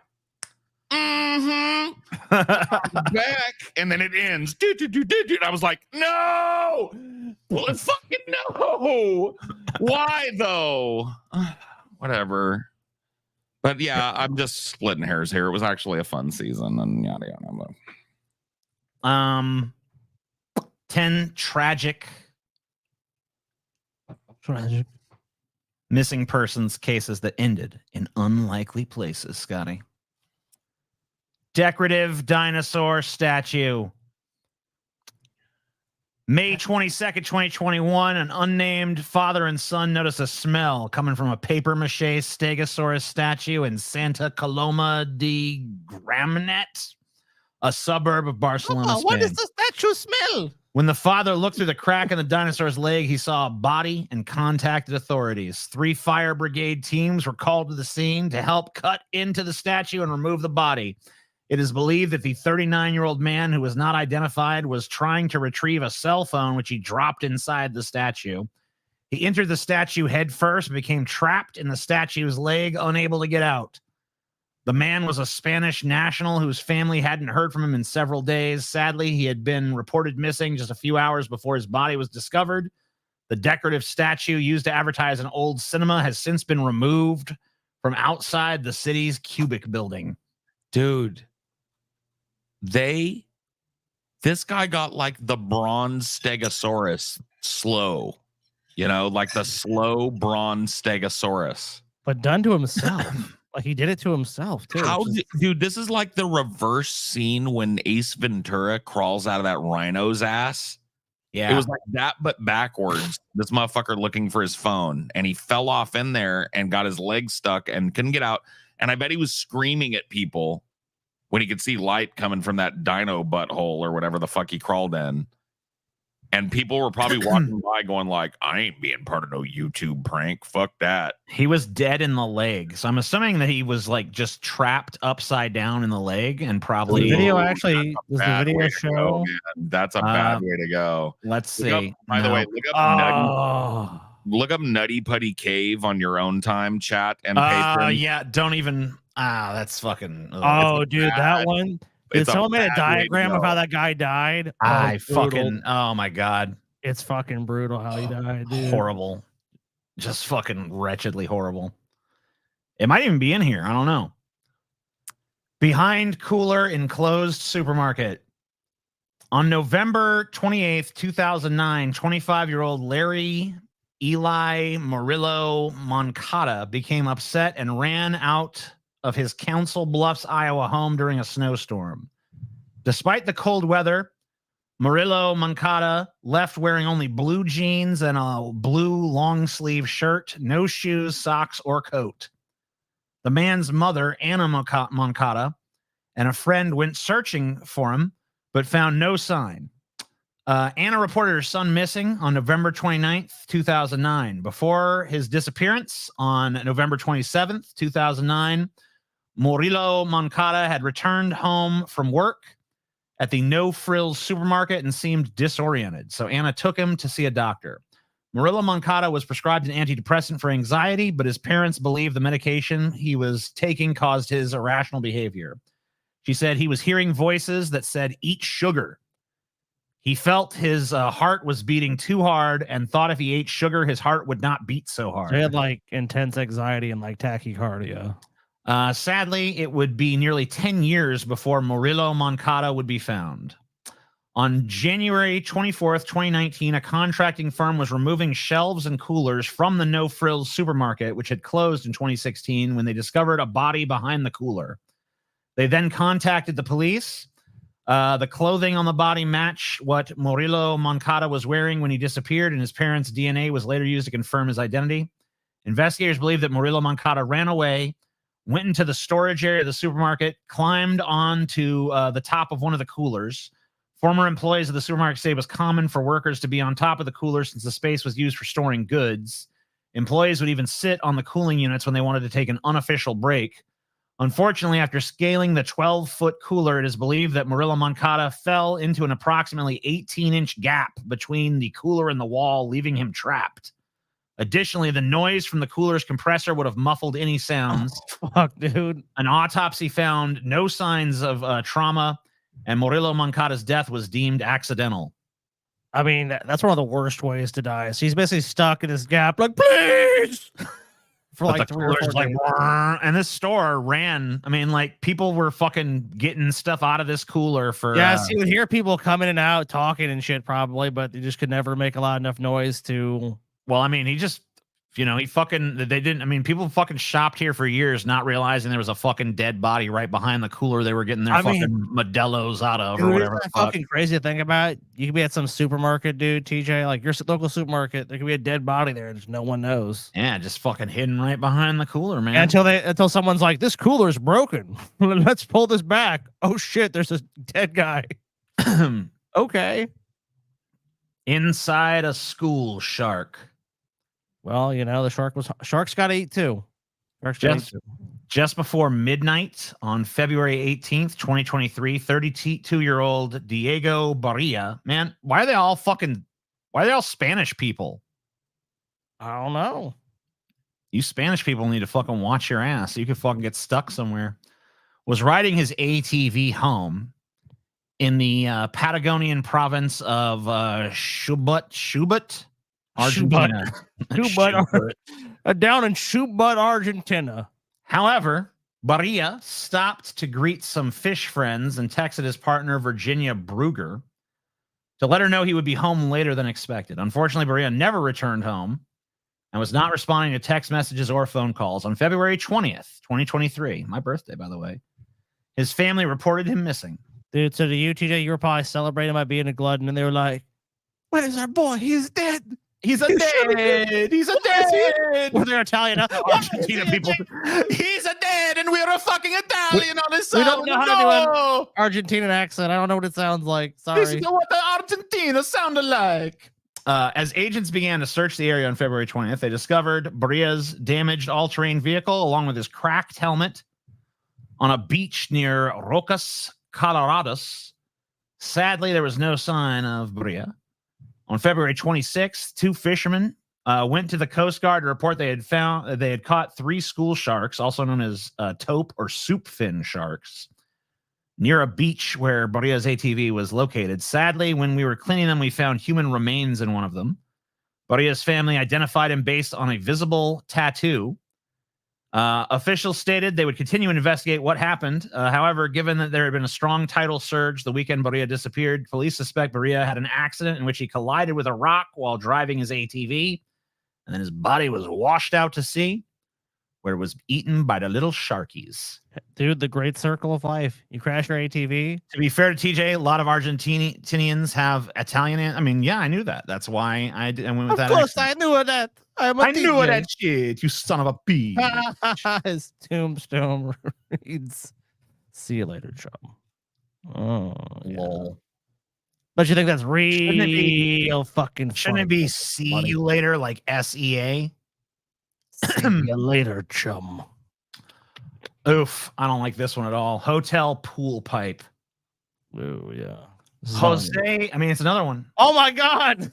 Guys, it's starting to feel a little racist at this point. I know. We didn't write this article, so I mean, don't blame us. Jose Daniela Yeko Ahumada, maybe, rented a room at the Doubletree by Hilton in Houston, Texas, so her family could enjoy a day of swimming, an activity that her daughter, 8-year-old Aaliyah that's the J's are like H's, so it's like Heiko. Heiko? Yeah. Is that right? Loved. Unfortunately, what should have been a day of fun turned into a missing persons case with an even more tragic ending. On March 23rd, Aaliyah was enjoying the lazy river style pool of the hotel with her family. Oh, damn. This just happened then. Yeah, just this. Yeah, I mean, that's fucking. This is super recent man. Shit, man. Oh, fuck. Few days back. Not even a month ago, man. Ahumada stepped away for a brief moment, and just before 5 p.m., Aaliyah disappeared in a split second in the lazy river. Ahumada frantically searched for Aaliyah for approximately an hour, even asking hotel staff to look at the CCTV footage. However, Ahumada claimed that the hotel management denied her request and explained that police would have to be present to view the video surveillance. Around 5:45 p.m., Ahumada then contacted police to report Aaliyah missing. Once police arrived, investigators reviewed security footage showing Aaliyah had gone underwater but never resurfaced. The search crew drained the pool, and Texas EquiSearch was called in to inspect the pool's pipes. At 11:30 p.m., Aaliyah's body was found 20 feet inside the piping, and it took crews approximately 13 hours to recover her body. Aaliyah was pronounced dead at the scene as a result of drowning and mechanical asphyxia. Ugh. An inspection by the City of Houston's Health Department revealed that the operator failed to obtain a pre-opening inspection prior to placing the pool in operation after a remodel. While it was not certain when the remodel occurred, the new piping appeared to be malfunctioning, and rather than pushing water out, it was pulling it in.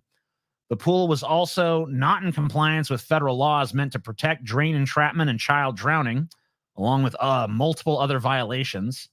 They completely. I'm glad that they're fucking. I mean, they can't bring their daughter back, but suing this company is the very fucking least. Ahumada has since filed a lawsuit against DoubleTree's parent company Hilton and the local operator of the hotel, Unique Crown Hospitality, for $1 million. If they prove neglect, they fucking should arrest these people and throw them in fucking jail where they fucking belong. You killed this kid because they not only fucking that. I think $1 million is a little fucking low. Yeah. Should be a lot more than that. I don't know. Maybe that's the maximum they can sue for in Texas or something. Maybe there's some stupid Texas law or some shit. I don't know. Probably so. Laundry cart. On January 18th, 2023, 21-year-old. Okay, guys.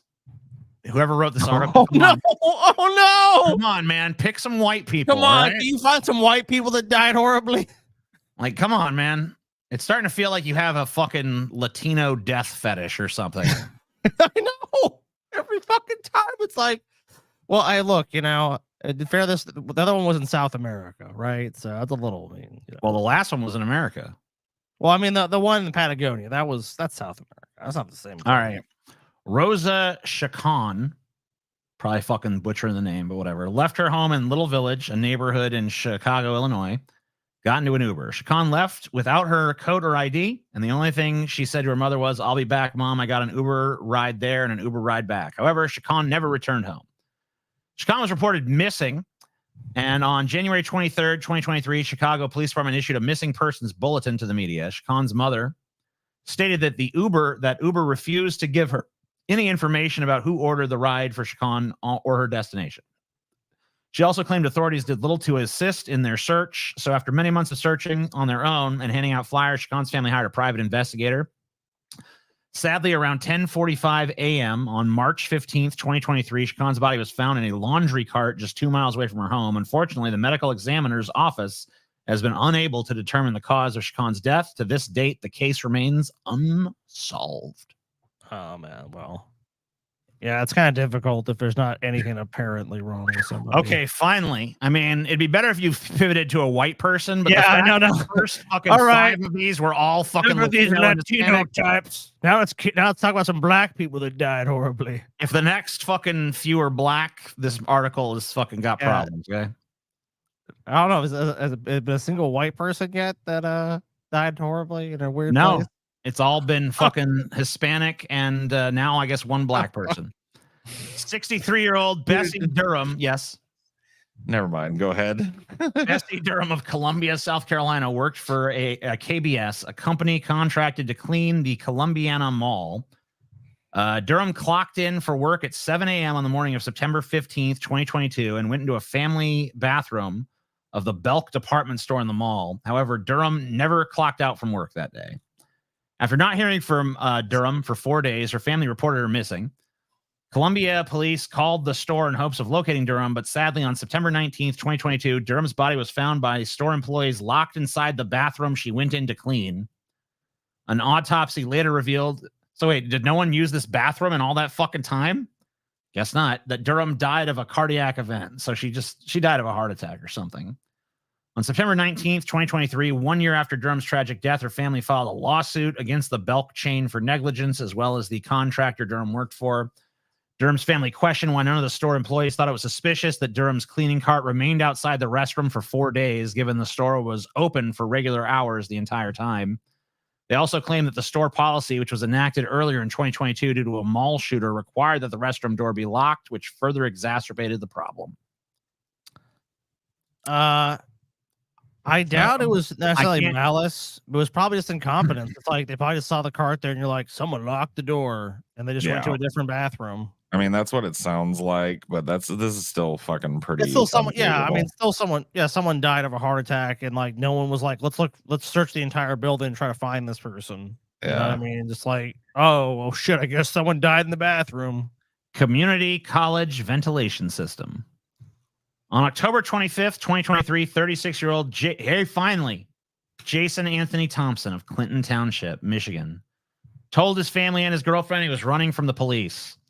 In an attempt to evade arrest, he was hiding on the roof of a building at Macomb Community College. Unfortunately, the text messages from Thompson to his family stopped, and on November 1st, 2023, he was reported missing.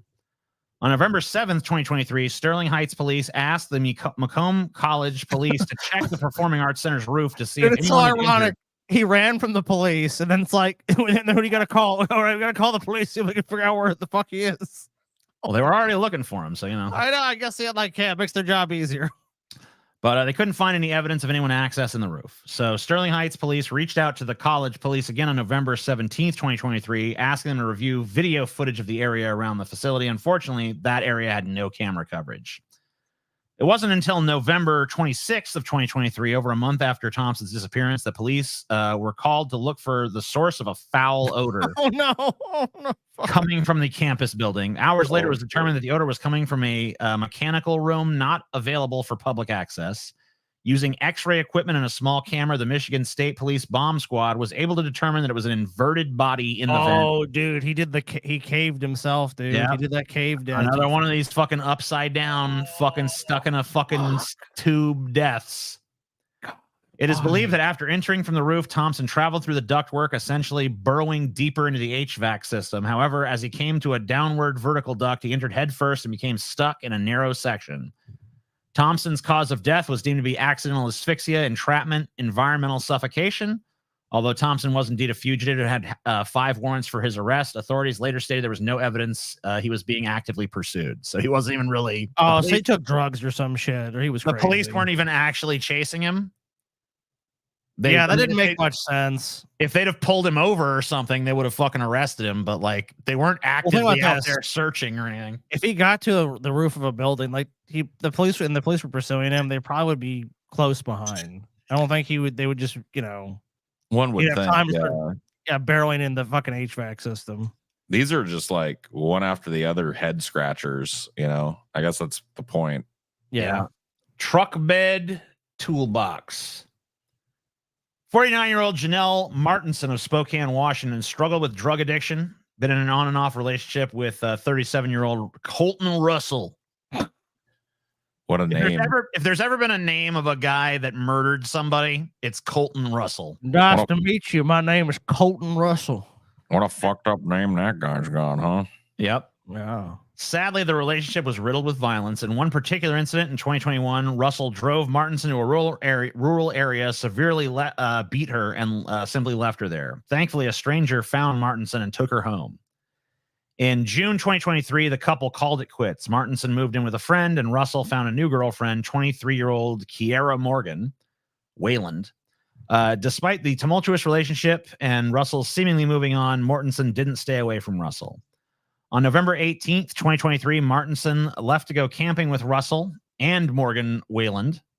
Okay. Not a great decision. In the early morning hours of November 19th, 2023, Martinson texted her cousin, Alicia Galbraith, and several other friends with messages such as, please come get me, I'm scared to death, and I'm afraid he's going to kill me, please. Unfortunately, because Martinson had made similar calls in the past, but then refused to leave Russell, no one went to go get her. Oh, shit. The boy who cried wolf. When Martinson failed to show up for Thanksgiving with her children and grandchildren and stopped answering her phone, Gilbreth reported her missing. In the following days, Martinson's friend questioned Russell regarding her disappearance, but he frequently changed his story, claiming to have last seen her with several different people. Russell and Morgan Whalen became suspects in Martinson's disappearance, but before either Russell or Morgan Whalen could be questioned, they were found dead on December 8th, Oh, shit. This is a 2023. twist. I didn't think they were going to be found dead. I thought it was going to be where she was found dead. Yeah, it's pretty fucking weird. December 9th, 2023, authorities searched Russell's house and found blood spatter on the living room walls, a bloody sponge in the garage, large sections of carpet that had possible traces of blood. Detectives also discovered that Morgan Wayland had performed searches on YouTube, which included serial killer couples and how to dispose of dead bodies. Uh-oh. On December 14th, 2023, detectives seized Russell's truck and truck bed toolbox, which had been abandoned on a residential property because it allegedly broke down. Sadly, Martinson's body was discovered inside the toolbox. Her cause of death was revealed to be blunt force injuries. On December 16th, 2023, the couple's best friend, Brandon Kenny, admitted to shooting Russell and stabbing Morgan Wayland 51 times. Kenny stated that Russell admitted to accidentally killing Martinson, but then put a gun in Kelly's mouth and told him he had to move her body or he would kill him too. Kenny claimed he needed to kill Morgan Whalen because she was the only other person who knew anything about the situation. Kenny has been charged with 2 counts of first-degree murder. This is like, I don't know, it's like some Fargo-ass shit, dude. Like, she gets murdered, then they go tell some dude, he's like, you have to help us grab the body, so he murders them in response, and then, oh, wow, okay. Asian restaurant, Scotty. Do you know what? I feel better now, T. You're representing every group now. Every group is going to be represented in these murder all of the schemes. colors of the racial rainbow. Beautiful. There's many colors in the homo rainbow. 29-year-old Ming Ming Chen and her husband, 34-year-old Liang Zhao, had a daughter named Ashley Zhao. However, rather than raising the child together, Zhao's mother cared for Ashley until she turned 4 or so he could focus on his business, Ang's Asian Cuisine in North Canton, Ohio. Unfortunately, after the couple began caring for Ashley, Chen became frustrated with how disobedient her daughter had become. What's this? Greg Abbott, governor of Texas, was handicapped from a tree limb falling on him. He sued the property owner's land the tree was on. Later, he fought to cap how much someone can sue someone for. Wow. Yeah, he's a piece of shit. What do you want? I mean, just further proof he's a massive piece of shit. So basically, Greg Abbott's got mine. He's just got mine personified. On January 9th, 2017, Chen became angry with 5-year-old Ashley after she had had an accident striking her on the head several times. Zhao tried to revive Ashley, but instead of calling for help, the couple drove to their restaurant and hid Ashley in a salt container in the restaurant's freezer. 12 hours later, Zhao called police and claimed that Ashley was missing. Chen and Zhao told police they had last seen Ashley sleeping in a makeshift bed near the restaurant's back door, leading investigators to believe the little girl had wandered off. After a frantic day-long search, Ashley was found in the family's restaurant on January 10th, 2017. On January 11th, 2017, Chen was charged with first-degree murder and felonious assault. Zhao was charged with complicity to murder and complicity to commit felonious assault. In January 2018, Chen was sentenced to 22 years in prison after pleading guilty to involuntary manslaughter and other charges through a plea agreement. Chen, who was in the U.S. illegally, will also be deported to China after serving her sentence. Zhao was sentenced to 12 years for obstructing justice and corpse abuse. They got off easy. Wait a minute. Yes. Corpse abuse. Yeah. I guess that makes sense. Never mind. Go ahead. Last one. What's the last one? Convention Center walls. Oh, no. A convention center? Theories arise about Copeland's mummified body. On the evening of August 22nd, 2020, 40-year-old Joseph Edward Mejica that had to end up back here, didn't it? Disappeared in Oakland, California. He was later reported missing by his mother, the last person believed to see him alive. Mejica was homeless at the time of his disappearance and was known to frequent unsheltered encampments. His family also offered a $5,000. Wait, You guys had $5,000 to spare, and this dude was living on the streets. Seems like one of you guys could have helped him out when he was fucking homeless. I don't know. Unfortunately, Mahika was not found until March 9th, 2022, when a construction worker was tearing out a wall inside the Henry J. Kaiser, huh? Dun, dun, dun. Convention Center, which had been closed since 2005. While investigators were not able to immediately identify Mahika, the coroner matched a serial number on a tubular implant in Mahika's leg to records at Highland Hospital, where he'd had surgery nearly 2 decades prior. From there, officials were able to confirm his DNA. His mother said Mahika would often try to steal copper wiring from construction sites for money. Therefore, authorities believe that Mahika may have fallen from the roof area above, and over time, his body slipped towards the bottom of the cavity space. His death was believed to be accidental. You know, it's hard to make a living out there. Trying to steal copper and you fall to your death. Yeah, I guess so. It's hard out there for a copper thief, man. I guess so. And now for some capitalism. Conspicuous consumption. Some conspicuous that will make you vomit. Consumption. We didn't have a big lunch. I've actually been engaging in this recently. So I pulled this one, full disclosure, because I was feeling a little disgusted with myself. But I'm nowhere near on the level of anything that I've pulled on this. Do you guys ever do this in your free time? You ever just like look at what rich people got? Like Sure. you do like house not really, tours, no. these mansions, and just Yeah, like, I do it. look at their I yacht. can't say I do. You No. never do that stuff? You never like look at one of these YouTube videos that does like a yacht tour? Not really. No, I am the king of watching videos about gigantic, elaborate mansions and seeing what kind of houses these people have. Do you think you guys have a different point of view about it because you were kind of raised in a big house like mansion? You guys have called it a mansion. It's a mansion. Your dad probably had access. Maybe you didn't have a yacht, but maybe you had access to those boats. You guys been on them, maybe. Oh, boats, jet skis, whatever. Yeah. So maybe it's not as a wow factor to you because I never got to be on one of them or be around them really, you know? Yeah. And so I wonder if that's because I'm obsessed kind of with what rich people are up to. I feel like you got to know thy enemy a little bit, you know? Yeah. And like, what are they spending on? What is the absurdity now that they've fucking spent like 1 million people's lifetime worth of income on? What you have to understand with rich people is rich people are all about business. So no rich person has even a hobby that isn't saving them money or making them money.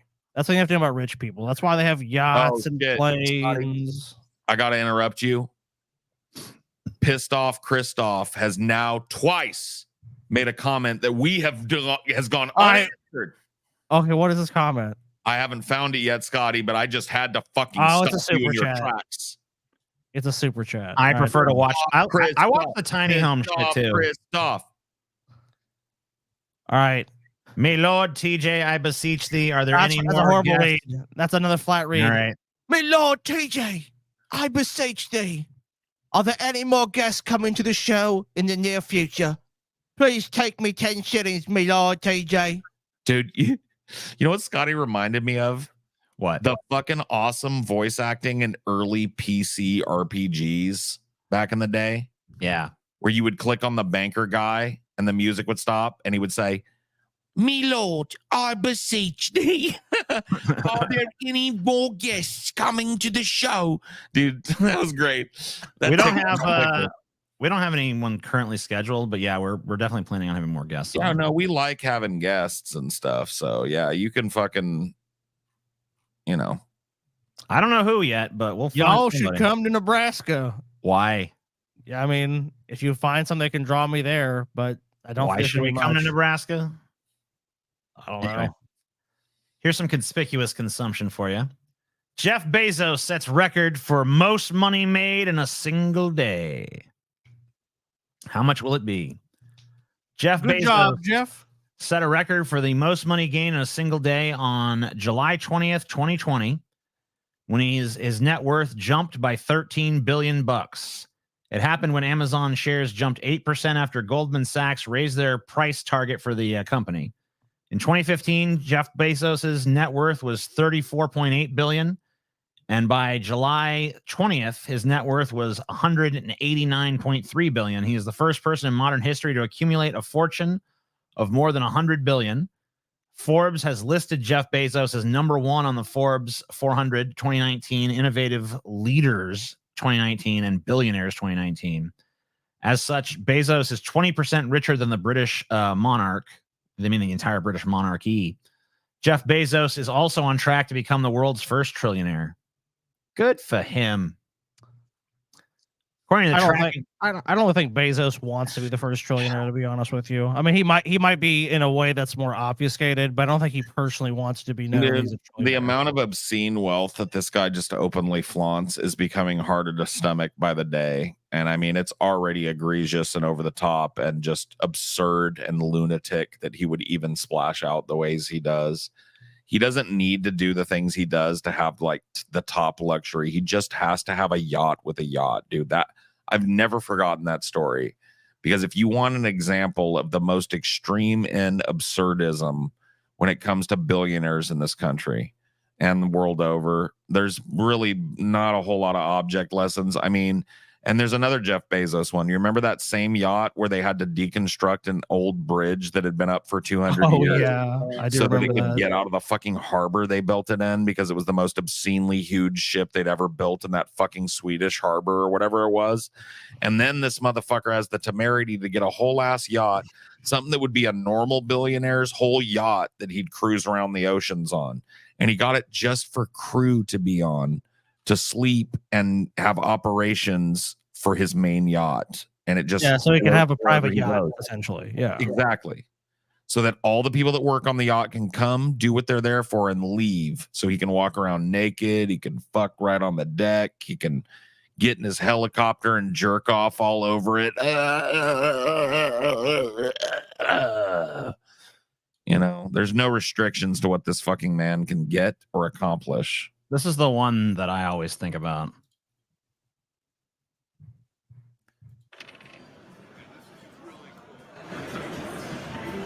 Solve that Rubik's Cube? Yeah. No, thank you. I can't even do that with my hands.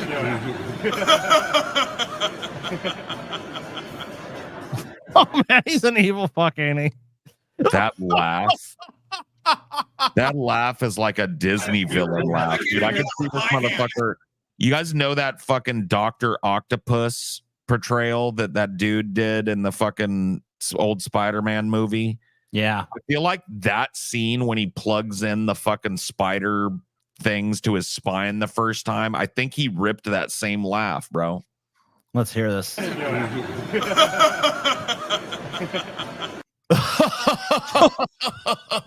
he's not really laughing either. I know that because this exists, in 15 years, I'm going to be walking around in a honest to goodness giant invincible mech. Oh my God, no. He's Lex Luthor. Yeah, but he's Lex Luthor. But unfortunately, the fantasy wasn't the villains in the old comic book stuff and the Marvel stuff. The fantasy was the heroes. There's nobody coming to oppose Lex. So he's already succeeded in his plan. There's no Krypton. There's no Batman that's coming. We're fucked. Okay. Sold a stuffed whale penis for $6,000. What a steal. Fuck. That's also the best sub headline that I've read in years. Yeah, just yep. It's not clickbaity. It's matter of fact. Everyone has a price, so they say. As it turns out, does everything. A taxidermied sperm whale penis from the late 19th century, that'll set you back $6,000, according to a precedent set by yesterday's second annual Out of the Ordinary auction at Sorters in the United Kingdom. Mark Wilkinson, a specialist at Sorters, says he was very excited when this item was consigned to the auction house by a private collector who had had it for about 20 years. It's basically the height of myself, Wilkinson says. At 167 centimeters, it's nearly 5.5 feet long and nearly 1 foot wide at its thickest part. Luckily, it's not heavy, just 18 pounds, allowing Wilkinson to pose comfortably for a once-in-a-lifetime photo op. You can see I'm not struggling with the weight, he says, relieved. That's probably because the phallus is stuffed with hair, likely horsehair, according to Wilkinson, and not something heftier. The vendor informed him that in days of yore, sailors were allowed to store tobacco in whale penises like this one to keep tobacco moist and fresh over the duration of a long journey. Yes.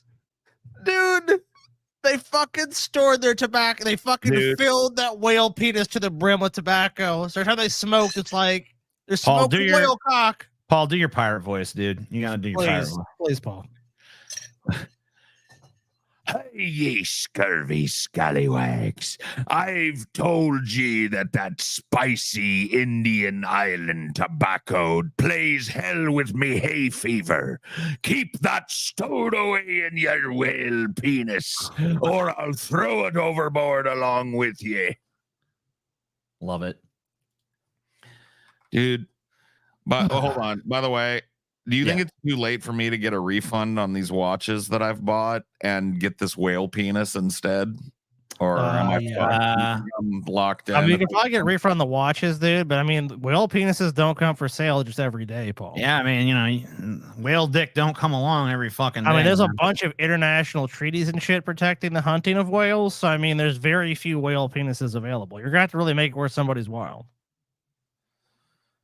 Tobacco whale dick. Tobacco whale. And Paul, if you do ever end up with a whale penis, I think the show demands that you store tobacco in it.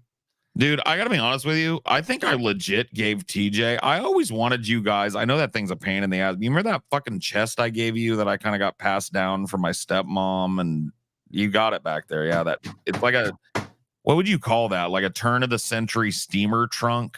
Something like that. It was a travel yeah, it looks like a travel chest. Yeah, it's big, and when it was new, it was pretty nice, and it looks pretty old. Like the patina on it is really old. All of the stuff, as far as I can tell, functions. I had no key for it.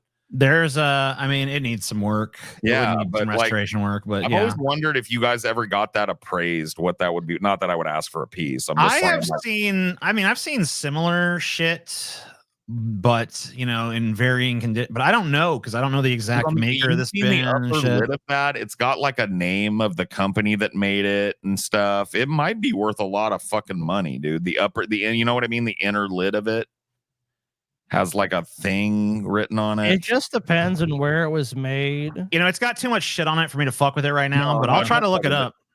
Yeah, I'm just wondering. I think about that thing from time to time. I hated that fucking dude. I moved that back-breaking 500-pound motherfucker. Well, you know, it has some wheels on it, but the main problem with it is that both of the handles have rotted off. Because if those handles were still there, it'd be a lot easier to lug around. Yeah, no, you're right. I had to fucking manhandle that thing with two people, one on the end. Occasionally I will fucking toy around with the idea of trying to do a restoration of it myself, but no, it's like you'd want to be real. Make sure it's not worth much before you do that, and then I'd say pop your whoop because I told you I was gonna just leave it on the street, and you were like, I'll take that. It's so cool, but it is cool, but it weighs a fucking metric ton. Yeah, it weighs a shit ton, and it's like old. It's a finger pinching. I have watched. I've watched people restore them, and after watching people do it, I'm like, I do not have the skill set, and I don't know what I'd practice on. So, because I wouldn't want to just try to do it on that because you need to know what you're doing. But you know, I don't know what I'm doing. So, if you really want to keep it, dude, either. If it's worth money, then you just gotta decide if you want to sell it or keep it. But if you keep it, just get it professionally restored. Yeah, I don't even know where I'd go for that, but I'm sure there's somebody. Oh, there's somebody that knows how to do it. Anyway, this is Antilia, a $4.6 billion private residence in the billionaires' row of Mumbai, India. Is this the one on top of it's like on top of a skyscraper to begin with? Well, this place, I pulled this because this place is this absurd nerd fantasy rich guy palace in the midst of some of the most stark and obscene poverty in the world. Mumbai is absolutely fucking insanely impoverished, and this thing just towers over that part of the city. He's like an ancient wizard. He's like Sauron. Oh, and his tower. This is his eye tower where he can survey all the light touches, which is his kingdom, you know. It's fucking crazy, bro. Read a little bit about this fucking thing. The building is designed to withstand a magnitude 8 earthquake. The top 6 floors are private residence area. The structure's design incorporates the lotus plant and the sun. The structure is 27 stories, 173 meters or 568 feet tall, over 6,070 square meters or 65,340 square feet, with amenities such as a 168 car garage, a ballroom. Say that again. 168 car garage. That's not a garage. I mean, but guys, what if you have 168 cars and you have no place to store them? 9 high-speed lifts, a 50-seat theater, terrace gardens, swimming pool, spa, healthcare center, a temple, a snow room that spits out snowflakes from the walls. As of 2014, it was considered the world's most expensive private residence, costing between 1 or 2 billion to build. It was constructed between 2006 and 2010. In 2023, it is valued at 4.6 billion. As average annual growth rate return on homes in Mumbai from 2010 to 2020 was 11.2%. Prices in Mumbai increased by 100%. In 2006, 19%, and 2012. I mean, this guy built a 35%. city he basically built a small, like a small town or city for his private residence. I mean, he literally has everything he would want. He would never have to go anywhere. Oh my God! It was built. It was built on land. It was built on. It was built on land that housed an orphanage. Oh my God! You remember that? They bulldozed an orphanage to build this fucking shit. Yeah.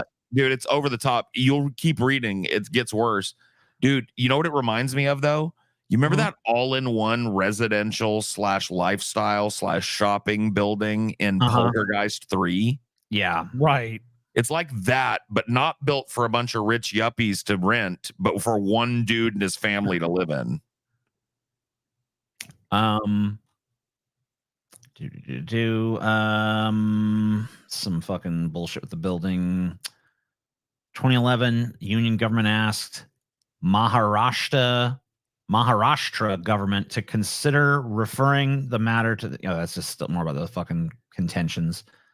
Building was designed by 2 U.S. architecture firms, Perkins and Will, based in Chicago, and Hirsch Bedner Associates, based in Los Angeles. They were consulted after Nita Dalal Ambani was impressed by the contemporary Asian interiors at the Mandarin Oriental, New York, also designed by them. The building was approved by the Brihan Mumbai Municipal Corporation in 2003, and construction started in 2006, with Leighton Asia initially taking charge and completed by B.E. Billamoria and Company. The architects altered floor plans and design concepts as the construction of the building progressed. The home has 27 floors with extra high ceilings. Other buildings of equivalent height may have as many as 60 floors. The home was also designed to survive an earthquake of magnitude 8. It is considered by some to be the tallest single-family house in the world, but others disqualify the Antilia because it includes space for a staff of 600. Yeah, that's bullshit. This is not some fucking private residence in a building where the staff are the renters. They have on-site quarters for 600 people to handle their family's needs. This is, and I never even heard of this, by the way, the most obscene residence on the planet. I defy you to find one that's worse. Incidents. In July 10th of 2017, a fire broke out on the 9th floor. It was extinguished within a few minutes. 6 fire tenders reached the building within 10 minutes getting the call. However, the fire was extinguished by Antilia staff before the fire brigade arrived. On February 25th, 2021, a car containing 20 explosive gelatin sticks and a threatening letter targeting the Ambanis was found near Antilia. The car was parked about 400 meters from the building on Carmichael Road, bordering Altamont Road. A security officer at Antilia placed a call to police control room regarding suspicious bullshit, and they got it. Public perception. Tata Group former chairman Ratan Tata said Antilia is an example of rich Indians' lack of empathy for the poor. Tata said the person who lives there should be concerned about what he sees around him and asking how he can make a difference. If he cannot, then it's sad because his country needs people to allocate some of their enormous wealth to finding ways of mitigating hardships that people have. It makes me wonder why someone would do that. That's what revolutions are made of. Yeah, because they're rich, selfish fucks. I don't know what to fucking tell you, dude. I don't know what to tell you about that. Look, dude, I want to just like hammer this fucking home. Okay. I searched Mumbai in DuckDuckGo. Yeah. And this is the first picture that came up. Just, you know, same country, same city. Same dude, this is probably like a few miles from this building. I bet I wonder if they can see it from there. I bet they probably, well, no, because they're probably like buried in disgusting, trashed, bombed out fucking hovels like this, and they can't see the skyline probably. But I wonder if you can. I wonder if hold on. Let me see if there's like a thing where you can drive to this on YouTube. Oh, or just do Google Earth and drop a pin in Mumbai. Oh yeah, that's true. See what's what. Yeah, this was taken this year. It's a 2024 image of Mumbai, India. It looks pretty fucked up. This kid's got no pants or shoes on, and he's running around in all this. This kid's got no shoes either. That's not a good sign in streets like this. Mm-hmm. It's just junk. This building looks like it's fallen. This looks like condemned. Look at that death trap behind this little boy. Just an open fucking sub basement or whatever that collapsed, and it's just there now.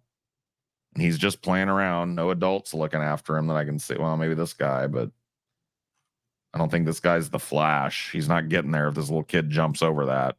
I need to figure out the.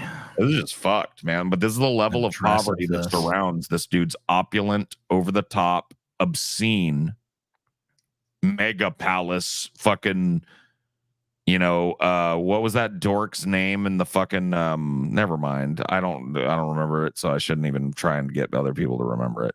Just some fucking mega mind bullshit where he's living in the top of the city, floating over it. It's like almost like Elysium. That's what I was looking for.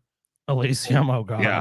It's like he's built a functional Elysium hovering over the city of Mumbai and getting it literally though. Is that not what he's doing when he's staring out of his triple thick, bulletproof, double glazed, fucking floor to ceiling, 22-foot picture windows out at this city where this little boy with no pants lives? Isn't it functionally the same thing as that movie? Yeah. I doubt he even sees them. I doubt this guy even sees them, dude. They have 900 rooms, and there's just like fine dining everywhere, and they get the finest of everything. And right below them is this. Is that not Elysium, or am I forgetting the fucking movie? Well, Elysium is basically where they live in that. Was it like a space station? Well, see, this is why Elysium makes sense, but this doesn't. In Elysium, they had the space station so that all the plebs and slaves and proles down below could never make it there. Yeah. What are they gonna do? Leap to the fucking moon and get us? How are these people not tearing this goddamn fucking tower down? You know, I guess they're just beaten down and fucking scared, probably. And I would be too. I'm not saying I'd be the guy doing it, but it just sometimes it boggles my mind, man. There it is. Oh, I don't see it, TJ. You don't? Because you didn't put yours up. Oh, sorry. Sorry, I didn't take mine down. I mean, oh man, look at it. This is across the street from it. Oh my fucking god, dude! Look at this fucking shit. And I bet this is nicer because they keep it trash free for him, probably. But I bet, yeah, dude, look at this. Look at this hovels around him, all these tenements and bullshit. This is probably the nice part of town, too. Yeah, that's what I mean. I bet 2 miles from this, you know, zoom back out and drop a pin like 2 or 3 miles from this, and let's see what's what. Well, let's just drive around. He owns all this. This looks like it could be part of his complex here. Of course, it's going to be fucking nice looking. Maybe. Hold on. Yeah. Okay. This is a moderately nice area. Yeah, it's not like looming direct, but I tell you what, he's probably got a better view of the slums than he does the shit at the base of this. Yeah, I mean, from the windows. Probably see for miles. Yeah, I'm wondering how far I have to go. Back this out and drop a pin, dude. Back this out and drop a pin just away from this tower. Okay. Let's see. I always forget how to do this. It ain't easy. I wish it was, because it wants to back you step by step up the thing. Yeah, there you go. So here is where he is, right here. Yeah, so drop a pin like north of him, or like no, inland, farther away from the shore. Like over here? Yeah, right in there. Let's see what's what over there. Okay. Woof. A little different here. I mean, we just happened to hit a market, so it looks kind of quaint, but I don't know. It also doesn't look like there's a lot of people with a lot of money hanging around over here. Look at those buildings up behind it. Yeah. Well, I can go that way. Oops. Yeah, we're in it, bro. Look at that. And this is not like in some other city or whatever. This is look, you can see those towers. Is that his tower back there? No, I don't think that's his. It might be somewhere here though. Is that it? I don't think it looks. so. That one looks like it. That chunky weird one over there. I don't know. It looks like it might. No, I don't think so. That's a little too tall. But just look at this. Does this look like a place that's flourishing? No, this looks like a place where people are scraping together enough cash to put bread in their mouth day to day. I don't see a lot of shoes and shit. It's fucked. Mumbai.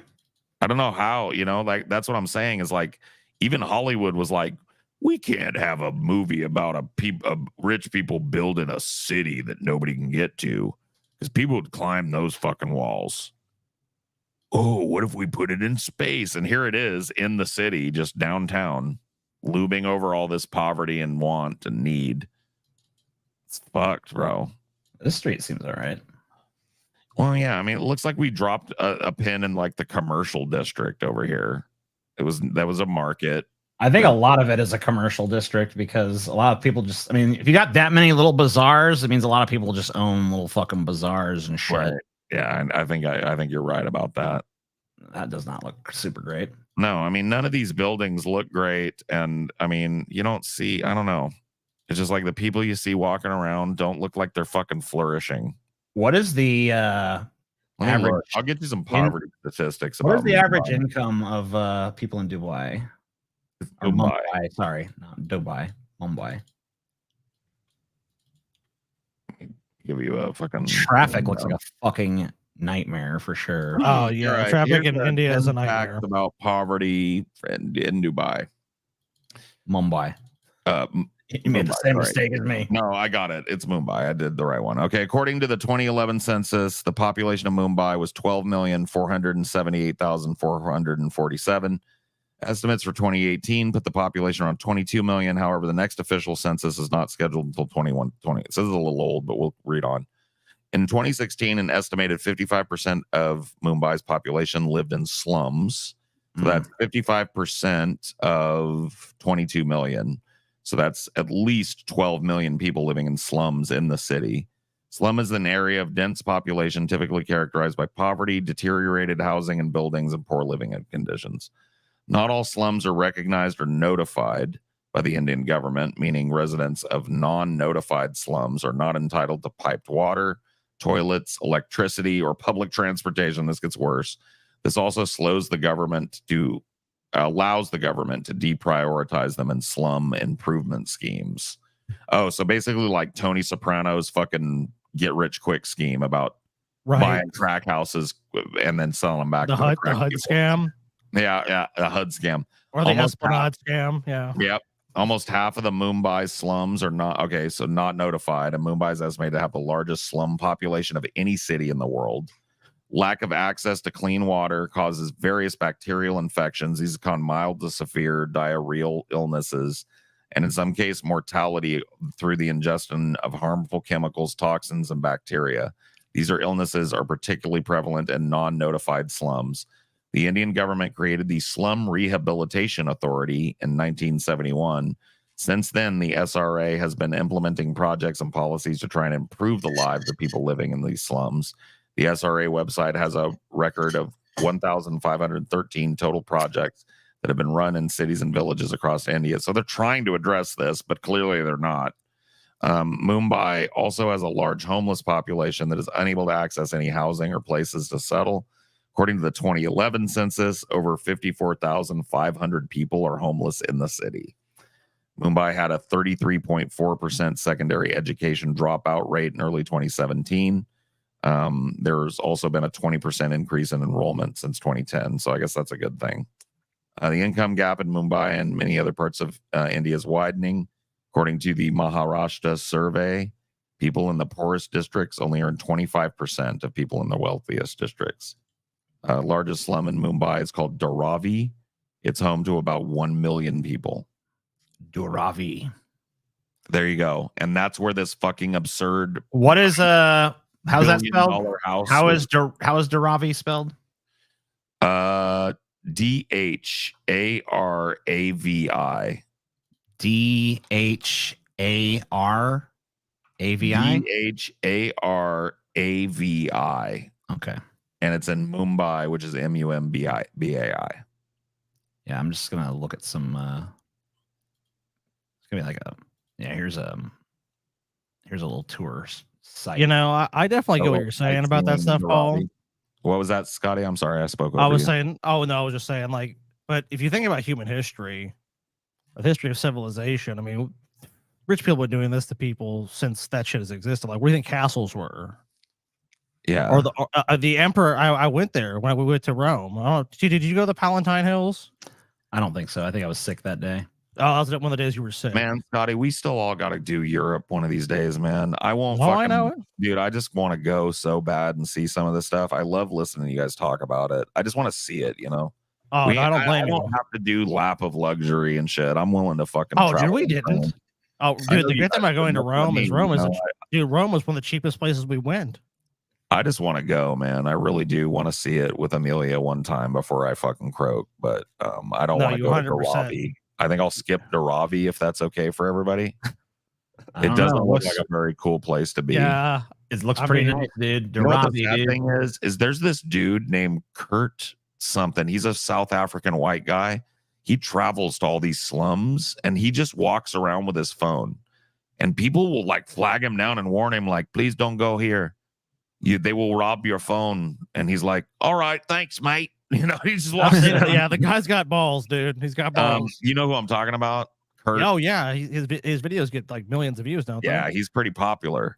And the people in these slums are frequently super nice. And he gets good ass food. And he always meets some people that are totally dope, not looking to fleece his pockets, show him around, keep him safe, right?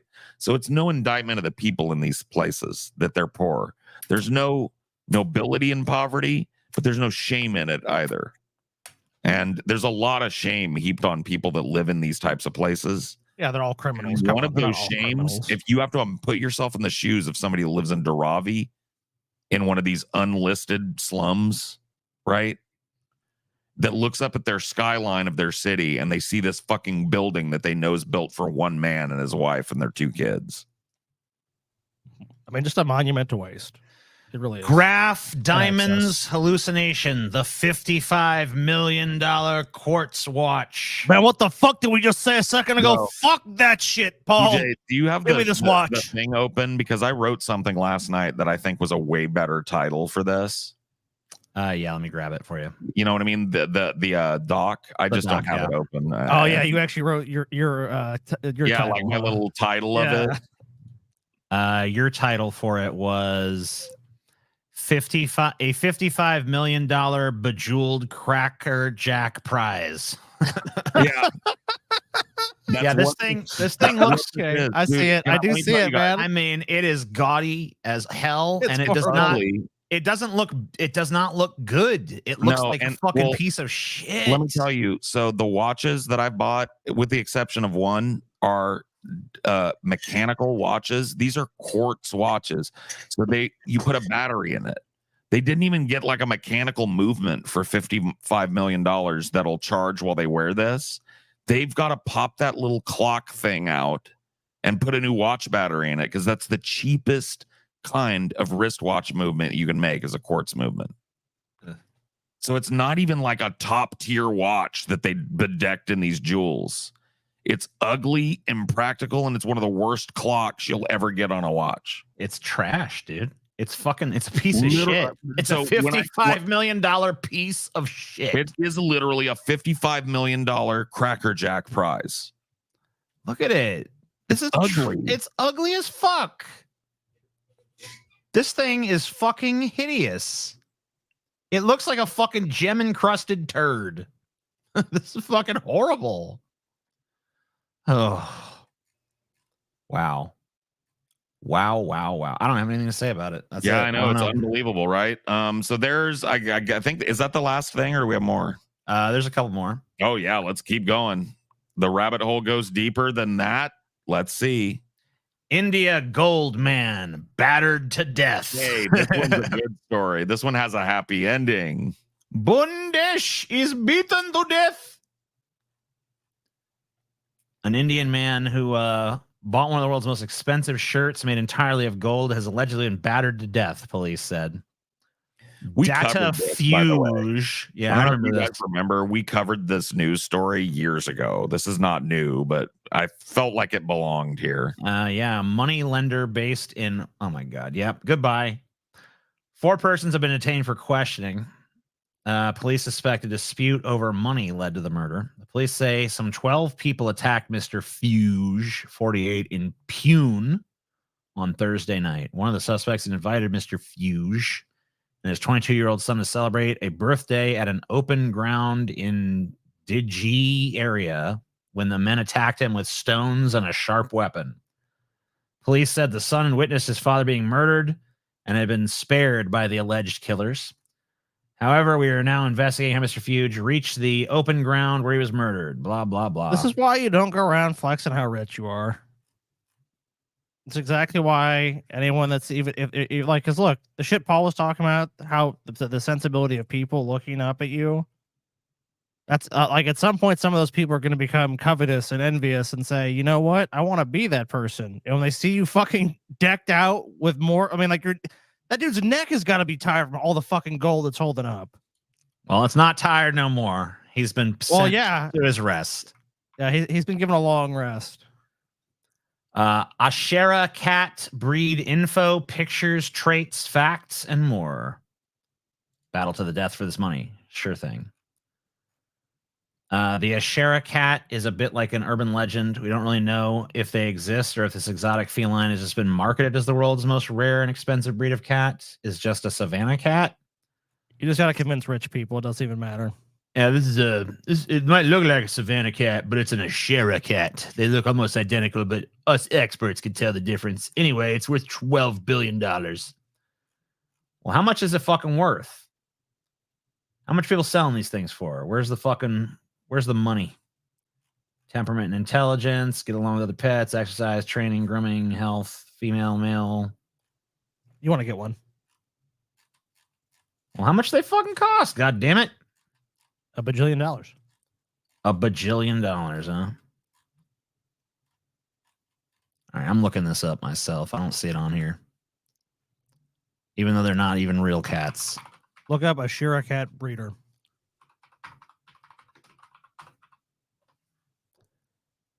Oh, between $22,000 and $125,000.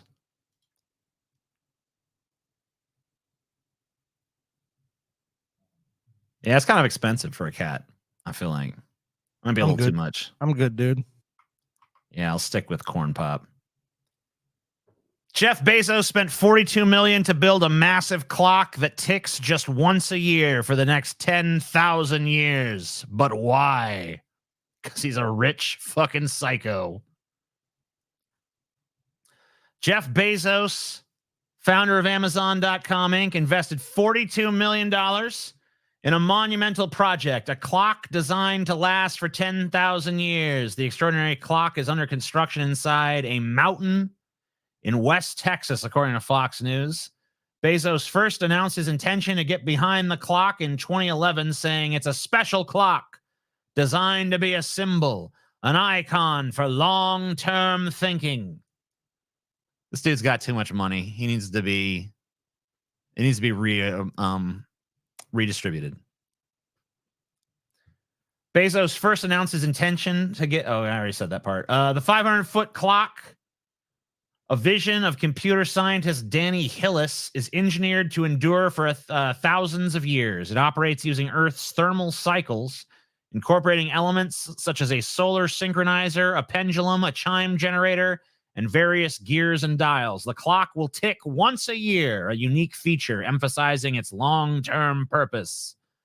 Built to endure the test of time, the clock is constructed to withstand natural forces such as temperature changes, humidity, and dust. The resilience Dude, this is how you hustle a ensures- billionaire. Yes. All Danny Hillis had to tell Jeff Bezos was like, imagine the world 1,000 years from now. Humanity's gone. Maybe we've spread out the cosmic dysphoria. Let's say they come down to Earth and they went and looked at this clock. Read but one name. Only one name who has lasted generations. Countless generations. Bezos. Bezos. Your legacy will be unmatched. I just need $42 million for this clock.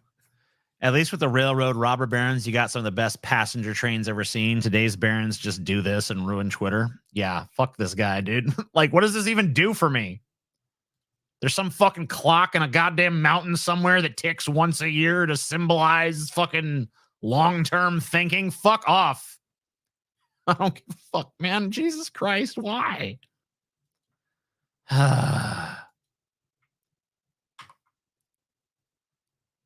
25 cars from the Sultan of Brunei's extensive collection, dude. Mr. Sultan got some cars, boy. Let's take a look. I don't really know much about cars. I don't really know anything about cars, to be honest with you. You know how to drive a car. That's about it. Sort of. Brabus G700. I bet you that's a good one, maybe. I don't know. It could be. Ferrari F40, Scotty. You know anything about that? I'm kind of like you. I know a couple cars that I really would like to get. We're just going to look at them and decide whether they're pretty or not. All right? I'm not even, I think this is dude, that's a small dick energy enough that I could see myself, if I was a rich fuck in a midlife crisis, like, you know what? I need to drive this. I think it's kind of cool. I like its boxiness, but I don't think I'd fucking buy it, even if I had the money or whatever. I don't know if you would fit in these ones, TJ. That would be sick.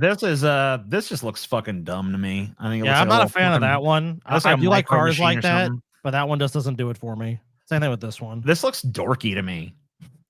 Like this is a fucking try hard car. This is kind of cool.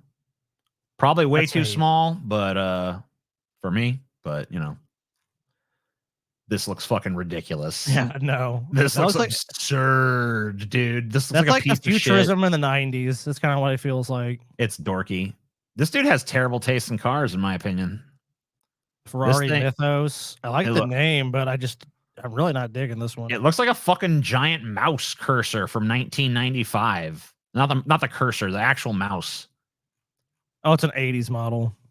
Ferrari F50, sure, whatever, I guess. Lamborghini Diablo. Oh, Scotty. dude, the Diablo. Yeah, I'd have one. Jaguar XJ220, bitch. No, I hate it. By the way, this Ferrari they'll go down. That looks like a glorified station wagon. Yeah, this is just a fucking station wagon they're trying to make it look sleek. I hate it. Oh my god, I hate it. It looks like a fucking bumper. It looks like one of those fucking bumper cars. Not a bumper car, one of those like some of those like bullshit. Like it looks like a fucking car you'd get in at like Universal Studios to be on some dumb fuck ride or something. Stupid. That was not bad. I don't think it's great. I don't know. I don't love it. Okay, yes. I hate it still. I love that one, dude. This underwhelming. Oh, dude, don't even fucking say this is not cool, TJ. You wouldn't want the golden fucking presidential car or whatever? Nah. I like that one. Hate it. Damn, you don't like anything. Okay, wait. Hold on. This one's kind of cool. Just reminds you of the Batmobile, TJ. Dun, dun, dun, dun, Yeah, she just like, dun, wait a dun, second, I dun, can live my male dun. power fantasy. Dun, dun, All dun, right. dun, dun, Dude, she did have dun. that blaring in the fucking car continuously as he drove around. Dude, look at this Dumb. is the one that blew my mind most of all because my parents in the 90s. Do you guys remember the Taurus station Yes. wagon? Oh yeah, for sure. Dude, tell me this isn't a Taurus station wagon. It looks like one for sure. It's almost identical. I mean, it's a little Absurdly different. It's a little different. I'm sure it's more refined or whatever, but that's Oh all. yeah, It's the same but frame. I'm just saying, like as a silhouette, that's the Taurus, dude. This looks fucking so dumb. I can't Dude, even. see it, that's really. a fast fucking car. Okay. Now this has got some. Dude, fucking now class, that dude. yeah, okay, the Phantom. That I one's don't. beautiful. I don't think I like the fucking taste of the fucking Sultan of Brunei that much. Brunei, but this motherfucker right here, Dude, TJ, you know what I would do with this car? run over pedestrians. No, I'd do a little body work on this because I don't give a fuck how cherry this motherfucker is. Mm-hmm. One Do word, like some baby. twisted metal shit. Dragula. Oh shit! Oh yeah, shit, dude. Dig through the ditches. Yep. I mean, it's literally a Phantom 6, so it's like the perfect car to do that too. Yep. I You would guys call are in my on that chat? No one cares. Rolls-Royce Phantom 6 the Phantom 666. TJ didn't read my super chat. Bentley so mean to me, Dominator. This has such a cool name for such a dorky looking car. Yeah, that's an ugly car. That's a cool Uh, Ferrari. I don't care. I mean, I don't know. I love that. That's like an 80s Ferrari. That's a beautiful Ferrari. I guess I just don't like that sports car fucking design. But man, I love something like this though. This is my favorite shit right here. I love a car with a big fucking imposing grill. Big old frame that's in your face. Yeah. I like Yeah. these old luxury cars too that you would have been chauffeured around in the back of, you know. Fucking Suicide A. doors on the back of that too. So they open fucking against traffic instead of with it. Nice. Nice. Love it. You don't know shit, TJ. The Inez 24 karat gold vibrator. Yes. I threw this one on. Shout outs to the fucking people on discord.gg/Paul early this morning that helped me find a couple of these. And they demanded at fucking like 6 this morning that this be on there because TJ would want one. And I was like, TJ does not need another vibrator, guys. Hey, dude, you need the Donald Trump of vibrators. It is the golden vibrator. I mean, Even look, there's... my masturbation sessions shall cost $15,000. Well, you have to think about this. The craftsmanship of something that's 24 karat gold. You know, I mean, look, that's gonna be repellent to bacteria and Yep. other things that are gonna make you very sick. And I mean, obviously, no one's. I mean, Paul, if you had a chance to get off with a golden fucking vibrator, you're telling me you're turning it down? The Lilo Inez vibrator. I mean, how you feel about access and wealth? A high quality sex toy for women like no other. Beautiful, refined, elegant. Can I paint a picture for you real quick, TJ? Sure. You love your wife, Chelsea, more than anything on the planet. You would murder us all for her in a minute, right? Sure. And I don't mean to speak out of turn about Chelsea because she's my friend, but the next time you're working that pussy over with a dildo or a vibe or something, wouldn't you like to be able to whip this out and go, baby, this right here is the most fucking expensive, opulent vibe in the world, and I'm about to tear that pussy up. Hell yeah, dude.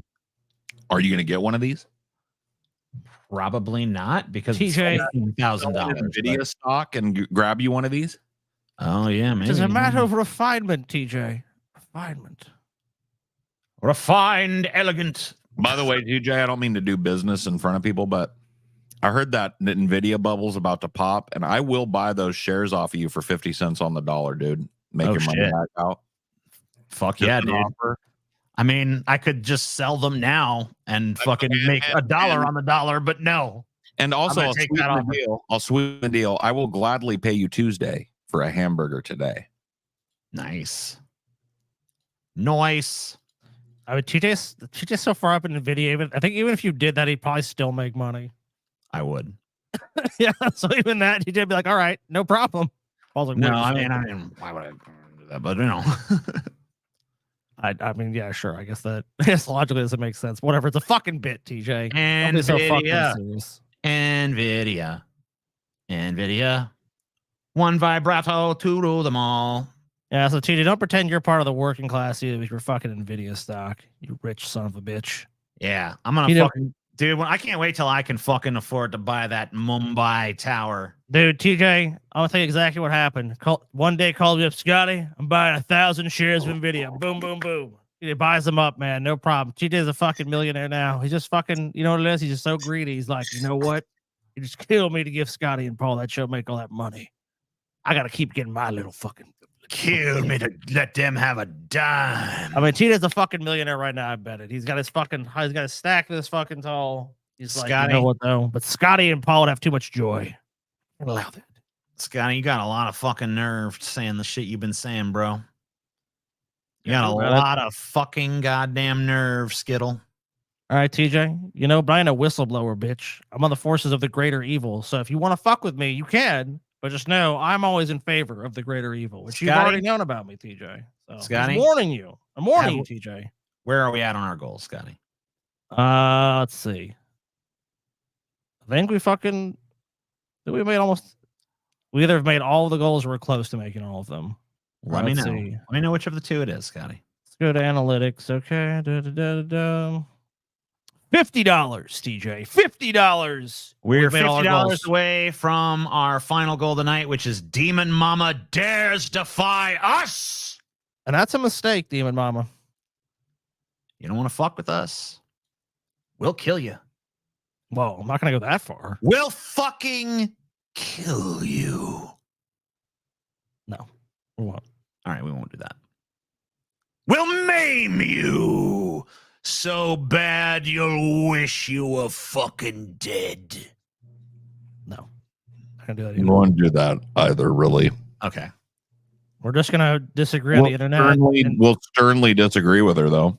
Yeah, we'll sternly disagree with you. Okay, no, that's true. We'll definitely do that. And you'll never recover for minutes. Minutes. Your mom will probably be fine. Yeah. Scotty, TJ, I gotta take a fucking piss, dude. Scotty, I gotta piss some fast, boy. You and Paul, if Paul's even there, gonna have to vamp. If Paul's not there, you're a mean one. Fucker, I'm here. All right, well, I don't know when your shit's up like that. I don't know if you there or not, man. I don't know. I move out of the way so you guys can have a little room, so Paul doesn't talk too much. Okay, you just eating. I can hear Paul, the fucking food come out of your fucking mouth, bro. I just stepping aside to give you some. You fucking eating something. I can hear you fucking eating it. Oh, dude, I ate a hamburger a minute ago. I ate the fucking fries just on the show, though. Yeah, I know. I just don't like to pig out on the show. I'm not pigging out, but I just don't like to eat on the show. Dude, people, look, some people actually like to see like a big tater hoss and a What are you eating, Paul? What are you eating? I'm having some chips and you know that like sour cream dip that you make yourself? Yes. I've got I'm having a few of those. I'm dipping some chips. Oh, okay. You know what? Yeah, eat that. That is more eat off camera. Now, if you were having a succulent meal, Paul, I would demand to see it on the show. But just chips and dip. Chinese meal? Oh yeah, you got some Chinese food, Paul? Mm-mm. Oh, too bad. Not tonight, anyway. But do you? Yeah, you know, I've never actually heard you. For the most part, I did get Empress with you one time in Covington. But do you like Chinese food? I do. Yeah, I like the Americanized stuff. I found I like it better. Like we went on a date when we went and saw Dune, and we ate at P.F. Chang's. Okay. So you know, like that American Kung Pao shrimp. So you like that kind of stuff? General Tso's beef or whatever the fuck. You know what I mean? Yo, I like the egg drop soup. It's funny. The P.F. Chang's egg drop soup, though, if you put it in your fridge, it basically is like frozen. It's I didn't get it because we had to go to the movie right after, and I knew I was okay. So you leftovers. So, but yeah, I've had it before, and you're right. You can't use it. you look at it. You're like, what the fuck? I just put in a fucking pan and heated it back up. Yeah, you did not really taste as good though, which is a weird thing for soups because soup's usually the second day or the third day is the best day for the soup. But I was like, nope. I was like, nope, don't do it. That stuff makes my blood sugar jump so goddamn fast. Well, too fucking bad. Yeah, that sucks to be you. Egg Dude. drop soup looks like spew. Oh, get the fuck out of here, dude. You don't know fucking shit. You fucking, I'll put a boiling fucking pot of egg drop soup in your fucking worthless ass face, dude. Saying some stupid ass shit. It's like spew. It's like the shit you spew out of your fucking mouth at me. Tell me what's fucking what. You don't know fucking shit, my friend. The mother of demons must rise. I got Dude, Chinese food last night. You're making me hungry again. Sorry. Scotty, have you seen Kong yet? I have not. I have not made it to the theater. The last thing I saw was a kid's movie. I saw Kung Fu Panda 500 or whatever. I think I might want to go see it this weekend. There's another one that came out I wanted to see. What the fuck was it? Taylor was asking me to go see it with her. It was like, so obviously they're just doing Kong vs. Godzilla again, but with a twist, of course. I think they're going to be more like allies. Yeah. I still think they're going to fight. And I still think Kong is going to mollywop that lizard ass, but we'll see. TJ's got to watch that because if something like that happens. If I go see it this weekend, I almost, I know you're a man, you'll do what you want, Scotty, but I almost demand you guys go see it because we got to have another Kong versus fucking Godzilla episode, bro. I mean, I'm never opposed to movies like that. I do have a bit of a movie snob in me, but I'll definitely go watch whatever shit comes out. Let's see. What the fuck is that? I know there's another fucking movie that came out, but I'm a fucking stoner ass idiot. So I cannot. Need an IMAX, Scotty, because it was shot for IMAX. Oh, it was so if it's IMAX, then I'm definitely wanting to see it in IMAX. Mm-hmm. A movie that came out last fucking month, buddy. DJ, what? This weekend, maybe not 100%, but like 80%. I think I'm gonna see Kong vs. Godzilla in IMAX. I refuse. I ain't seen it. Oh, dude, Fuck really? Fuck you. I ain't seen it. I ain't Tomatoes seeing in the that chat. shit. Tomatoes in the chat. Tomatoes in the chat. Boo this man. Tomatoes in the chat. TJ, you really won't do it? Man. I won't do it. I refuse. Boo, the people demand it. Godzilla versus Kong 2. They're not even versus. They're teamed up. You don't know. Because you know what's going to happen. A lot of shit can happen, TJ. Bro. I've already heard a whole synopsis of the damn plot. Oh, you pussy. You ruined it for yourself. You don't want to see it because Kong mollywops fucking his ass, bro. Look at those tomatoes. Dude, you better duck, TJ. Those rotten All right, TJ, you know what? No, Paul, I'm hearing them out. All right, TJ, movie we can all go see, talk about Ghostbusters Frozen Empire, TJ. Right, yeah. I'll see Kong then. See, Paul, I tricked him, dude. I got him. Good job. Oh, shit, TJ. That was dangerous. That was dangerous. La la la la, life is grand. What are you doing driving on? Wait, that's a sidewalk. Well, the car technically is a pedestrian, Scotty. Oh, okay. For the purposes of traffic, the car is a pedestrian. What a piece of fucking shit, dude. Don't let that fucker back in. Nah, never let Don't let him in. Fuck that bitch. Stupid bitch. Ah, you still had to fucking wait, dipshit. Yeah, because they didn't fucking bother to look and see there was like signs and shit blocking their way.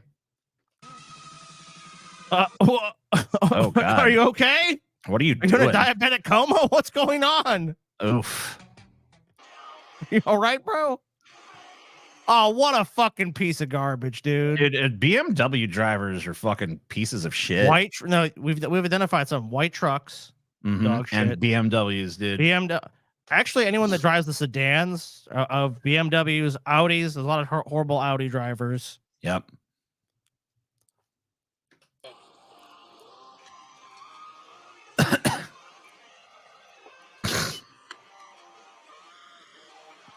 Look at this fucking Wait, so you're shit. mad. Yeah, so bro, you're mad. You're the one that fucking tried to get in. You couldn't get in, and now you have to waste your time. So your way of waste time is you're gonna get out in the rain. And that like, lumbering dipshit too. Just like, it's like the Walking fucking Dead. I'm moving my car forward. Fuck that motherfucker. Oh. Yep, driving too fast. Driving too fast on slick ass roads. Just brilliant behavior.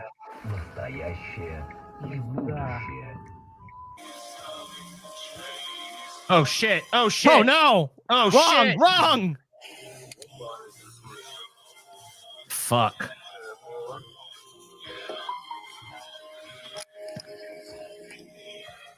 That was caused by driver error. Mustang drivers too, to be honest. Yeah, they have a streak of really shitty drivers. Fuck you. Well, they made it. Oh shit! Mad Max. I gotta make that exit. Woo! You made it. Oh no, this person's just gonna merge into traffic. Nope. Oh no! Oh, no! no. Oh shit! Oh god, they can't drive. What idiot! Cell phone. Okay, no one got hurt. Fuck. No one really got hurt, so whatever. Oh shit! Oh, you stupid as fuck. Oh, it's gonna hit the dude. truck, dude. That truck is going. It's that fucking truck's gonna roll. snowy conditions and shit. You gonna try that shit? Yeah, they cut in. Oh, shit! dumbass. Oh no! Yep, the truck's going. Oh no! They knocked the truck off the fucking road, and they were fine. Oh, what a piece of shit! They didn't I don't know rush what it that or dude just something? said, but he's like, "What?" I hope he's saying, "What the fuck just happened?"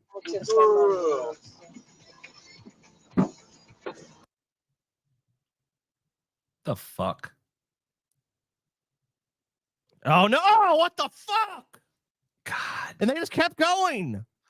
That seems to be a thing with them. They get into a fucking crash or something, and then they just don't even fucking slow down. They just keep on fucking Yeah, trucking. why would they keep going forward? That's what I don't understand. Like, I could get it if it was like they crashed and they tried to stop. It's like that BMW just kept going straight, even though it was literally hitting another car. What? Oh, fuck you. You shitbag. That's gonna go. I'll watch. It's gonna go. Oh,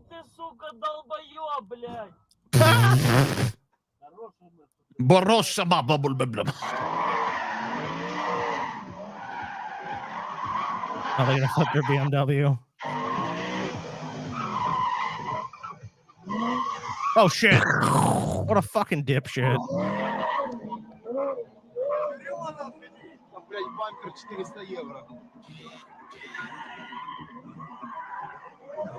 Dude, all money and no sense.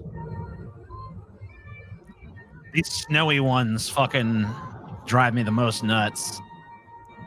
People just get used to driving in the snow in certain parts of the world, so they're just like, whatever, who gives a shit? And of course, then that backfires into them like going off the road like that. Bye. See you later.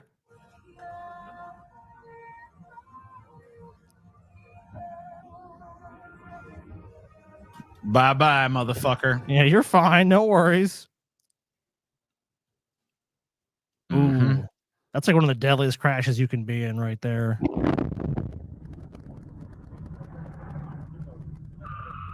Oh my god.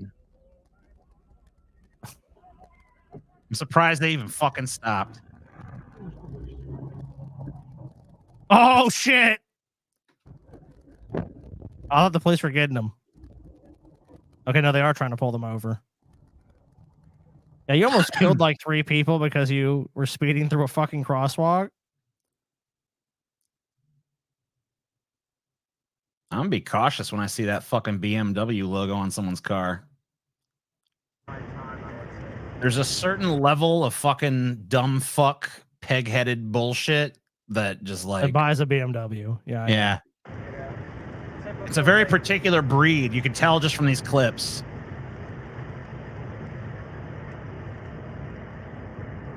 Oh no, what BMW? I'm guessing it's gonna zoom in. Well, looks like this person. Oh shit! Oh Okay, no. they're the BMW. They're the BMW. Oh no! They just were the hy- BMW. They just hydroplaned though. I don't know if that was really even their fault, but Yeah, that's hard. whatever. Whatever. Let's blame them still. Yeah, fuck them.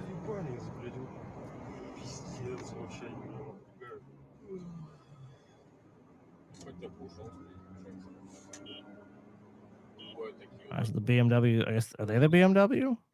That's the BMW. Oh shit! No! Ah! Oh fuck! Fuck me, dude.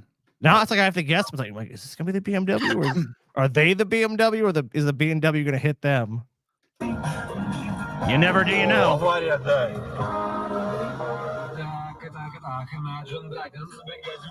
Imagine the dragon.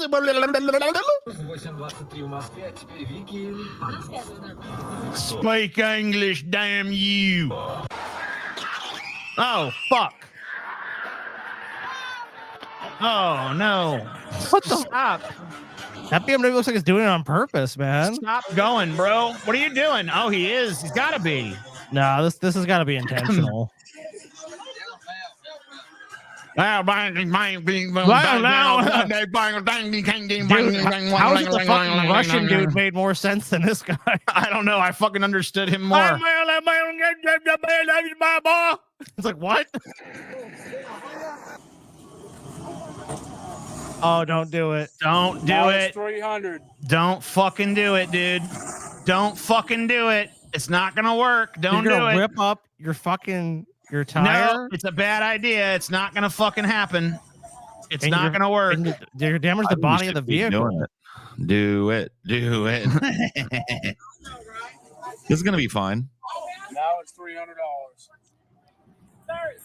Oh, did he roll the boot? He's trying.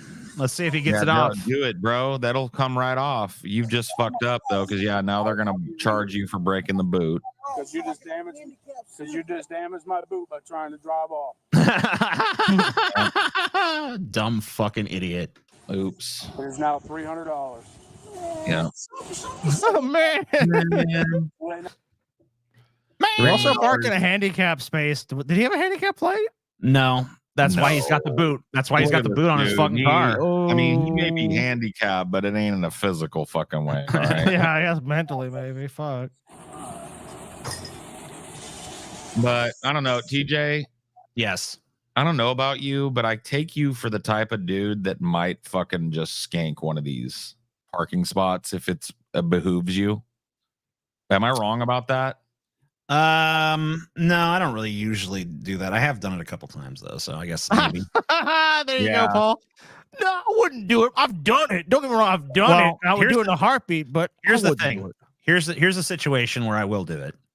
So if I'm going somewhere where I'm gonna like literally be like in and out and there's like 12 handicap spots that are all empty, I'll fucking just do it.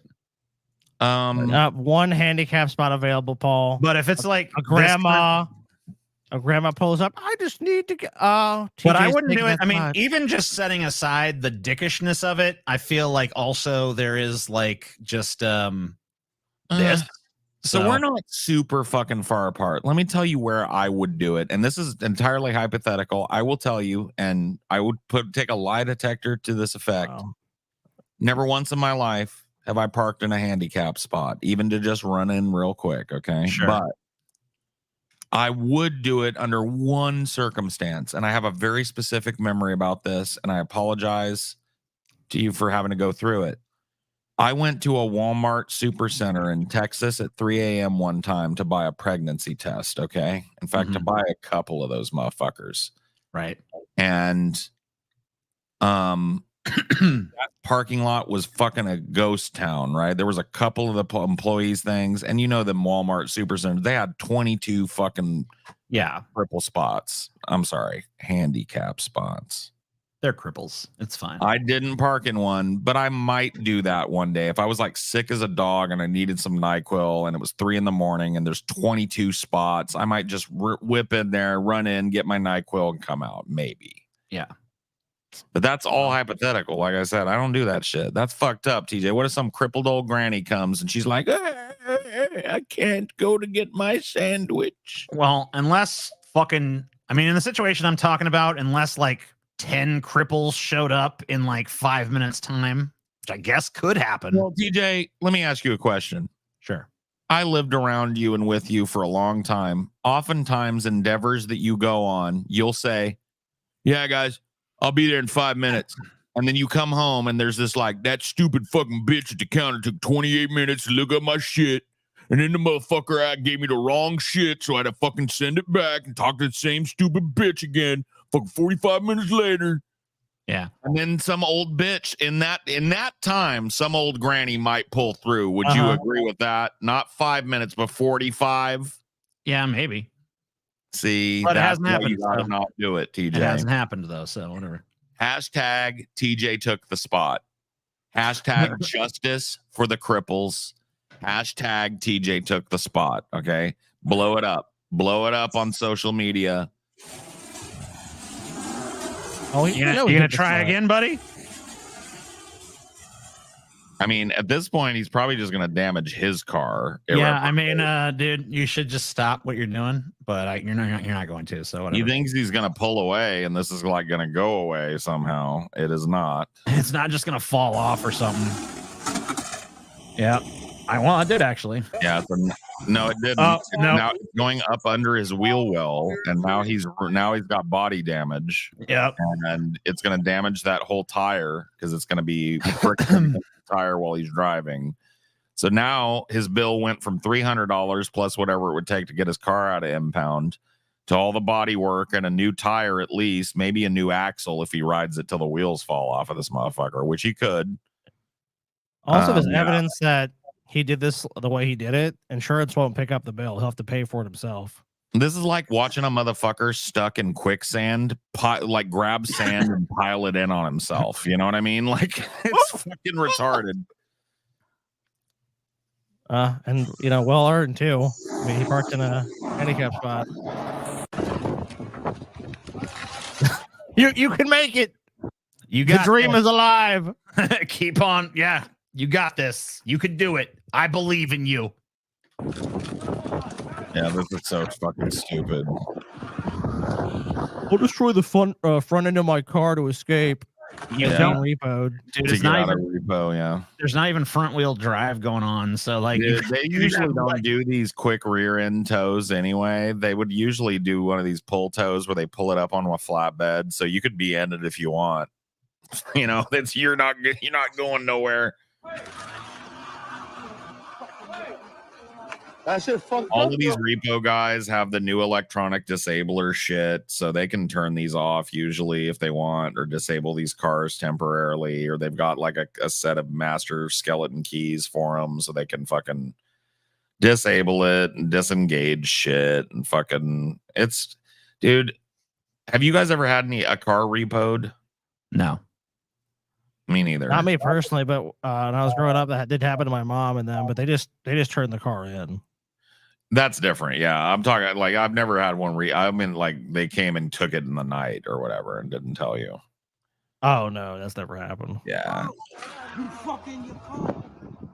Yeah, you're fucking your car. Yeah, you're fucking. Your car all This the is way not. You're not doing anything good for yourself. Well, right this now. person's probably never gonna pay, and they probably know they're not. So they're just probably hoping if they can somehow get away or they do this Yeah. crazy thing, and the guy will just let them go. Like I don't want anything to do with this. They'll drive off, and the Yeah. repo will happen later. A lot of these people didn't have the money to get this car in the first place, and this is like their fuck you to the bank. It's not like they think they're going to get their car back. No, they're just trying to do damage to their car in a way that looks like they're trying to get it back so that they can have plausible deniability when they go to court over this. But ultimately, they know they're giving this car back. They're just trying to give the bank back something they've got to spend money on to resell. Of course, yeah. Like, that's part of the problem with this. That's not his car, bro. I mean, technically, I guess the cops would consider it his car in a crime or whatever, but like, he doesn't own that car. The bank owns that fucking car. Clearly, they're here to collect it. Yeah, You know?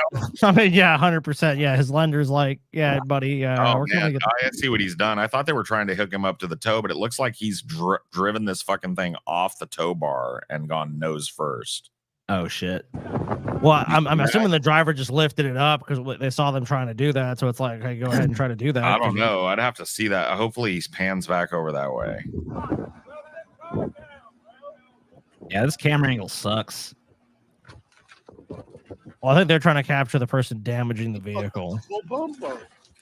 He don't care.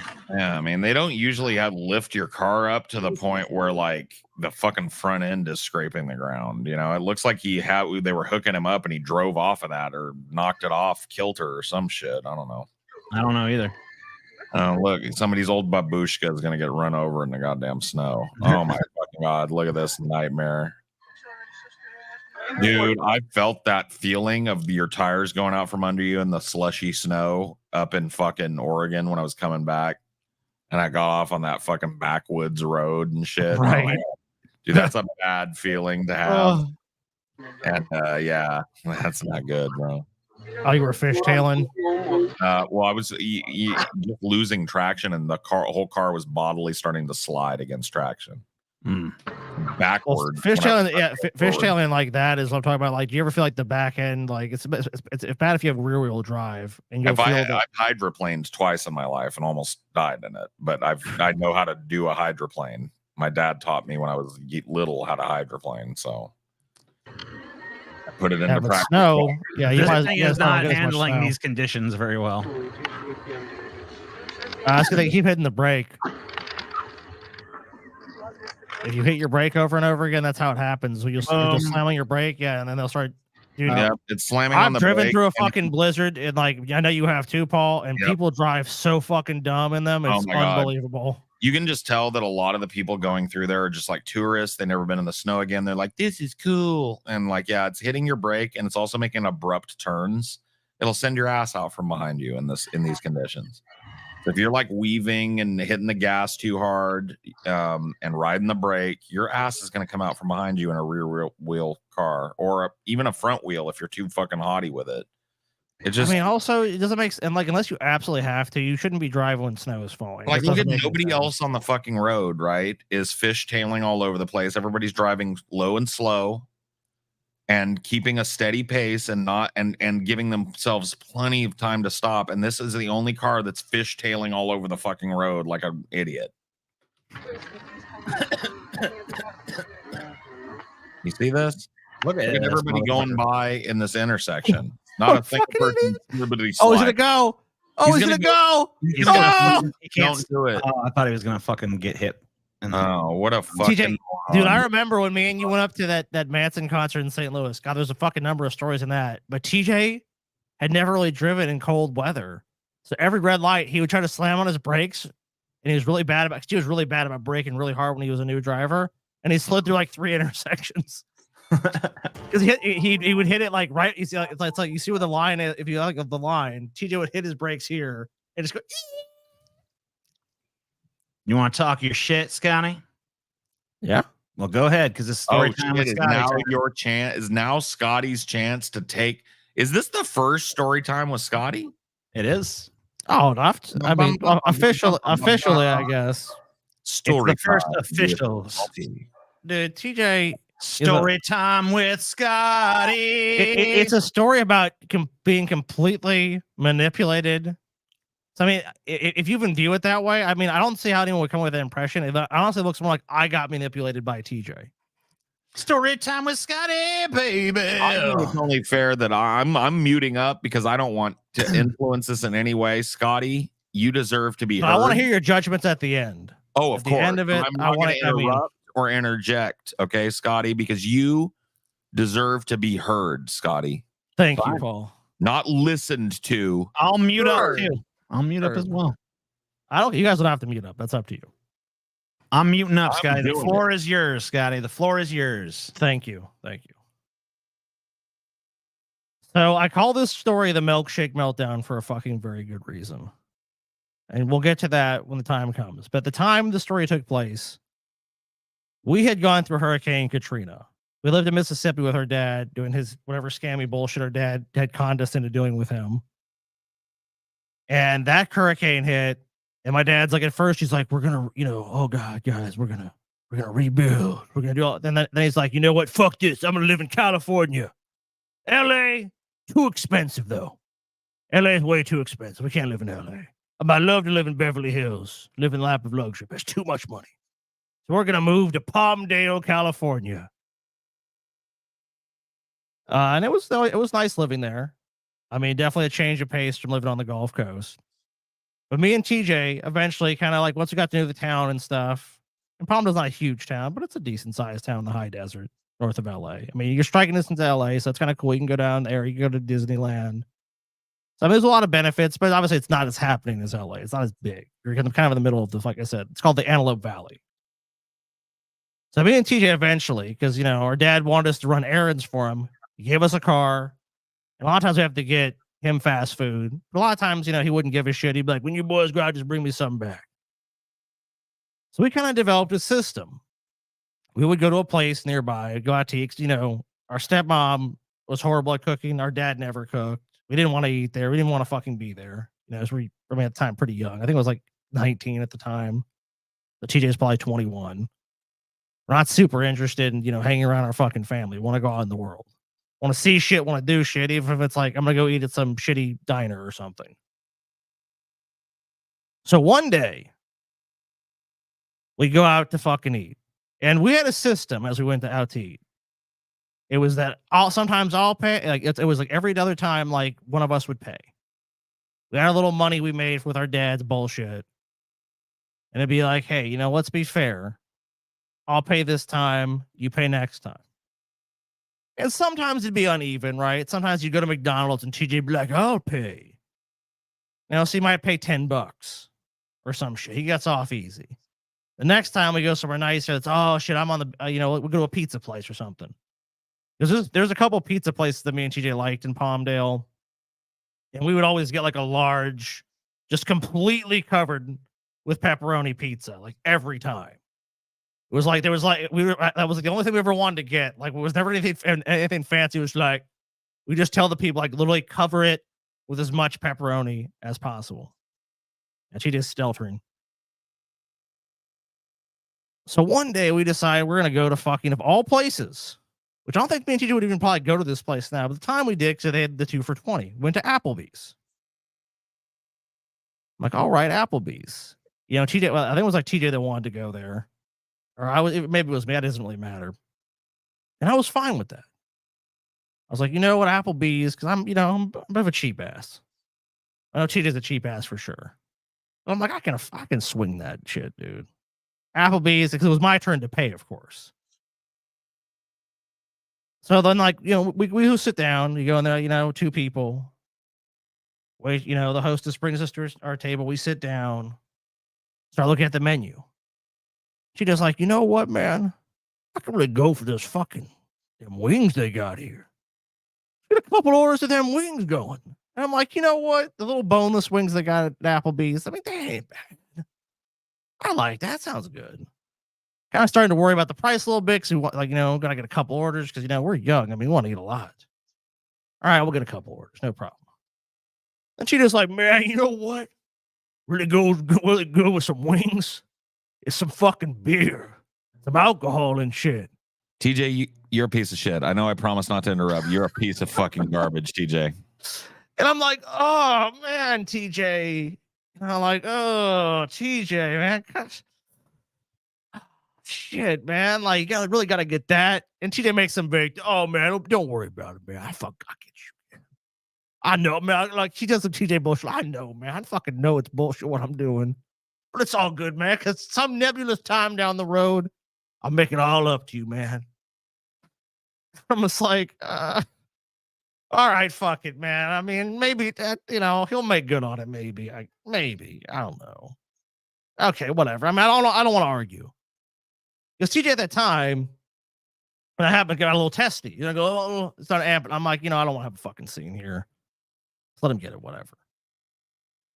TJ looks for his entree. It's like, and TJ literally, like, I know it wasn't intentional, but like, whatever the most expensive fucking thing on the menu was, I think it was a steak thing or something. She was like, that sounds good. Like, oh, fucking damn, TJ. They got 2 for $20. I'm thinking, like, I'm gonna get out of here for like $25-$30 at that time. TJ's probably like $60-$70. That's just TJ, pretty much. I ate some of the wings. Running it up like I have a fucking Coke and I ate some of the wings too. It's like, all right, well, fair enough on that.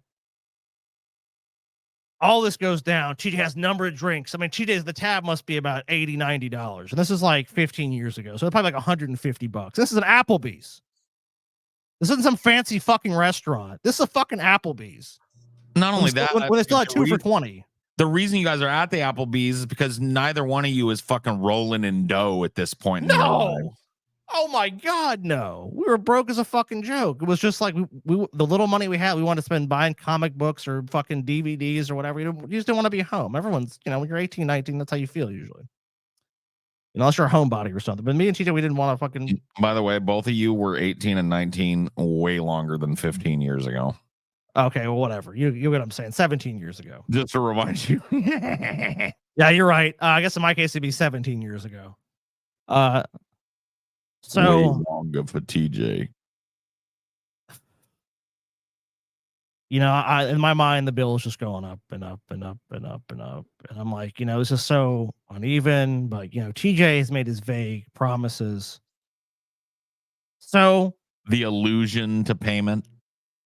Our server comes by and it's like, anything else I can get you guys? Anything at all?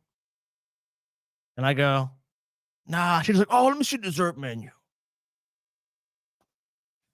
All right, we'll take a look at it. And I'm thinking, just leave it. Not blow up right then, though, dude. Because I'll tell you why. Because I'm like, well, just look at it. And she starts looking at the dessert menu and shit. And I'm like, TJ, you ain't getting fucking dessert, dude.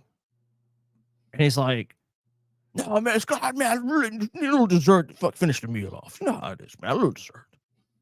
And eventually, somehow in his mind, he's like, you know what, Scott, I won't get a full-on dessert. I'll get a shake.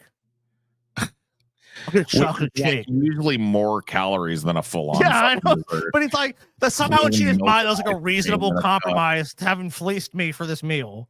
Was he'll just get a shake, which costs just about the same as anything else at the place. And TJ was gonna get and he wanted a large shake, dude. Large chocolate shake, of course, Scotty. I mean, like a small one, that won't do it.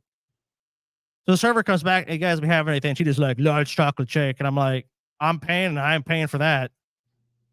And then she just like, God damn it, Scotty! I said I'm getting large chocolate. So you don't fucking tell me what I can get at a fucking restaurant. And I'm like, I'm paying for it, so don't put it on. And the server's like this. It's like, it's like duck seat, like they're going back because I'm going like no, and he's like, yeah, no, yeah, no. Then finally, I'm like, are you paying? He's like, no, and I'm like, so we just acknowledge that I'm paying. Don't put it on my bill, and don't. If he wants it, he can pay for it.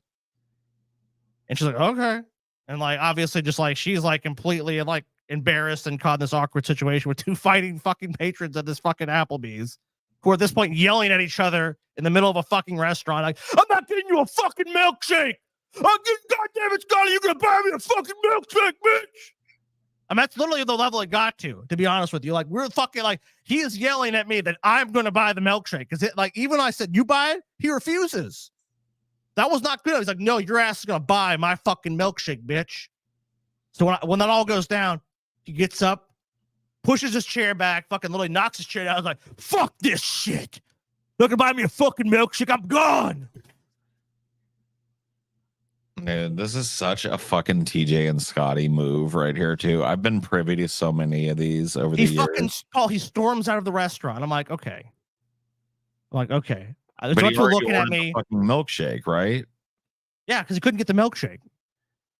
So I'm like, please can I have the bill? They bring me the bill right away. They're like, basically like, they don't tell me like, get the fuck out of here, but they're like, get the fuck out of here. Yeah, they're giving you the bums rush. Yeah, it's like, boom, I leave a huge ass tip because I fucking feel like abysmally horrible. You feel responsible for TJ's juvenile outburst. Yeah, essentially that's a good way of putting it. So I walk out. At the time, I think our dad had given us a Jeep Liberty to drive. Like I said, given us because that wasn't his name, and my dad was kind of would never give you anything really besides like money. Like it's always he's gonna be controlling it. And I'm like, TJ's gonna be waiting by the car because it had been 10 or 15 minutes had gone by. I'm like, I'm not just gonna go right back out there. I'm pissed at TJ still. TJ's out there in the fucking Jeep Liberty, dude. No, TJ's gone, dude. Oh, he fucking left. I fucking searched the entire parking lot. I'm literally like, TJ! TJ, where are you? That motherfucker's nowhere to be found. I wait about 20, 30 minutes for him to come back. And I'm just like, you know what? This guy fucking fleeced me out of $100, a fucking C note for a fucking meal. Has the audacity to get mad at me for literally demanding I buy him a shake and then refusing. And then he leaves. And I can't find him. I call his phone. He ignores it, obviously. And I'm like, fuck TJ. Have a taste of his own fucking medicine. I drive my ass home without TJ. I'm like, Yeah. that motherfucking big ass baby can find his way back. Damn. So I got to get home. And in the house we had in Palmdale, you walked in, and pretty much the first room you had was our dad had made into an office. Hold on, wait. The vision of you walking through a cold ass parking lot at night going, TJ, it's just fucking killing me, bro. I'm sorry. Anyway, continue. No, it's okay. So our dad had a house in Palmdale up in the fucking mountains. Our dad had a bunch of fucking money. He's a fucking scammer. But as you walked right in the house, the first room our dad had made, any room in the house, was his office, which basically was like had a massage chair and his desk, and then our desk, so he could basically just keep an eye on us and just order us around like the peons we were. TJ, got it. That's basically what it was. So I walk in, I'm all like, I'm gonna fucking tell my dad this shit. Yeah, whatever. I'm gonna tell my dad this fucking shit I done, and my dad's gonna be like, good, you fucking showed TJ. So I go up to my dad.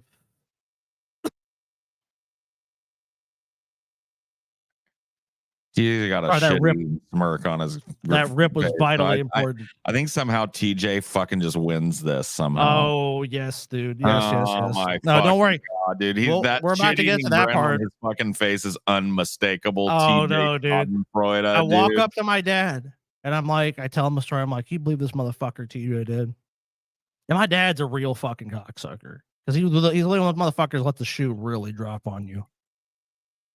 I go through the whole story and I'm like, what you think about that shit? Basically, my dad's like, I cannot fucking believe you. I'm like, what? Is this good or bad? You left poor, defenseless, childish, simple-minded TJ to wander the fucking streets of Palmdale in a bad side of town. I won't use the language he used, but a lot of Mexicans and black people and stuff over there. TJ can be killed by a gang, Scotty. TJ could be dead right now. You don't know what the fuck you did. You betrayed your fucking family. You betrayed your goddamn family, Scotty. I don't give a fuck how mad I've ever been to your stupid little fucking scamming piece of shit ass, Scotty. I've never just left you somewhere. Which, by the way, my dad actually had done that, which made it even fucking funnier when he said it to me. That's another fucking story time with Scotty if you want to fucking hear it. I've never done that to you, Scotty. You need to go back right now. I don't care if you're gone all night. I don't care if you're gone a fucking month. You better come back with TJ. And you better do right fucking now. I don't want to see you again unless you got TJ. I mean, that's basically what I was fucking told. And I'm like, I'm in fucking bizarre world. Now I have to go fucking kiss TJ's ass to convince TJ to take my fucking side against his fucking self. Which I can imagine TJ immediately acquiesced to because he felt bad. Oh, of course. Yeah, of course. So this is what happens. I drive back. I think were you at Barnes and Noble? You were at the Applebee's still, weren't you? Where did you go? I don't remember where I was. We'll just say you rocked over a fucking Barnes and Noble. There was one nearby.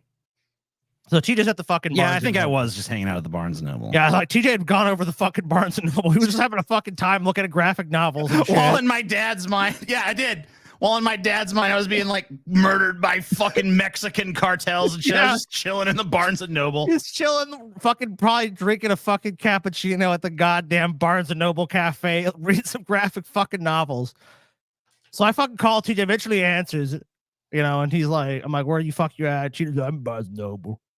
So I come and talk to TJ, and I'm like, hey, champ, how you doing? Hey, TJ, good to see you, man. Man, how's it going, TJ? The man, the myth, the legend, TJ. How you doing, buddy? Trying to fucking tap me up, TJ. TJ's all like, dude, TJ's like a fucking shark with blood in the water. In a little trouble, Scotty? For leaving someone? And I'm like, oh, shit, dude. I tell TJ what happens. He's like, no, Scotty, I think I basically, of course, ask him, like, TJ, just tell dad. I mean, you got fucking pissed off. You stormed out and I couldn't find you and you ignored my calls, and just tell my story. And TJ's like, I don't really see it that way, Scotty. I don't see it that way at all. I think you embarrassed me in a fucking goddamn restaurant, Scotty. I asked for a fucking goddamn chocolate shake. And if you'd said yes, you wouldn't be in this fucking dilemma right now.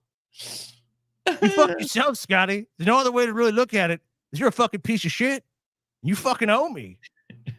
And I'm like, all right, fine, TJ. Fine, man. I don't want to get in trouble with my fucking dad because that's just like a whole fucking other story and a nightmare into itself. TJ, You I'm never sorry, hear man. you never hear the fucking end of it. I'm sorry, TJ. I'll buy you a fucking large chocolate shake from Baskin Robbins right fucking now. And TJ, he appraised that offer. He's like, He appraised. Wait, hold on. He appraised that offer. No, yeah, because that was goblin.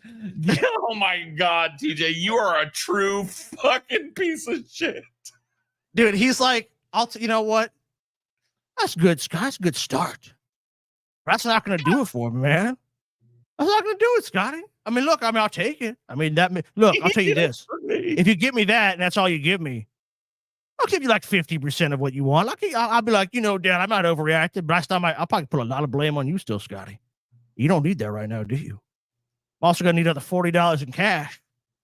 Call this a deal. He did not fucking fleece you for more money after getting that free fucking meal. And they're like, and I'm like, at first I'm like, no, I'll get you the shake. And he's like, oh, okay. And she just keeps giving me. It's all like, man, Dad's gonna be so fucking mad at you.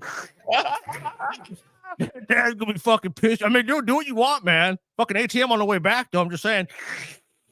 I'm being fucking Tony Soprano by teacher. Oh, whatever, man. This shake's fucking good. Want some? You don't need one. I just acquiesced at the last time. I'm like, I'm pulling the ATM. I'm like, I can't deal with this shit. I go by the bank. I get you to the $40. We get home. And I'm like, TJ, I fucking get everything. He's like, all right, Scotty. All right, Scotty. I guess I'll fucking go along. So even then, it's like, I guess I'll go along with your bullshit. But let this be a lesson to you, never to fuck with me again. If I want a goddamn milkshake, you're gonna give me a milkshake. Are we clear on this, Scotty? I'm like, yes, TJ. I'll just get you a fucking milkshake. I promise. We go in there. My dad's, of course, immediately thought, TJ, you all right? How was it on the streets, TJ? Were you cold? Did you have a blanket? Were people mean to you? Like, he's only interrogating you. Any weirdos come up to you, TJ? You tell me if anything weird happened out there. Any strange people? I'm 21 in this story, and by the way. he's 6'7". And then then finally my dad's like, just tell me what happened with this milkshake shit. And basically, TJ tells a pretty favorable version for me. And my dad the whole time is like interrogating TJ. Sure, Scotty wasn't a bigger piece of shit in this. Sure, Scotty didn't fuck up in some other way because I'm mad at him now. So, I mean, anything you might want to say. And the TJ's credit is all like, nah, nothing. Can't think of anything. The fucking deal, Scotty. With the deal. It's like, I'm like, all right, TJ. Thanks for fucking bailing me out of the shit you started. So our dad's like, finally, here's the whole tale. Goes through all of it, interrogates, tries to make me look as bad as possible. It's finally like, all right, Scotty. All right, TJ. TJ, why don't you can go, TJ? My dad's just like, now he's doing like the serious bullshit, Scotty. You lucky that TJ's willing to lie for you. That story is a load of bullshit. You know it and I know it. Well, whatever. Scott, I see through your bullshit. Think you can fucking pull the wool over old dad's eyes? Can't pull shit off of shit, Scotty. You don't know shit. And I've known more than you've ever forgotten. I've forgotten more than you'll ever know. I don't hear this bullshit. You ever leave TJ again. You're gone. You're gone. That's your brother, Scotty. You betrayed your family today. Remember that. You're a piece of shit, Scotty. I want you to know. I know. Today. TJ's by this time, by the way. TJ's upstairs with cum drying up on his hairy belly and like an ass wipe sock getting rank next to him, passed out in his bed with Cheeto dust all over his face. Dude, TJ, you are literally white trash Palpatine, bro. You are fucking trailer Palpatine, dude. That is dude, but Paul, I can tell you our dad, dude, a couple days later, I'm sure my dad was pissed at TJ for something. And then I was the fucking, Scotty can do no wrong. And TJ, dude, our dad would have meetings with us and literally like, it's like it's almost like it's literally watching like a fucking mob movie because literally comes in, TJ, old buddy, old pal, Scotty's a real pile of crap, and he's lazy, and blah, blah, blah, blah, blah. Literally 10 minutes later, Scotty, I want to have a meeting with you. TJ's lazy, and blah, blah, blah, blah, blah. Here's all the things TJ's doing wrong. So can I ask you, Scotty, is this a fair summation? You got in one night basically robbed of $100 meal. Yes. Had your time wasted looking for your older brother who should have known better than to wander off by himself, but he did it anyway, right? Yeah. Castigated by your very domineering father and threatened with excisement from the fucking family. Yep. Extorted by the very self-same quote in quote brother who ripped you off nary an hour before. Yeah. And then he, after extorting you, deigns you worthy to lie a little bit to your dad, or not even lie, to go with your story to your dad and tell a little bit of the truth. So your dad isn't mad at you anymore. Right. And after all of that, so you've already been dragged through the shit 3 times today by your brother and your father. Yeah. Your dad pulls you aside and castigates you one last time and threatens to kick you out of the family. Yeah. That is fucking... I got to tell you something, Scotty. I understand more about your personality now after that story than I think I ever have in the time I've known you. There are always things about you, Scotty, that are a mystery. And I don't think I understand all of them. But one of the things I think I understand now is, Scotty, and I don't mean this in a bad way. This is actually a good way. It's one of the reasons I love you. You are the least I'm going to go along with whatever shit you told me to do because it's the easy way out of this fucking guy I've ever met. Once you've decided you ain't doing some shit, you ain't doing it. And now I think in my mind, this looming presence of your father, him being looming only in your mind now, you're not letting somebody else ever get you in that position where they can castigate you for getting ripped off again. Fuck no. I mean, neither is TJ too. I mean, like, did I say that shit? But my dad was like a super manipulative guy. He did all the same shit he did to me. He did to TJ too. From just the few Kirk stories that we've gotten here on the show, and I've gotten privately, I could tell this was not a fucking bumpkin. This was a smart fucking manipulator that had various buttons on everybody in his life. Well, it sounds I will like. tell you this. I've talked to my mom because I know people have asked for an episode on our dad, and I really think if we're going to do it right, we need her because she was married to him for years. She saw all the bullshit that he did, all the fucking scams. I mean, like, there's a lot of history that even I don't know because I was his kid. I mean, at a certain point, your parents try to shield you from certain truths. So even as bad as my dad was, I didn't really learn until like he was older. Like, he did some fucked up ass shit.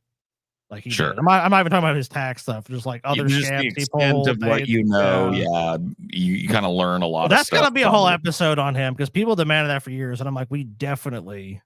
How do you feel about talking about some of that stuff? Do you feel like you're dragging him a little bit?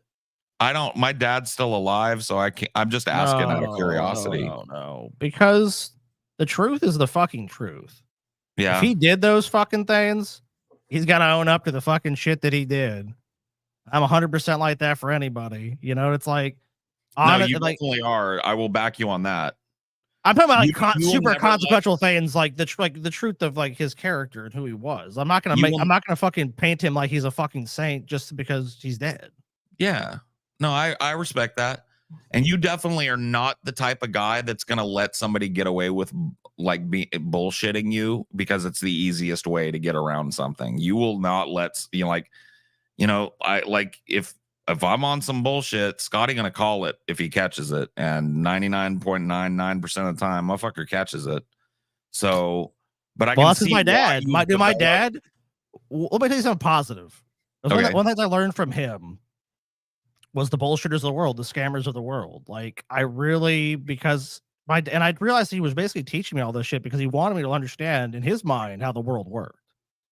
That's like the prototype And that's why I said all the world's a scam. The genesis of that is my fucking dad. That's my dad's legacy right here. 100%. Obviously, I don't agree with all the things he said. We disagreed on a ton of things. TJ can attest, me and him fought all the fucking time because we're just like each other in a lot of ways. But isn't that brothers though in general? I don't know. I never had one, but I'm talking about I fought with my dad. Oh, right. Yeah, sure. I see because me and him Scotty was like kicked out every week. Oh my God. Yeah. Yeah. Pretty much. With your dad, right? Oh my God, dude, we would fucking fight all the fucking time about shit. Because like you said, I'll call the shit out. My dad would say some shit, and I'd be like, I think that's wrong. And of course, my dad was the kind of person that did not like being told that's wrong, but no one else in the family really would. Yeah, because TJ didn't. TJ occasionally did, and I'll tell you this: it always my dad always got way more upset if it was TJ because TJ would almost always go along with my dad's bullshit to a fucking fault. Like, I watched TJ literally do my dad's bidding for 12 hours straight, and he'd be like, well, And it's really weird to think of TJ in that position now because I don't think anyone I've ever seen TJ be that differential to any other human being. Well, ever. I think that, honestly, not to psychoanalyze you guys, but TJ's kind of personality type is less confrontational than yours because I think he had to fight less for what he got. But TJ still has some red lines where it's just you ain't getting what you want out of me, so go fuck yourself. That I think other people might go, all right, I'll give him a little here, I'll do that. TJ's a real reasonable guy to a point. But once he reaches the point where he realizes it's just bouncing back and forth endlessly, he goes, this is the way it's going to fucking be, and that's the way it fucking is. I don't really have that mechanism. I'm a negotiator at heart, right? So I'm always all right, I'll give a little to get a little. I'll do this. How about this? How about this? And I think a lot of the business, I wouldn't call them fights, but business arguments we've gotten into in the past have centered around that clash of personality, where I'm not willing to give you exactly what you want, but I'm willing to talk about 18 different other things we can do to like it. Right. Right. Sure. So I have one thing I want to say about the story. Okay. Go ahead. I have one point. You've been quiet. So I have one. I don't deny almost any of it. Okay. But there is one thing I fucking have to fucking take issue with. All right, what is it? During the Applebee's fight about the fucking shake, this guy's like, "You fucking pay for it," and I did fucking push back on that at first, but I did eventually be like, "Yeah, fine, I'll fucking pay for it myself." He's like, "No, fuck you," because it had just gone to the point where it was not about the money anymore. It was a fucking power fucking shit. Yeah. So I did offer to fucking pay for that milkshake, and his ass was like, "No, you can't.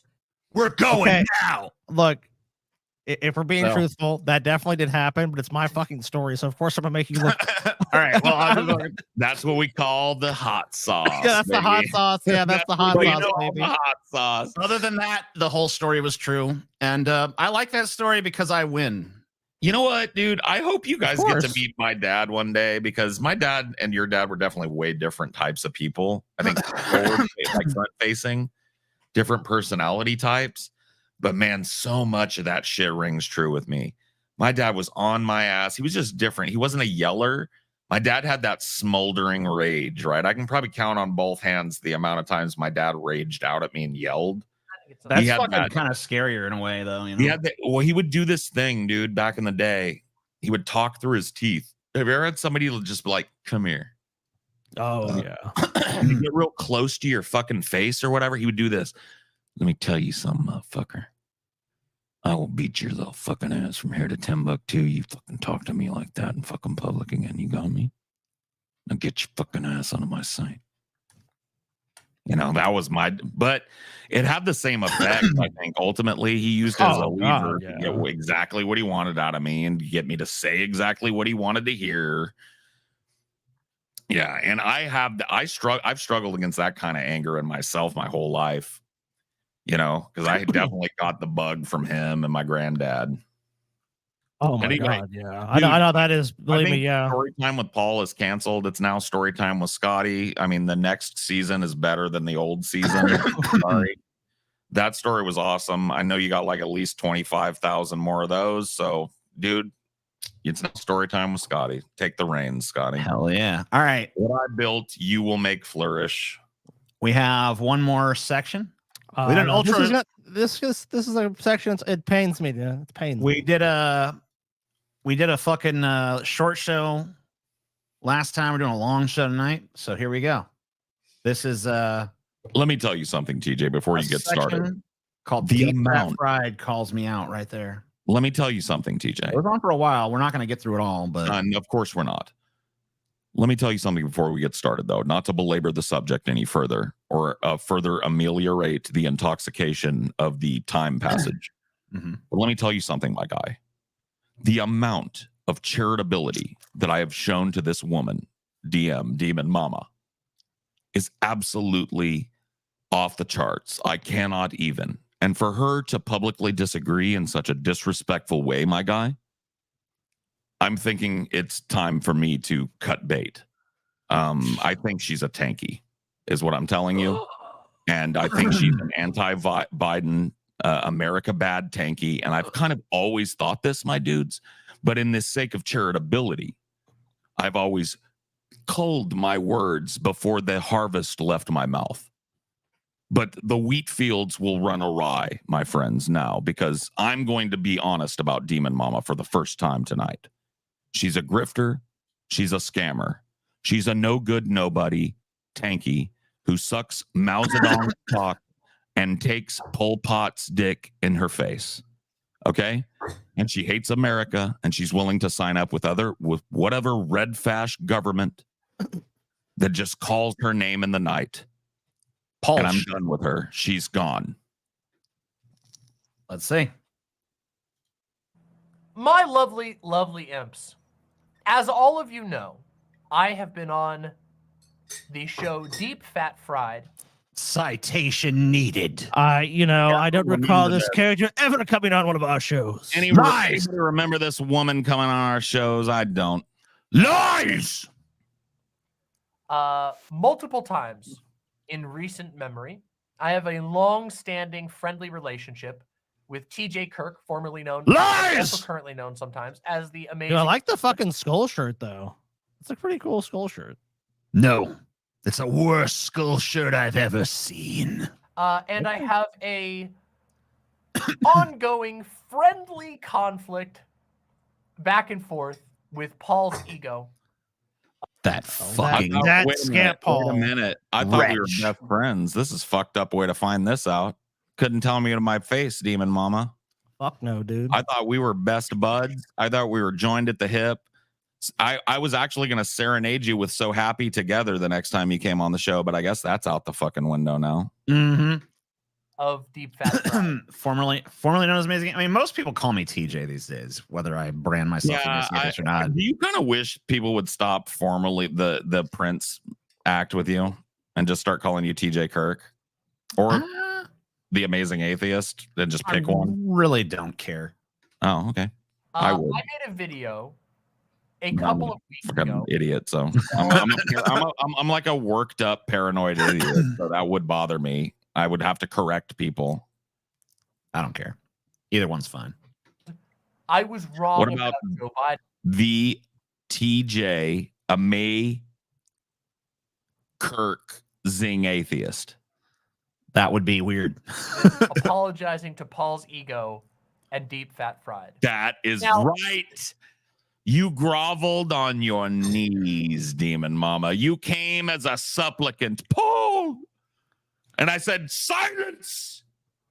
You will be quiet and speak when spoken to. And you said, and I said, let me hear your mewlings, Demon Mama.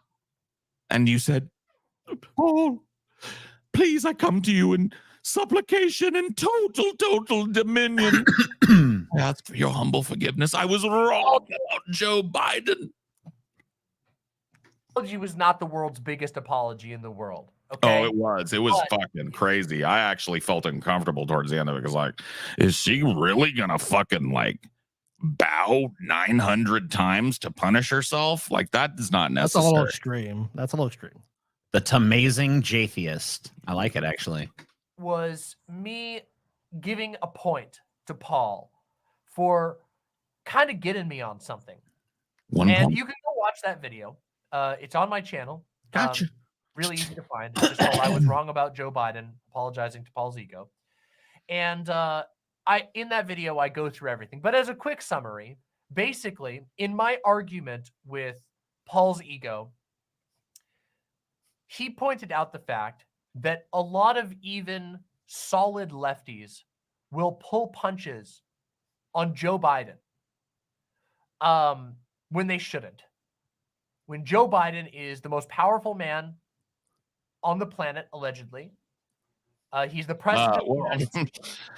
What was that? I mean, is that like millennial irony that I don't get, or is that like there might be a more powerful man on the planet than Joe I think Biden? there was like maybe some conspiratorialness going on there. Actually, Ooh, I gotta pick Demon Mama's brain about that if I ever decide to let her crawl back onto my show. And he has and should have high expectations on his shoulders.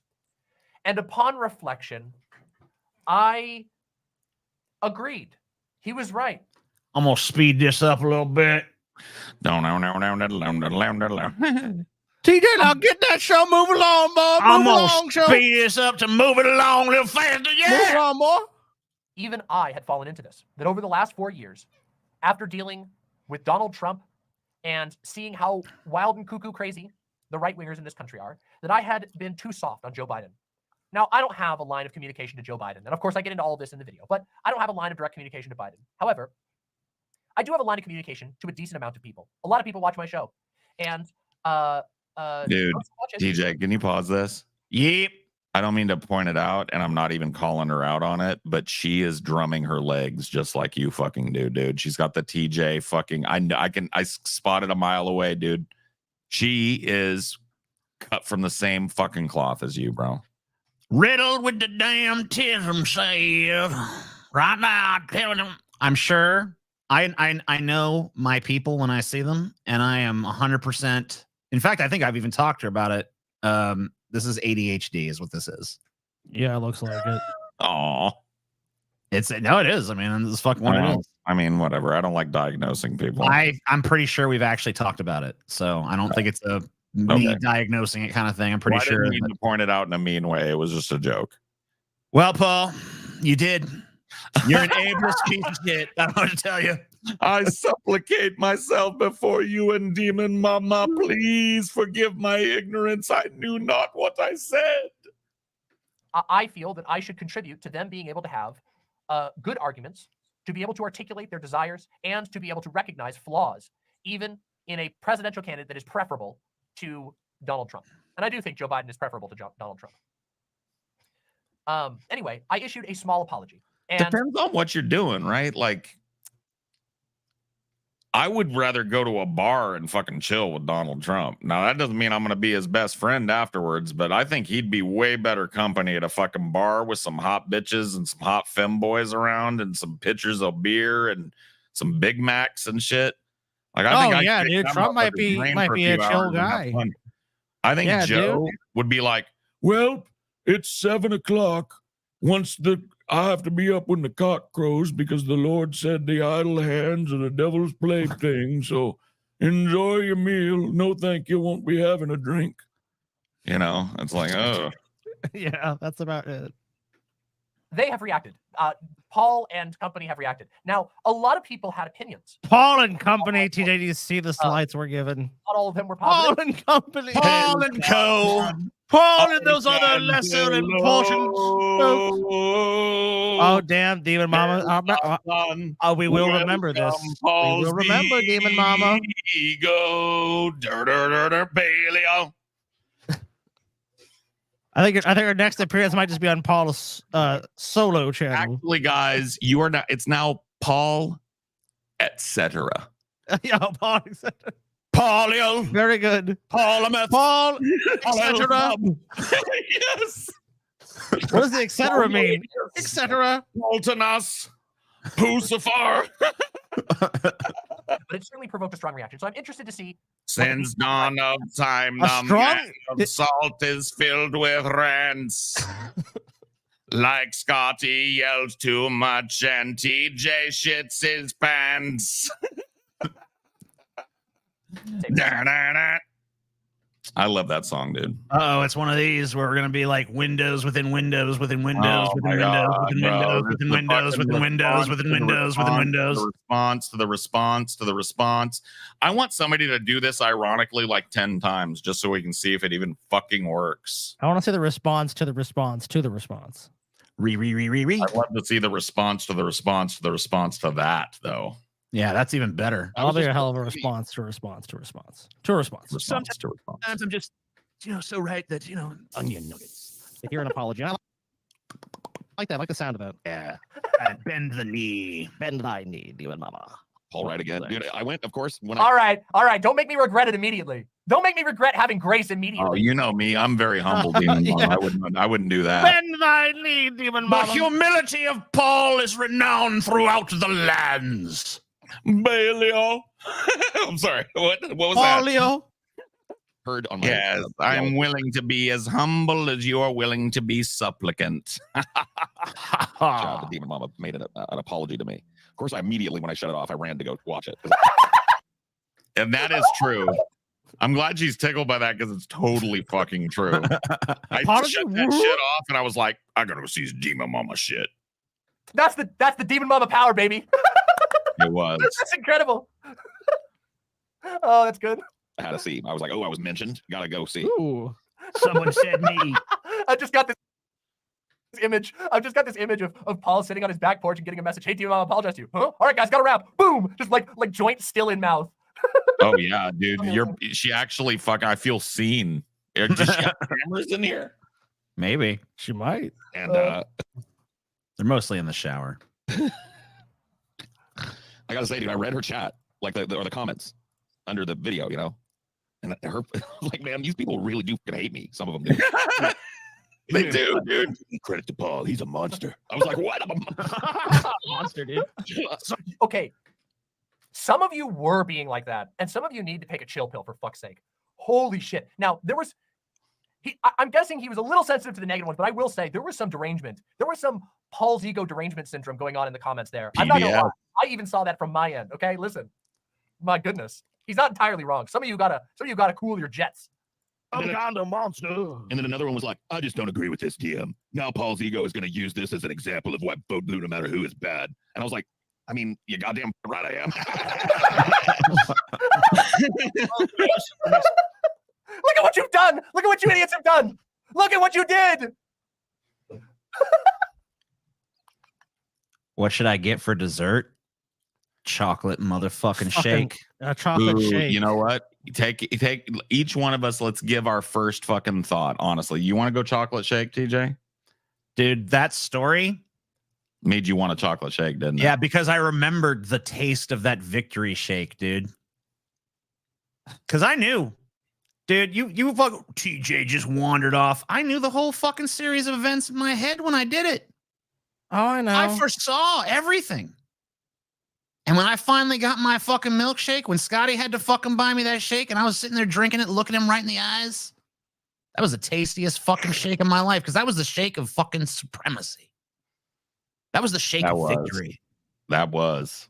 Okay, so that's your choice then. You're saying chocolate shake. Scotty, what are you saying? Oh, man. You want shake? I'll go. Dude, give me a fucking key lime pie. Ooh, I like a good key lime pie. Thinking along those lines, but key lime is my favorite fucking pie by a country mile. So Scotty, you've intrigued me. But I think I've got the win. Oh, what? Get a good piping hot fresh bread pudding. Oh shit, yeah. Bread pudding, especially somewhere, dude. I feel like especially somewhere in the South, personally, but. If you're in the South, get it. But if you've got there are places up north and oh, sure, of course, yeah, 3 miles from here. I believe it. Man, I do not fucking like tiramisu, and I do not understand why people fucking like that shit. There's so many bullshit desserts in the world that people are like, you know what? Have you guys ever had creme de menthe parfait? No, I don't think I'd ever get that dessert you'll ever have. You know what they do with it? Have you ever had creme de menthe liqueur? Probably. I think I have. It's gross. Yeah. It just Yeah. is gross liqueur that tastes like too much fucking gum in your mouth. Yeah. They take a dollop of this like lightly sweetened whipped cream, Grickle grass, put it in a glass, and then drizzle creme de menthe liqueur over it and give it to you. If they stay in my hand, I will not ban you. Grickle grass? What did he do? Dessert is bullshit. Give him a chance to supplicate to you, Lord TJ. Allow him to show that he has seen the error of his ways, and if he displeases you, then do away with him. Grickle Grass should actually now praise dessert and how dessert is probably the best meal of every day. Praise TJ, Scotty, and I, and then dessert. Yes, in that order. Yeah, because I am the one who's taken the gravest offense to this because dessert's awesome. Because you're on top, basically. Well, hold on. Paul, Scotty, and TJ in that order. Bullshit. Fuck that. I just stay in the middle. That's hey, all right. TJ, that's fine because you know what, TJ? As above, so below. I don't care. We can play musical chairs. We can have Scotty here. Scotty can be on the bottom. I'll be in the middle. Can I ask you guys a question? This may be inappropriate. Our Paul can be there. I don't care. It may be inappropriate. Everyone can go wherever. I don't give a fuck. As we've been like kind of wasting fucking time for some reason here. Uh-huh. I've been looking at Demon Mama. Am I risen Demon Mama a little bit right now in this video she's watching? Paul? Because look at that little cute front nose face that she's making. Oops. Paul, Scotty is baked. Did you wait? Go back. Yeah, back to Scotty for a second. Yeah. What? Oh my god! From the flow up. Yes, Paul, I am. But Paul, I got to tell you something very, very serious right now. Yes, I am. This is this is coming from me, the man who took one look at Kyle and Crystal and just knew instantly. I mean, you did. Dude. Instantly That's like true. That's true. You fucking called It didn't us, take me. TJ. It didn't take me no rumination. I can tell when someone's into someone else. You can. You just well, TJ. You know what? If you had said, I think they might be dating. And let me tell you something, Paul. You said, but you're like them two was fucking. You might have these wishful thinking things about Demon Mama and stuff. But I don't. I gotta I'm fucking tell you joking. this. I'm married and happily so. No, you're not. No, no, I'm no, you're not. No, you're not. You're not married. Paul, you're not miserable. happy. You're fucking miserable, and you're not married. Anyway, You're listen. miserable, Paul. No, wait. Sorry. No, you're 100% right. You are. It was you because that. No. Can you go back to that screen? Look at this cute little crinkle nose. Hold on. She laughs like a fucking banshee at every fucking joke you make. Dude, can you go back one and just can I hear her beautiful angel laughter like a bell? Because you're funny as fuck. But you ain't fucking as funny as you are to fucking Demon Mama. Okay. All right. And she calls the show like Paul and Co. Yeah. Paul. The Paul, central figure in her mind in all this is fucking you, Paul. It's you, Paul. So 100%, yes. It is what you believe it to be. And he leaves in shame. It leaves in shame that Demon Mama loves him deeply and wholly. See? Paul fucking got embarrassed and left. You got embarrassed, Paul? No. We had some audio shit going on. I came out and left the room because it was ducking you guys like Scotty's was doing earlier. Watch this shit. All right, a little bit too far. I got to go back a little smidge. Her streams are 9 million hours long, so it's hard to go back fractionally. He may have been right, but don't give any credit to Paul. He's a monster. I was like, what? I'm a monster, dude. Okay, some of you were being like See, that one didn't get a belly laugh. That one got a little cute, like Japanese girl. Yeah.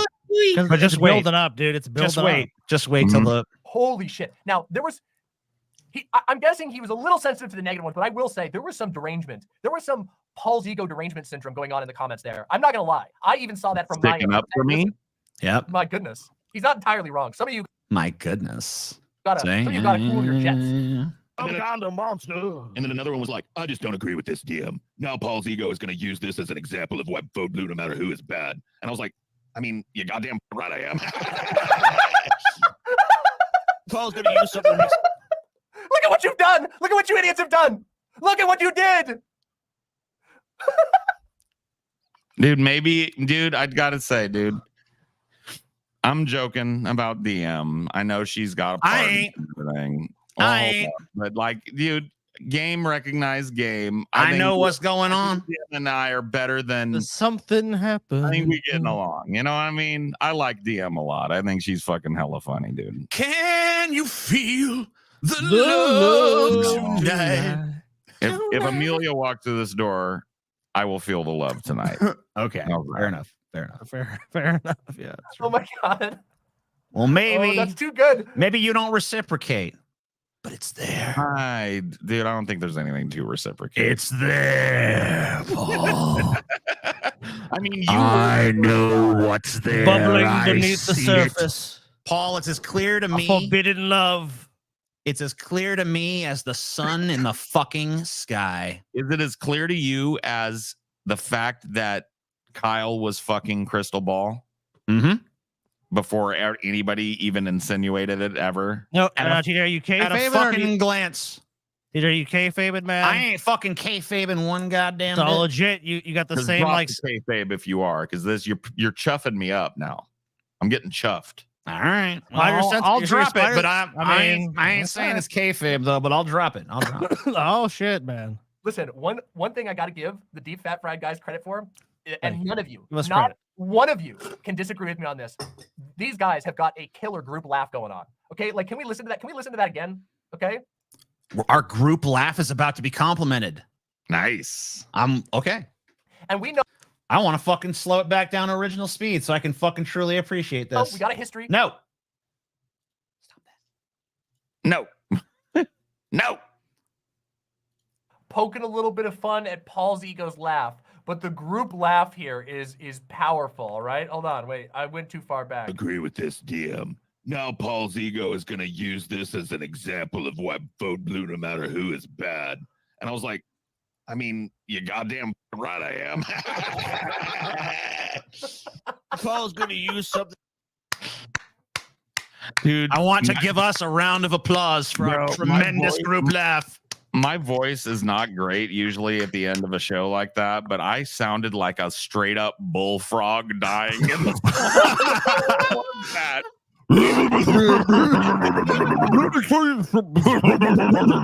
Do I laugh like that a lot? I don't know. Do I go? I don't know, do you? I do. I think you do. I think that yeah, That's I think you're fucking right. insane. I'm gonna pay more Sorry. attention to your laughs from now on.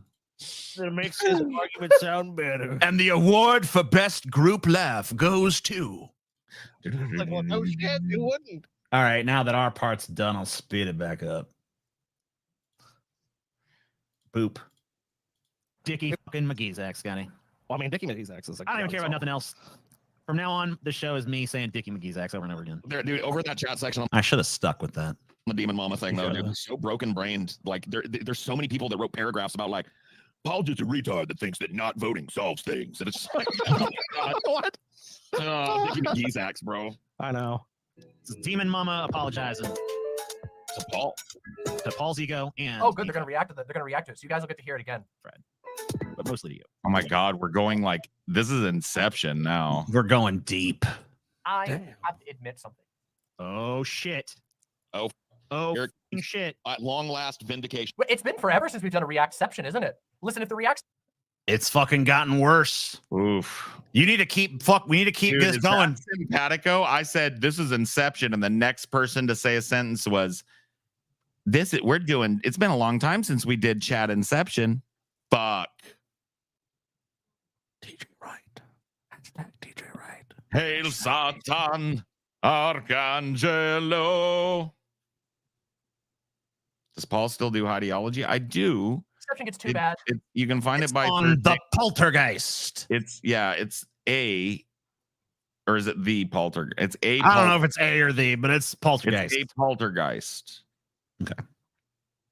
Or it might be the poltergeist. Anyway, you'll find it. It's one of the two. It's a It's dumb some name. kind of- I should have been better with it. I wasn't. I like it. It's good, but it needs refinement. Hmm. But if it's not, if they're pausing a lot, you know. Yeah. Is right around the corner. I can Oh, feel we it. fucking pause like a motherfucker. Oh god, there's gonna be a ton of Feel it, pausing. All my long suffering, TJ, is about to come to an end. Demon Mama has taken mercy on me, and she's going to admit that I'm correct about everything. Wow. Oh, thank God. Oh, you wish. You fucking wish. You're still dead wrong about AI. Let's go. Wow. I do. You know what? I challenge you, Demon Mama. Them's fighting words. Make a clip editor. Make this a clip down the road a piece so Demon Mama gets this. I'm coming on your show and I'm going to decimate you in front of your fans about AI. Decimate. Oh shit. Oh damn! Look, it's me It's the poltergeist. with the old glasses. Thank you. Now you can see the side by side. Ready? Old glasses, new glasses, old glasses, new glasses. The new glasses are. I love my new glasses. Aren't they great? My new glasses are great. Let's continue. A long road to hoe, Scotty. I mean, you've seen That's ADHD. me suffer the slings and arrows of people's discontent. Unfairly. Many times unfairly. Unless of course you came in opposition with me, Paul. But you know, aside from those minor quibbles, you know. Sure. Dune. I want to play that Dune game. That's ADHD too, by the way. It's not ADHD. maybe a touch. I want to play that Dune game. Out of fucking nowhere for no fucking dude. I mean, She's a fucking gamer nerd too. That's some though. Paul's id shit right there. I want to play the Dune game. like oh, what Paul's true we're like desire 3 is. seconds into the fucking video where he's gonna be vindicated. He's like, I want to play that Dune game. Hold on. Let me see if I still got it. Like, that fucking Dune game was fun. You know, I'm just saying. Dune game, man. That Dune game gonna be something. I don't know. That Dune game Did it come out? I thought I played it. I don't know, but I'll play when it comes. It's like I want to play Doom. I'm playing. I'm riding the fucking sandbar. Man, I want to ride Paul's it is still in there. See, He is. I always knew that. the fucking sandworm fucking all the way to victory. Oh, bro. That shit looks like Commodore 60. Oh, this is that MMO. Okay, that's the MMO, right? But I got to talk to Paul about Dune because I learned recently through the grapevine that Paul is a big Dune head. oh So, God, I think next time. if only you knew, Demon. So here it is again. AI and Dune.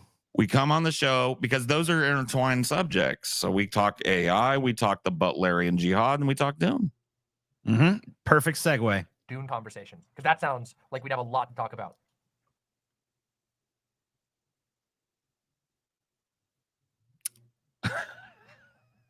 Dude, this is just, you know what it is, Paul? What, DJ? Don't, you know what? Stop with your shit. There was nothing there. That was totally fucking innocuous what just happened. TJ, I mean, look, man. I was on the show. Look, TJ, may I testify, brother? Yeah. I mean, Paul, you know, look, I just told the story about this man cheated me, lied to me, manipulated me, and took advantage of me. He's done it his whole life. And let's just be honest. But I don't know, man. When it comes to matters of the fucking heart, and I was there that night, man, and I seen things. I saw micro expressions. I don't know, man. I'm not saying, Paul, that you're some guy that would cheat on your wife. Not saying that. I don't want the implication. No. But as far as chemistry, I will say this. You know, look, I'm not saying I didn't like having Demon Mama on or like whatever, but like as two people, like we didn't really gel. Is like naturally. But you and Demon Mama was like a hand in a fucking fitted glove. It's like you just two people, even though you didn't know each other. That's a little sexual. The fucking. I'm not. Whoa. entering into I'm a just saying. thing. I'm just like I'm making an analogy or metaphor or Shakespearean something. sexuality. You know, right I mean, there, what? Scotty. I don't know anything about that, dude. Elizabethan sex. Okay. Look, like a hand into a glove, Paul. I'm just saying, I was there that night. I'm just this, Paul. These are my perceptions. I mean, you can debate them and say you feel differently, but those are your perceptions. I'm giving you my perception. Paul, if you were Just single, felt like there was would something you? there. Paul, if you were single, would If you were Well, single. her status matters to me too, because I'm not a home wrecker. Mm-hmm. Single So, as well. You If guys are she's both looking to be single. single as well, or she's in an open relationship or whatever, and I'm a single dude, right? Mm-hmm. This may surprise some of you guys, but I hate, dude. I don't want her to be offended by this, and I don't want people to think I'm bullshitting either. No, you gotta give your honest answer, man. You can't. I would immediately hit it like the fist of an angry god. Immediately. Or graphics, bro. It would be, I don't know what her proclivities are, if she's a topper or a bottomer or a switcheroo. I'm a switcheroo. So whatever she wanted to do, I'm crawling around in a fucking furry costume if that's her shit. I'm dressed in I'll do whatever you need me to be. Licking her the Japanese girl, lolly and going desu desu desu while she paddles my ass with a bunch of razor blades, or I don't care. Well, I don't know what a demon is into. I'm pretty sure you just described it. Just to be honest, you nailed it. You got it. Yeah. Oh my god. You got it. Especially Paul in diaper going desu. Getting flogged by a beautiful demon. Oh, sorry, demon mama. my tiny little penis is, well, never mind. I don't want to get too explicit. Yeah, Paul's like, wait a minute. Paul's like, let me just. You thought about this before, Paul. Masturbate I mean, right look, here on the TJ, camera. I know Paul can improvise, man, but that sounds like some shit that it was like. That sounds like rich shit, dude. Just saying. Sounds like That rich, shit was but okay. written. It's That written. wasn't even off the dome, dog. That shit was written. That didn't sound off the dome to me. You know what has happened here, and this is a goddamn crying shame, is what's happened here is we had a woman on our fucking show for the first time in ever. Right? And now the chat, a couple of chuds in the chat were like, Paul wants to fuck Demon Mama and she wants to fuck him back. And then now you guys have legitimized it now, and we've turned a very interesting, quite striking and beautiful woman's appearance on our show, quite sexually appealing woman too, by the way. On I'm sorry if I've a velvet glove sexualization against the small of his hand, his fingers. It's the same old fucking story. Bunch of white men sitting around lusting after a woman. It's fucking. Am I even wearing the glove? All right, that's enough fucking show, I think. Thank you guys for tuning in. We will see you, patrons. I apologize. And I'm sorry, Paul, for cheapening the love. I'm not. Discord.gg/Paul, by the way, Demon Mama. Yes, if you want to join and talk to me, I'm there all the fucking time.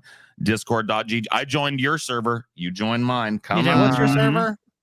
Come on, Demon Mama. TJ Hive, I think. Same thing, but TJ Hive. All right. Join both of them. Start a war. We will see you guys on Start a war. Sloppy Which Seconds. one's better? Who knows? So chaos. Who cares? Sloppy fucking seconds coming your way. If you're a patron, if you're not a patron, join that shit now. Because for you fucking plebs, it's over. Buy the Blu-ray. Buy Blu-ray now. 5 days. Buy, and buy.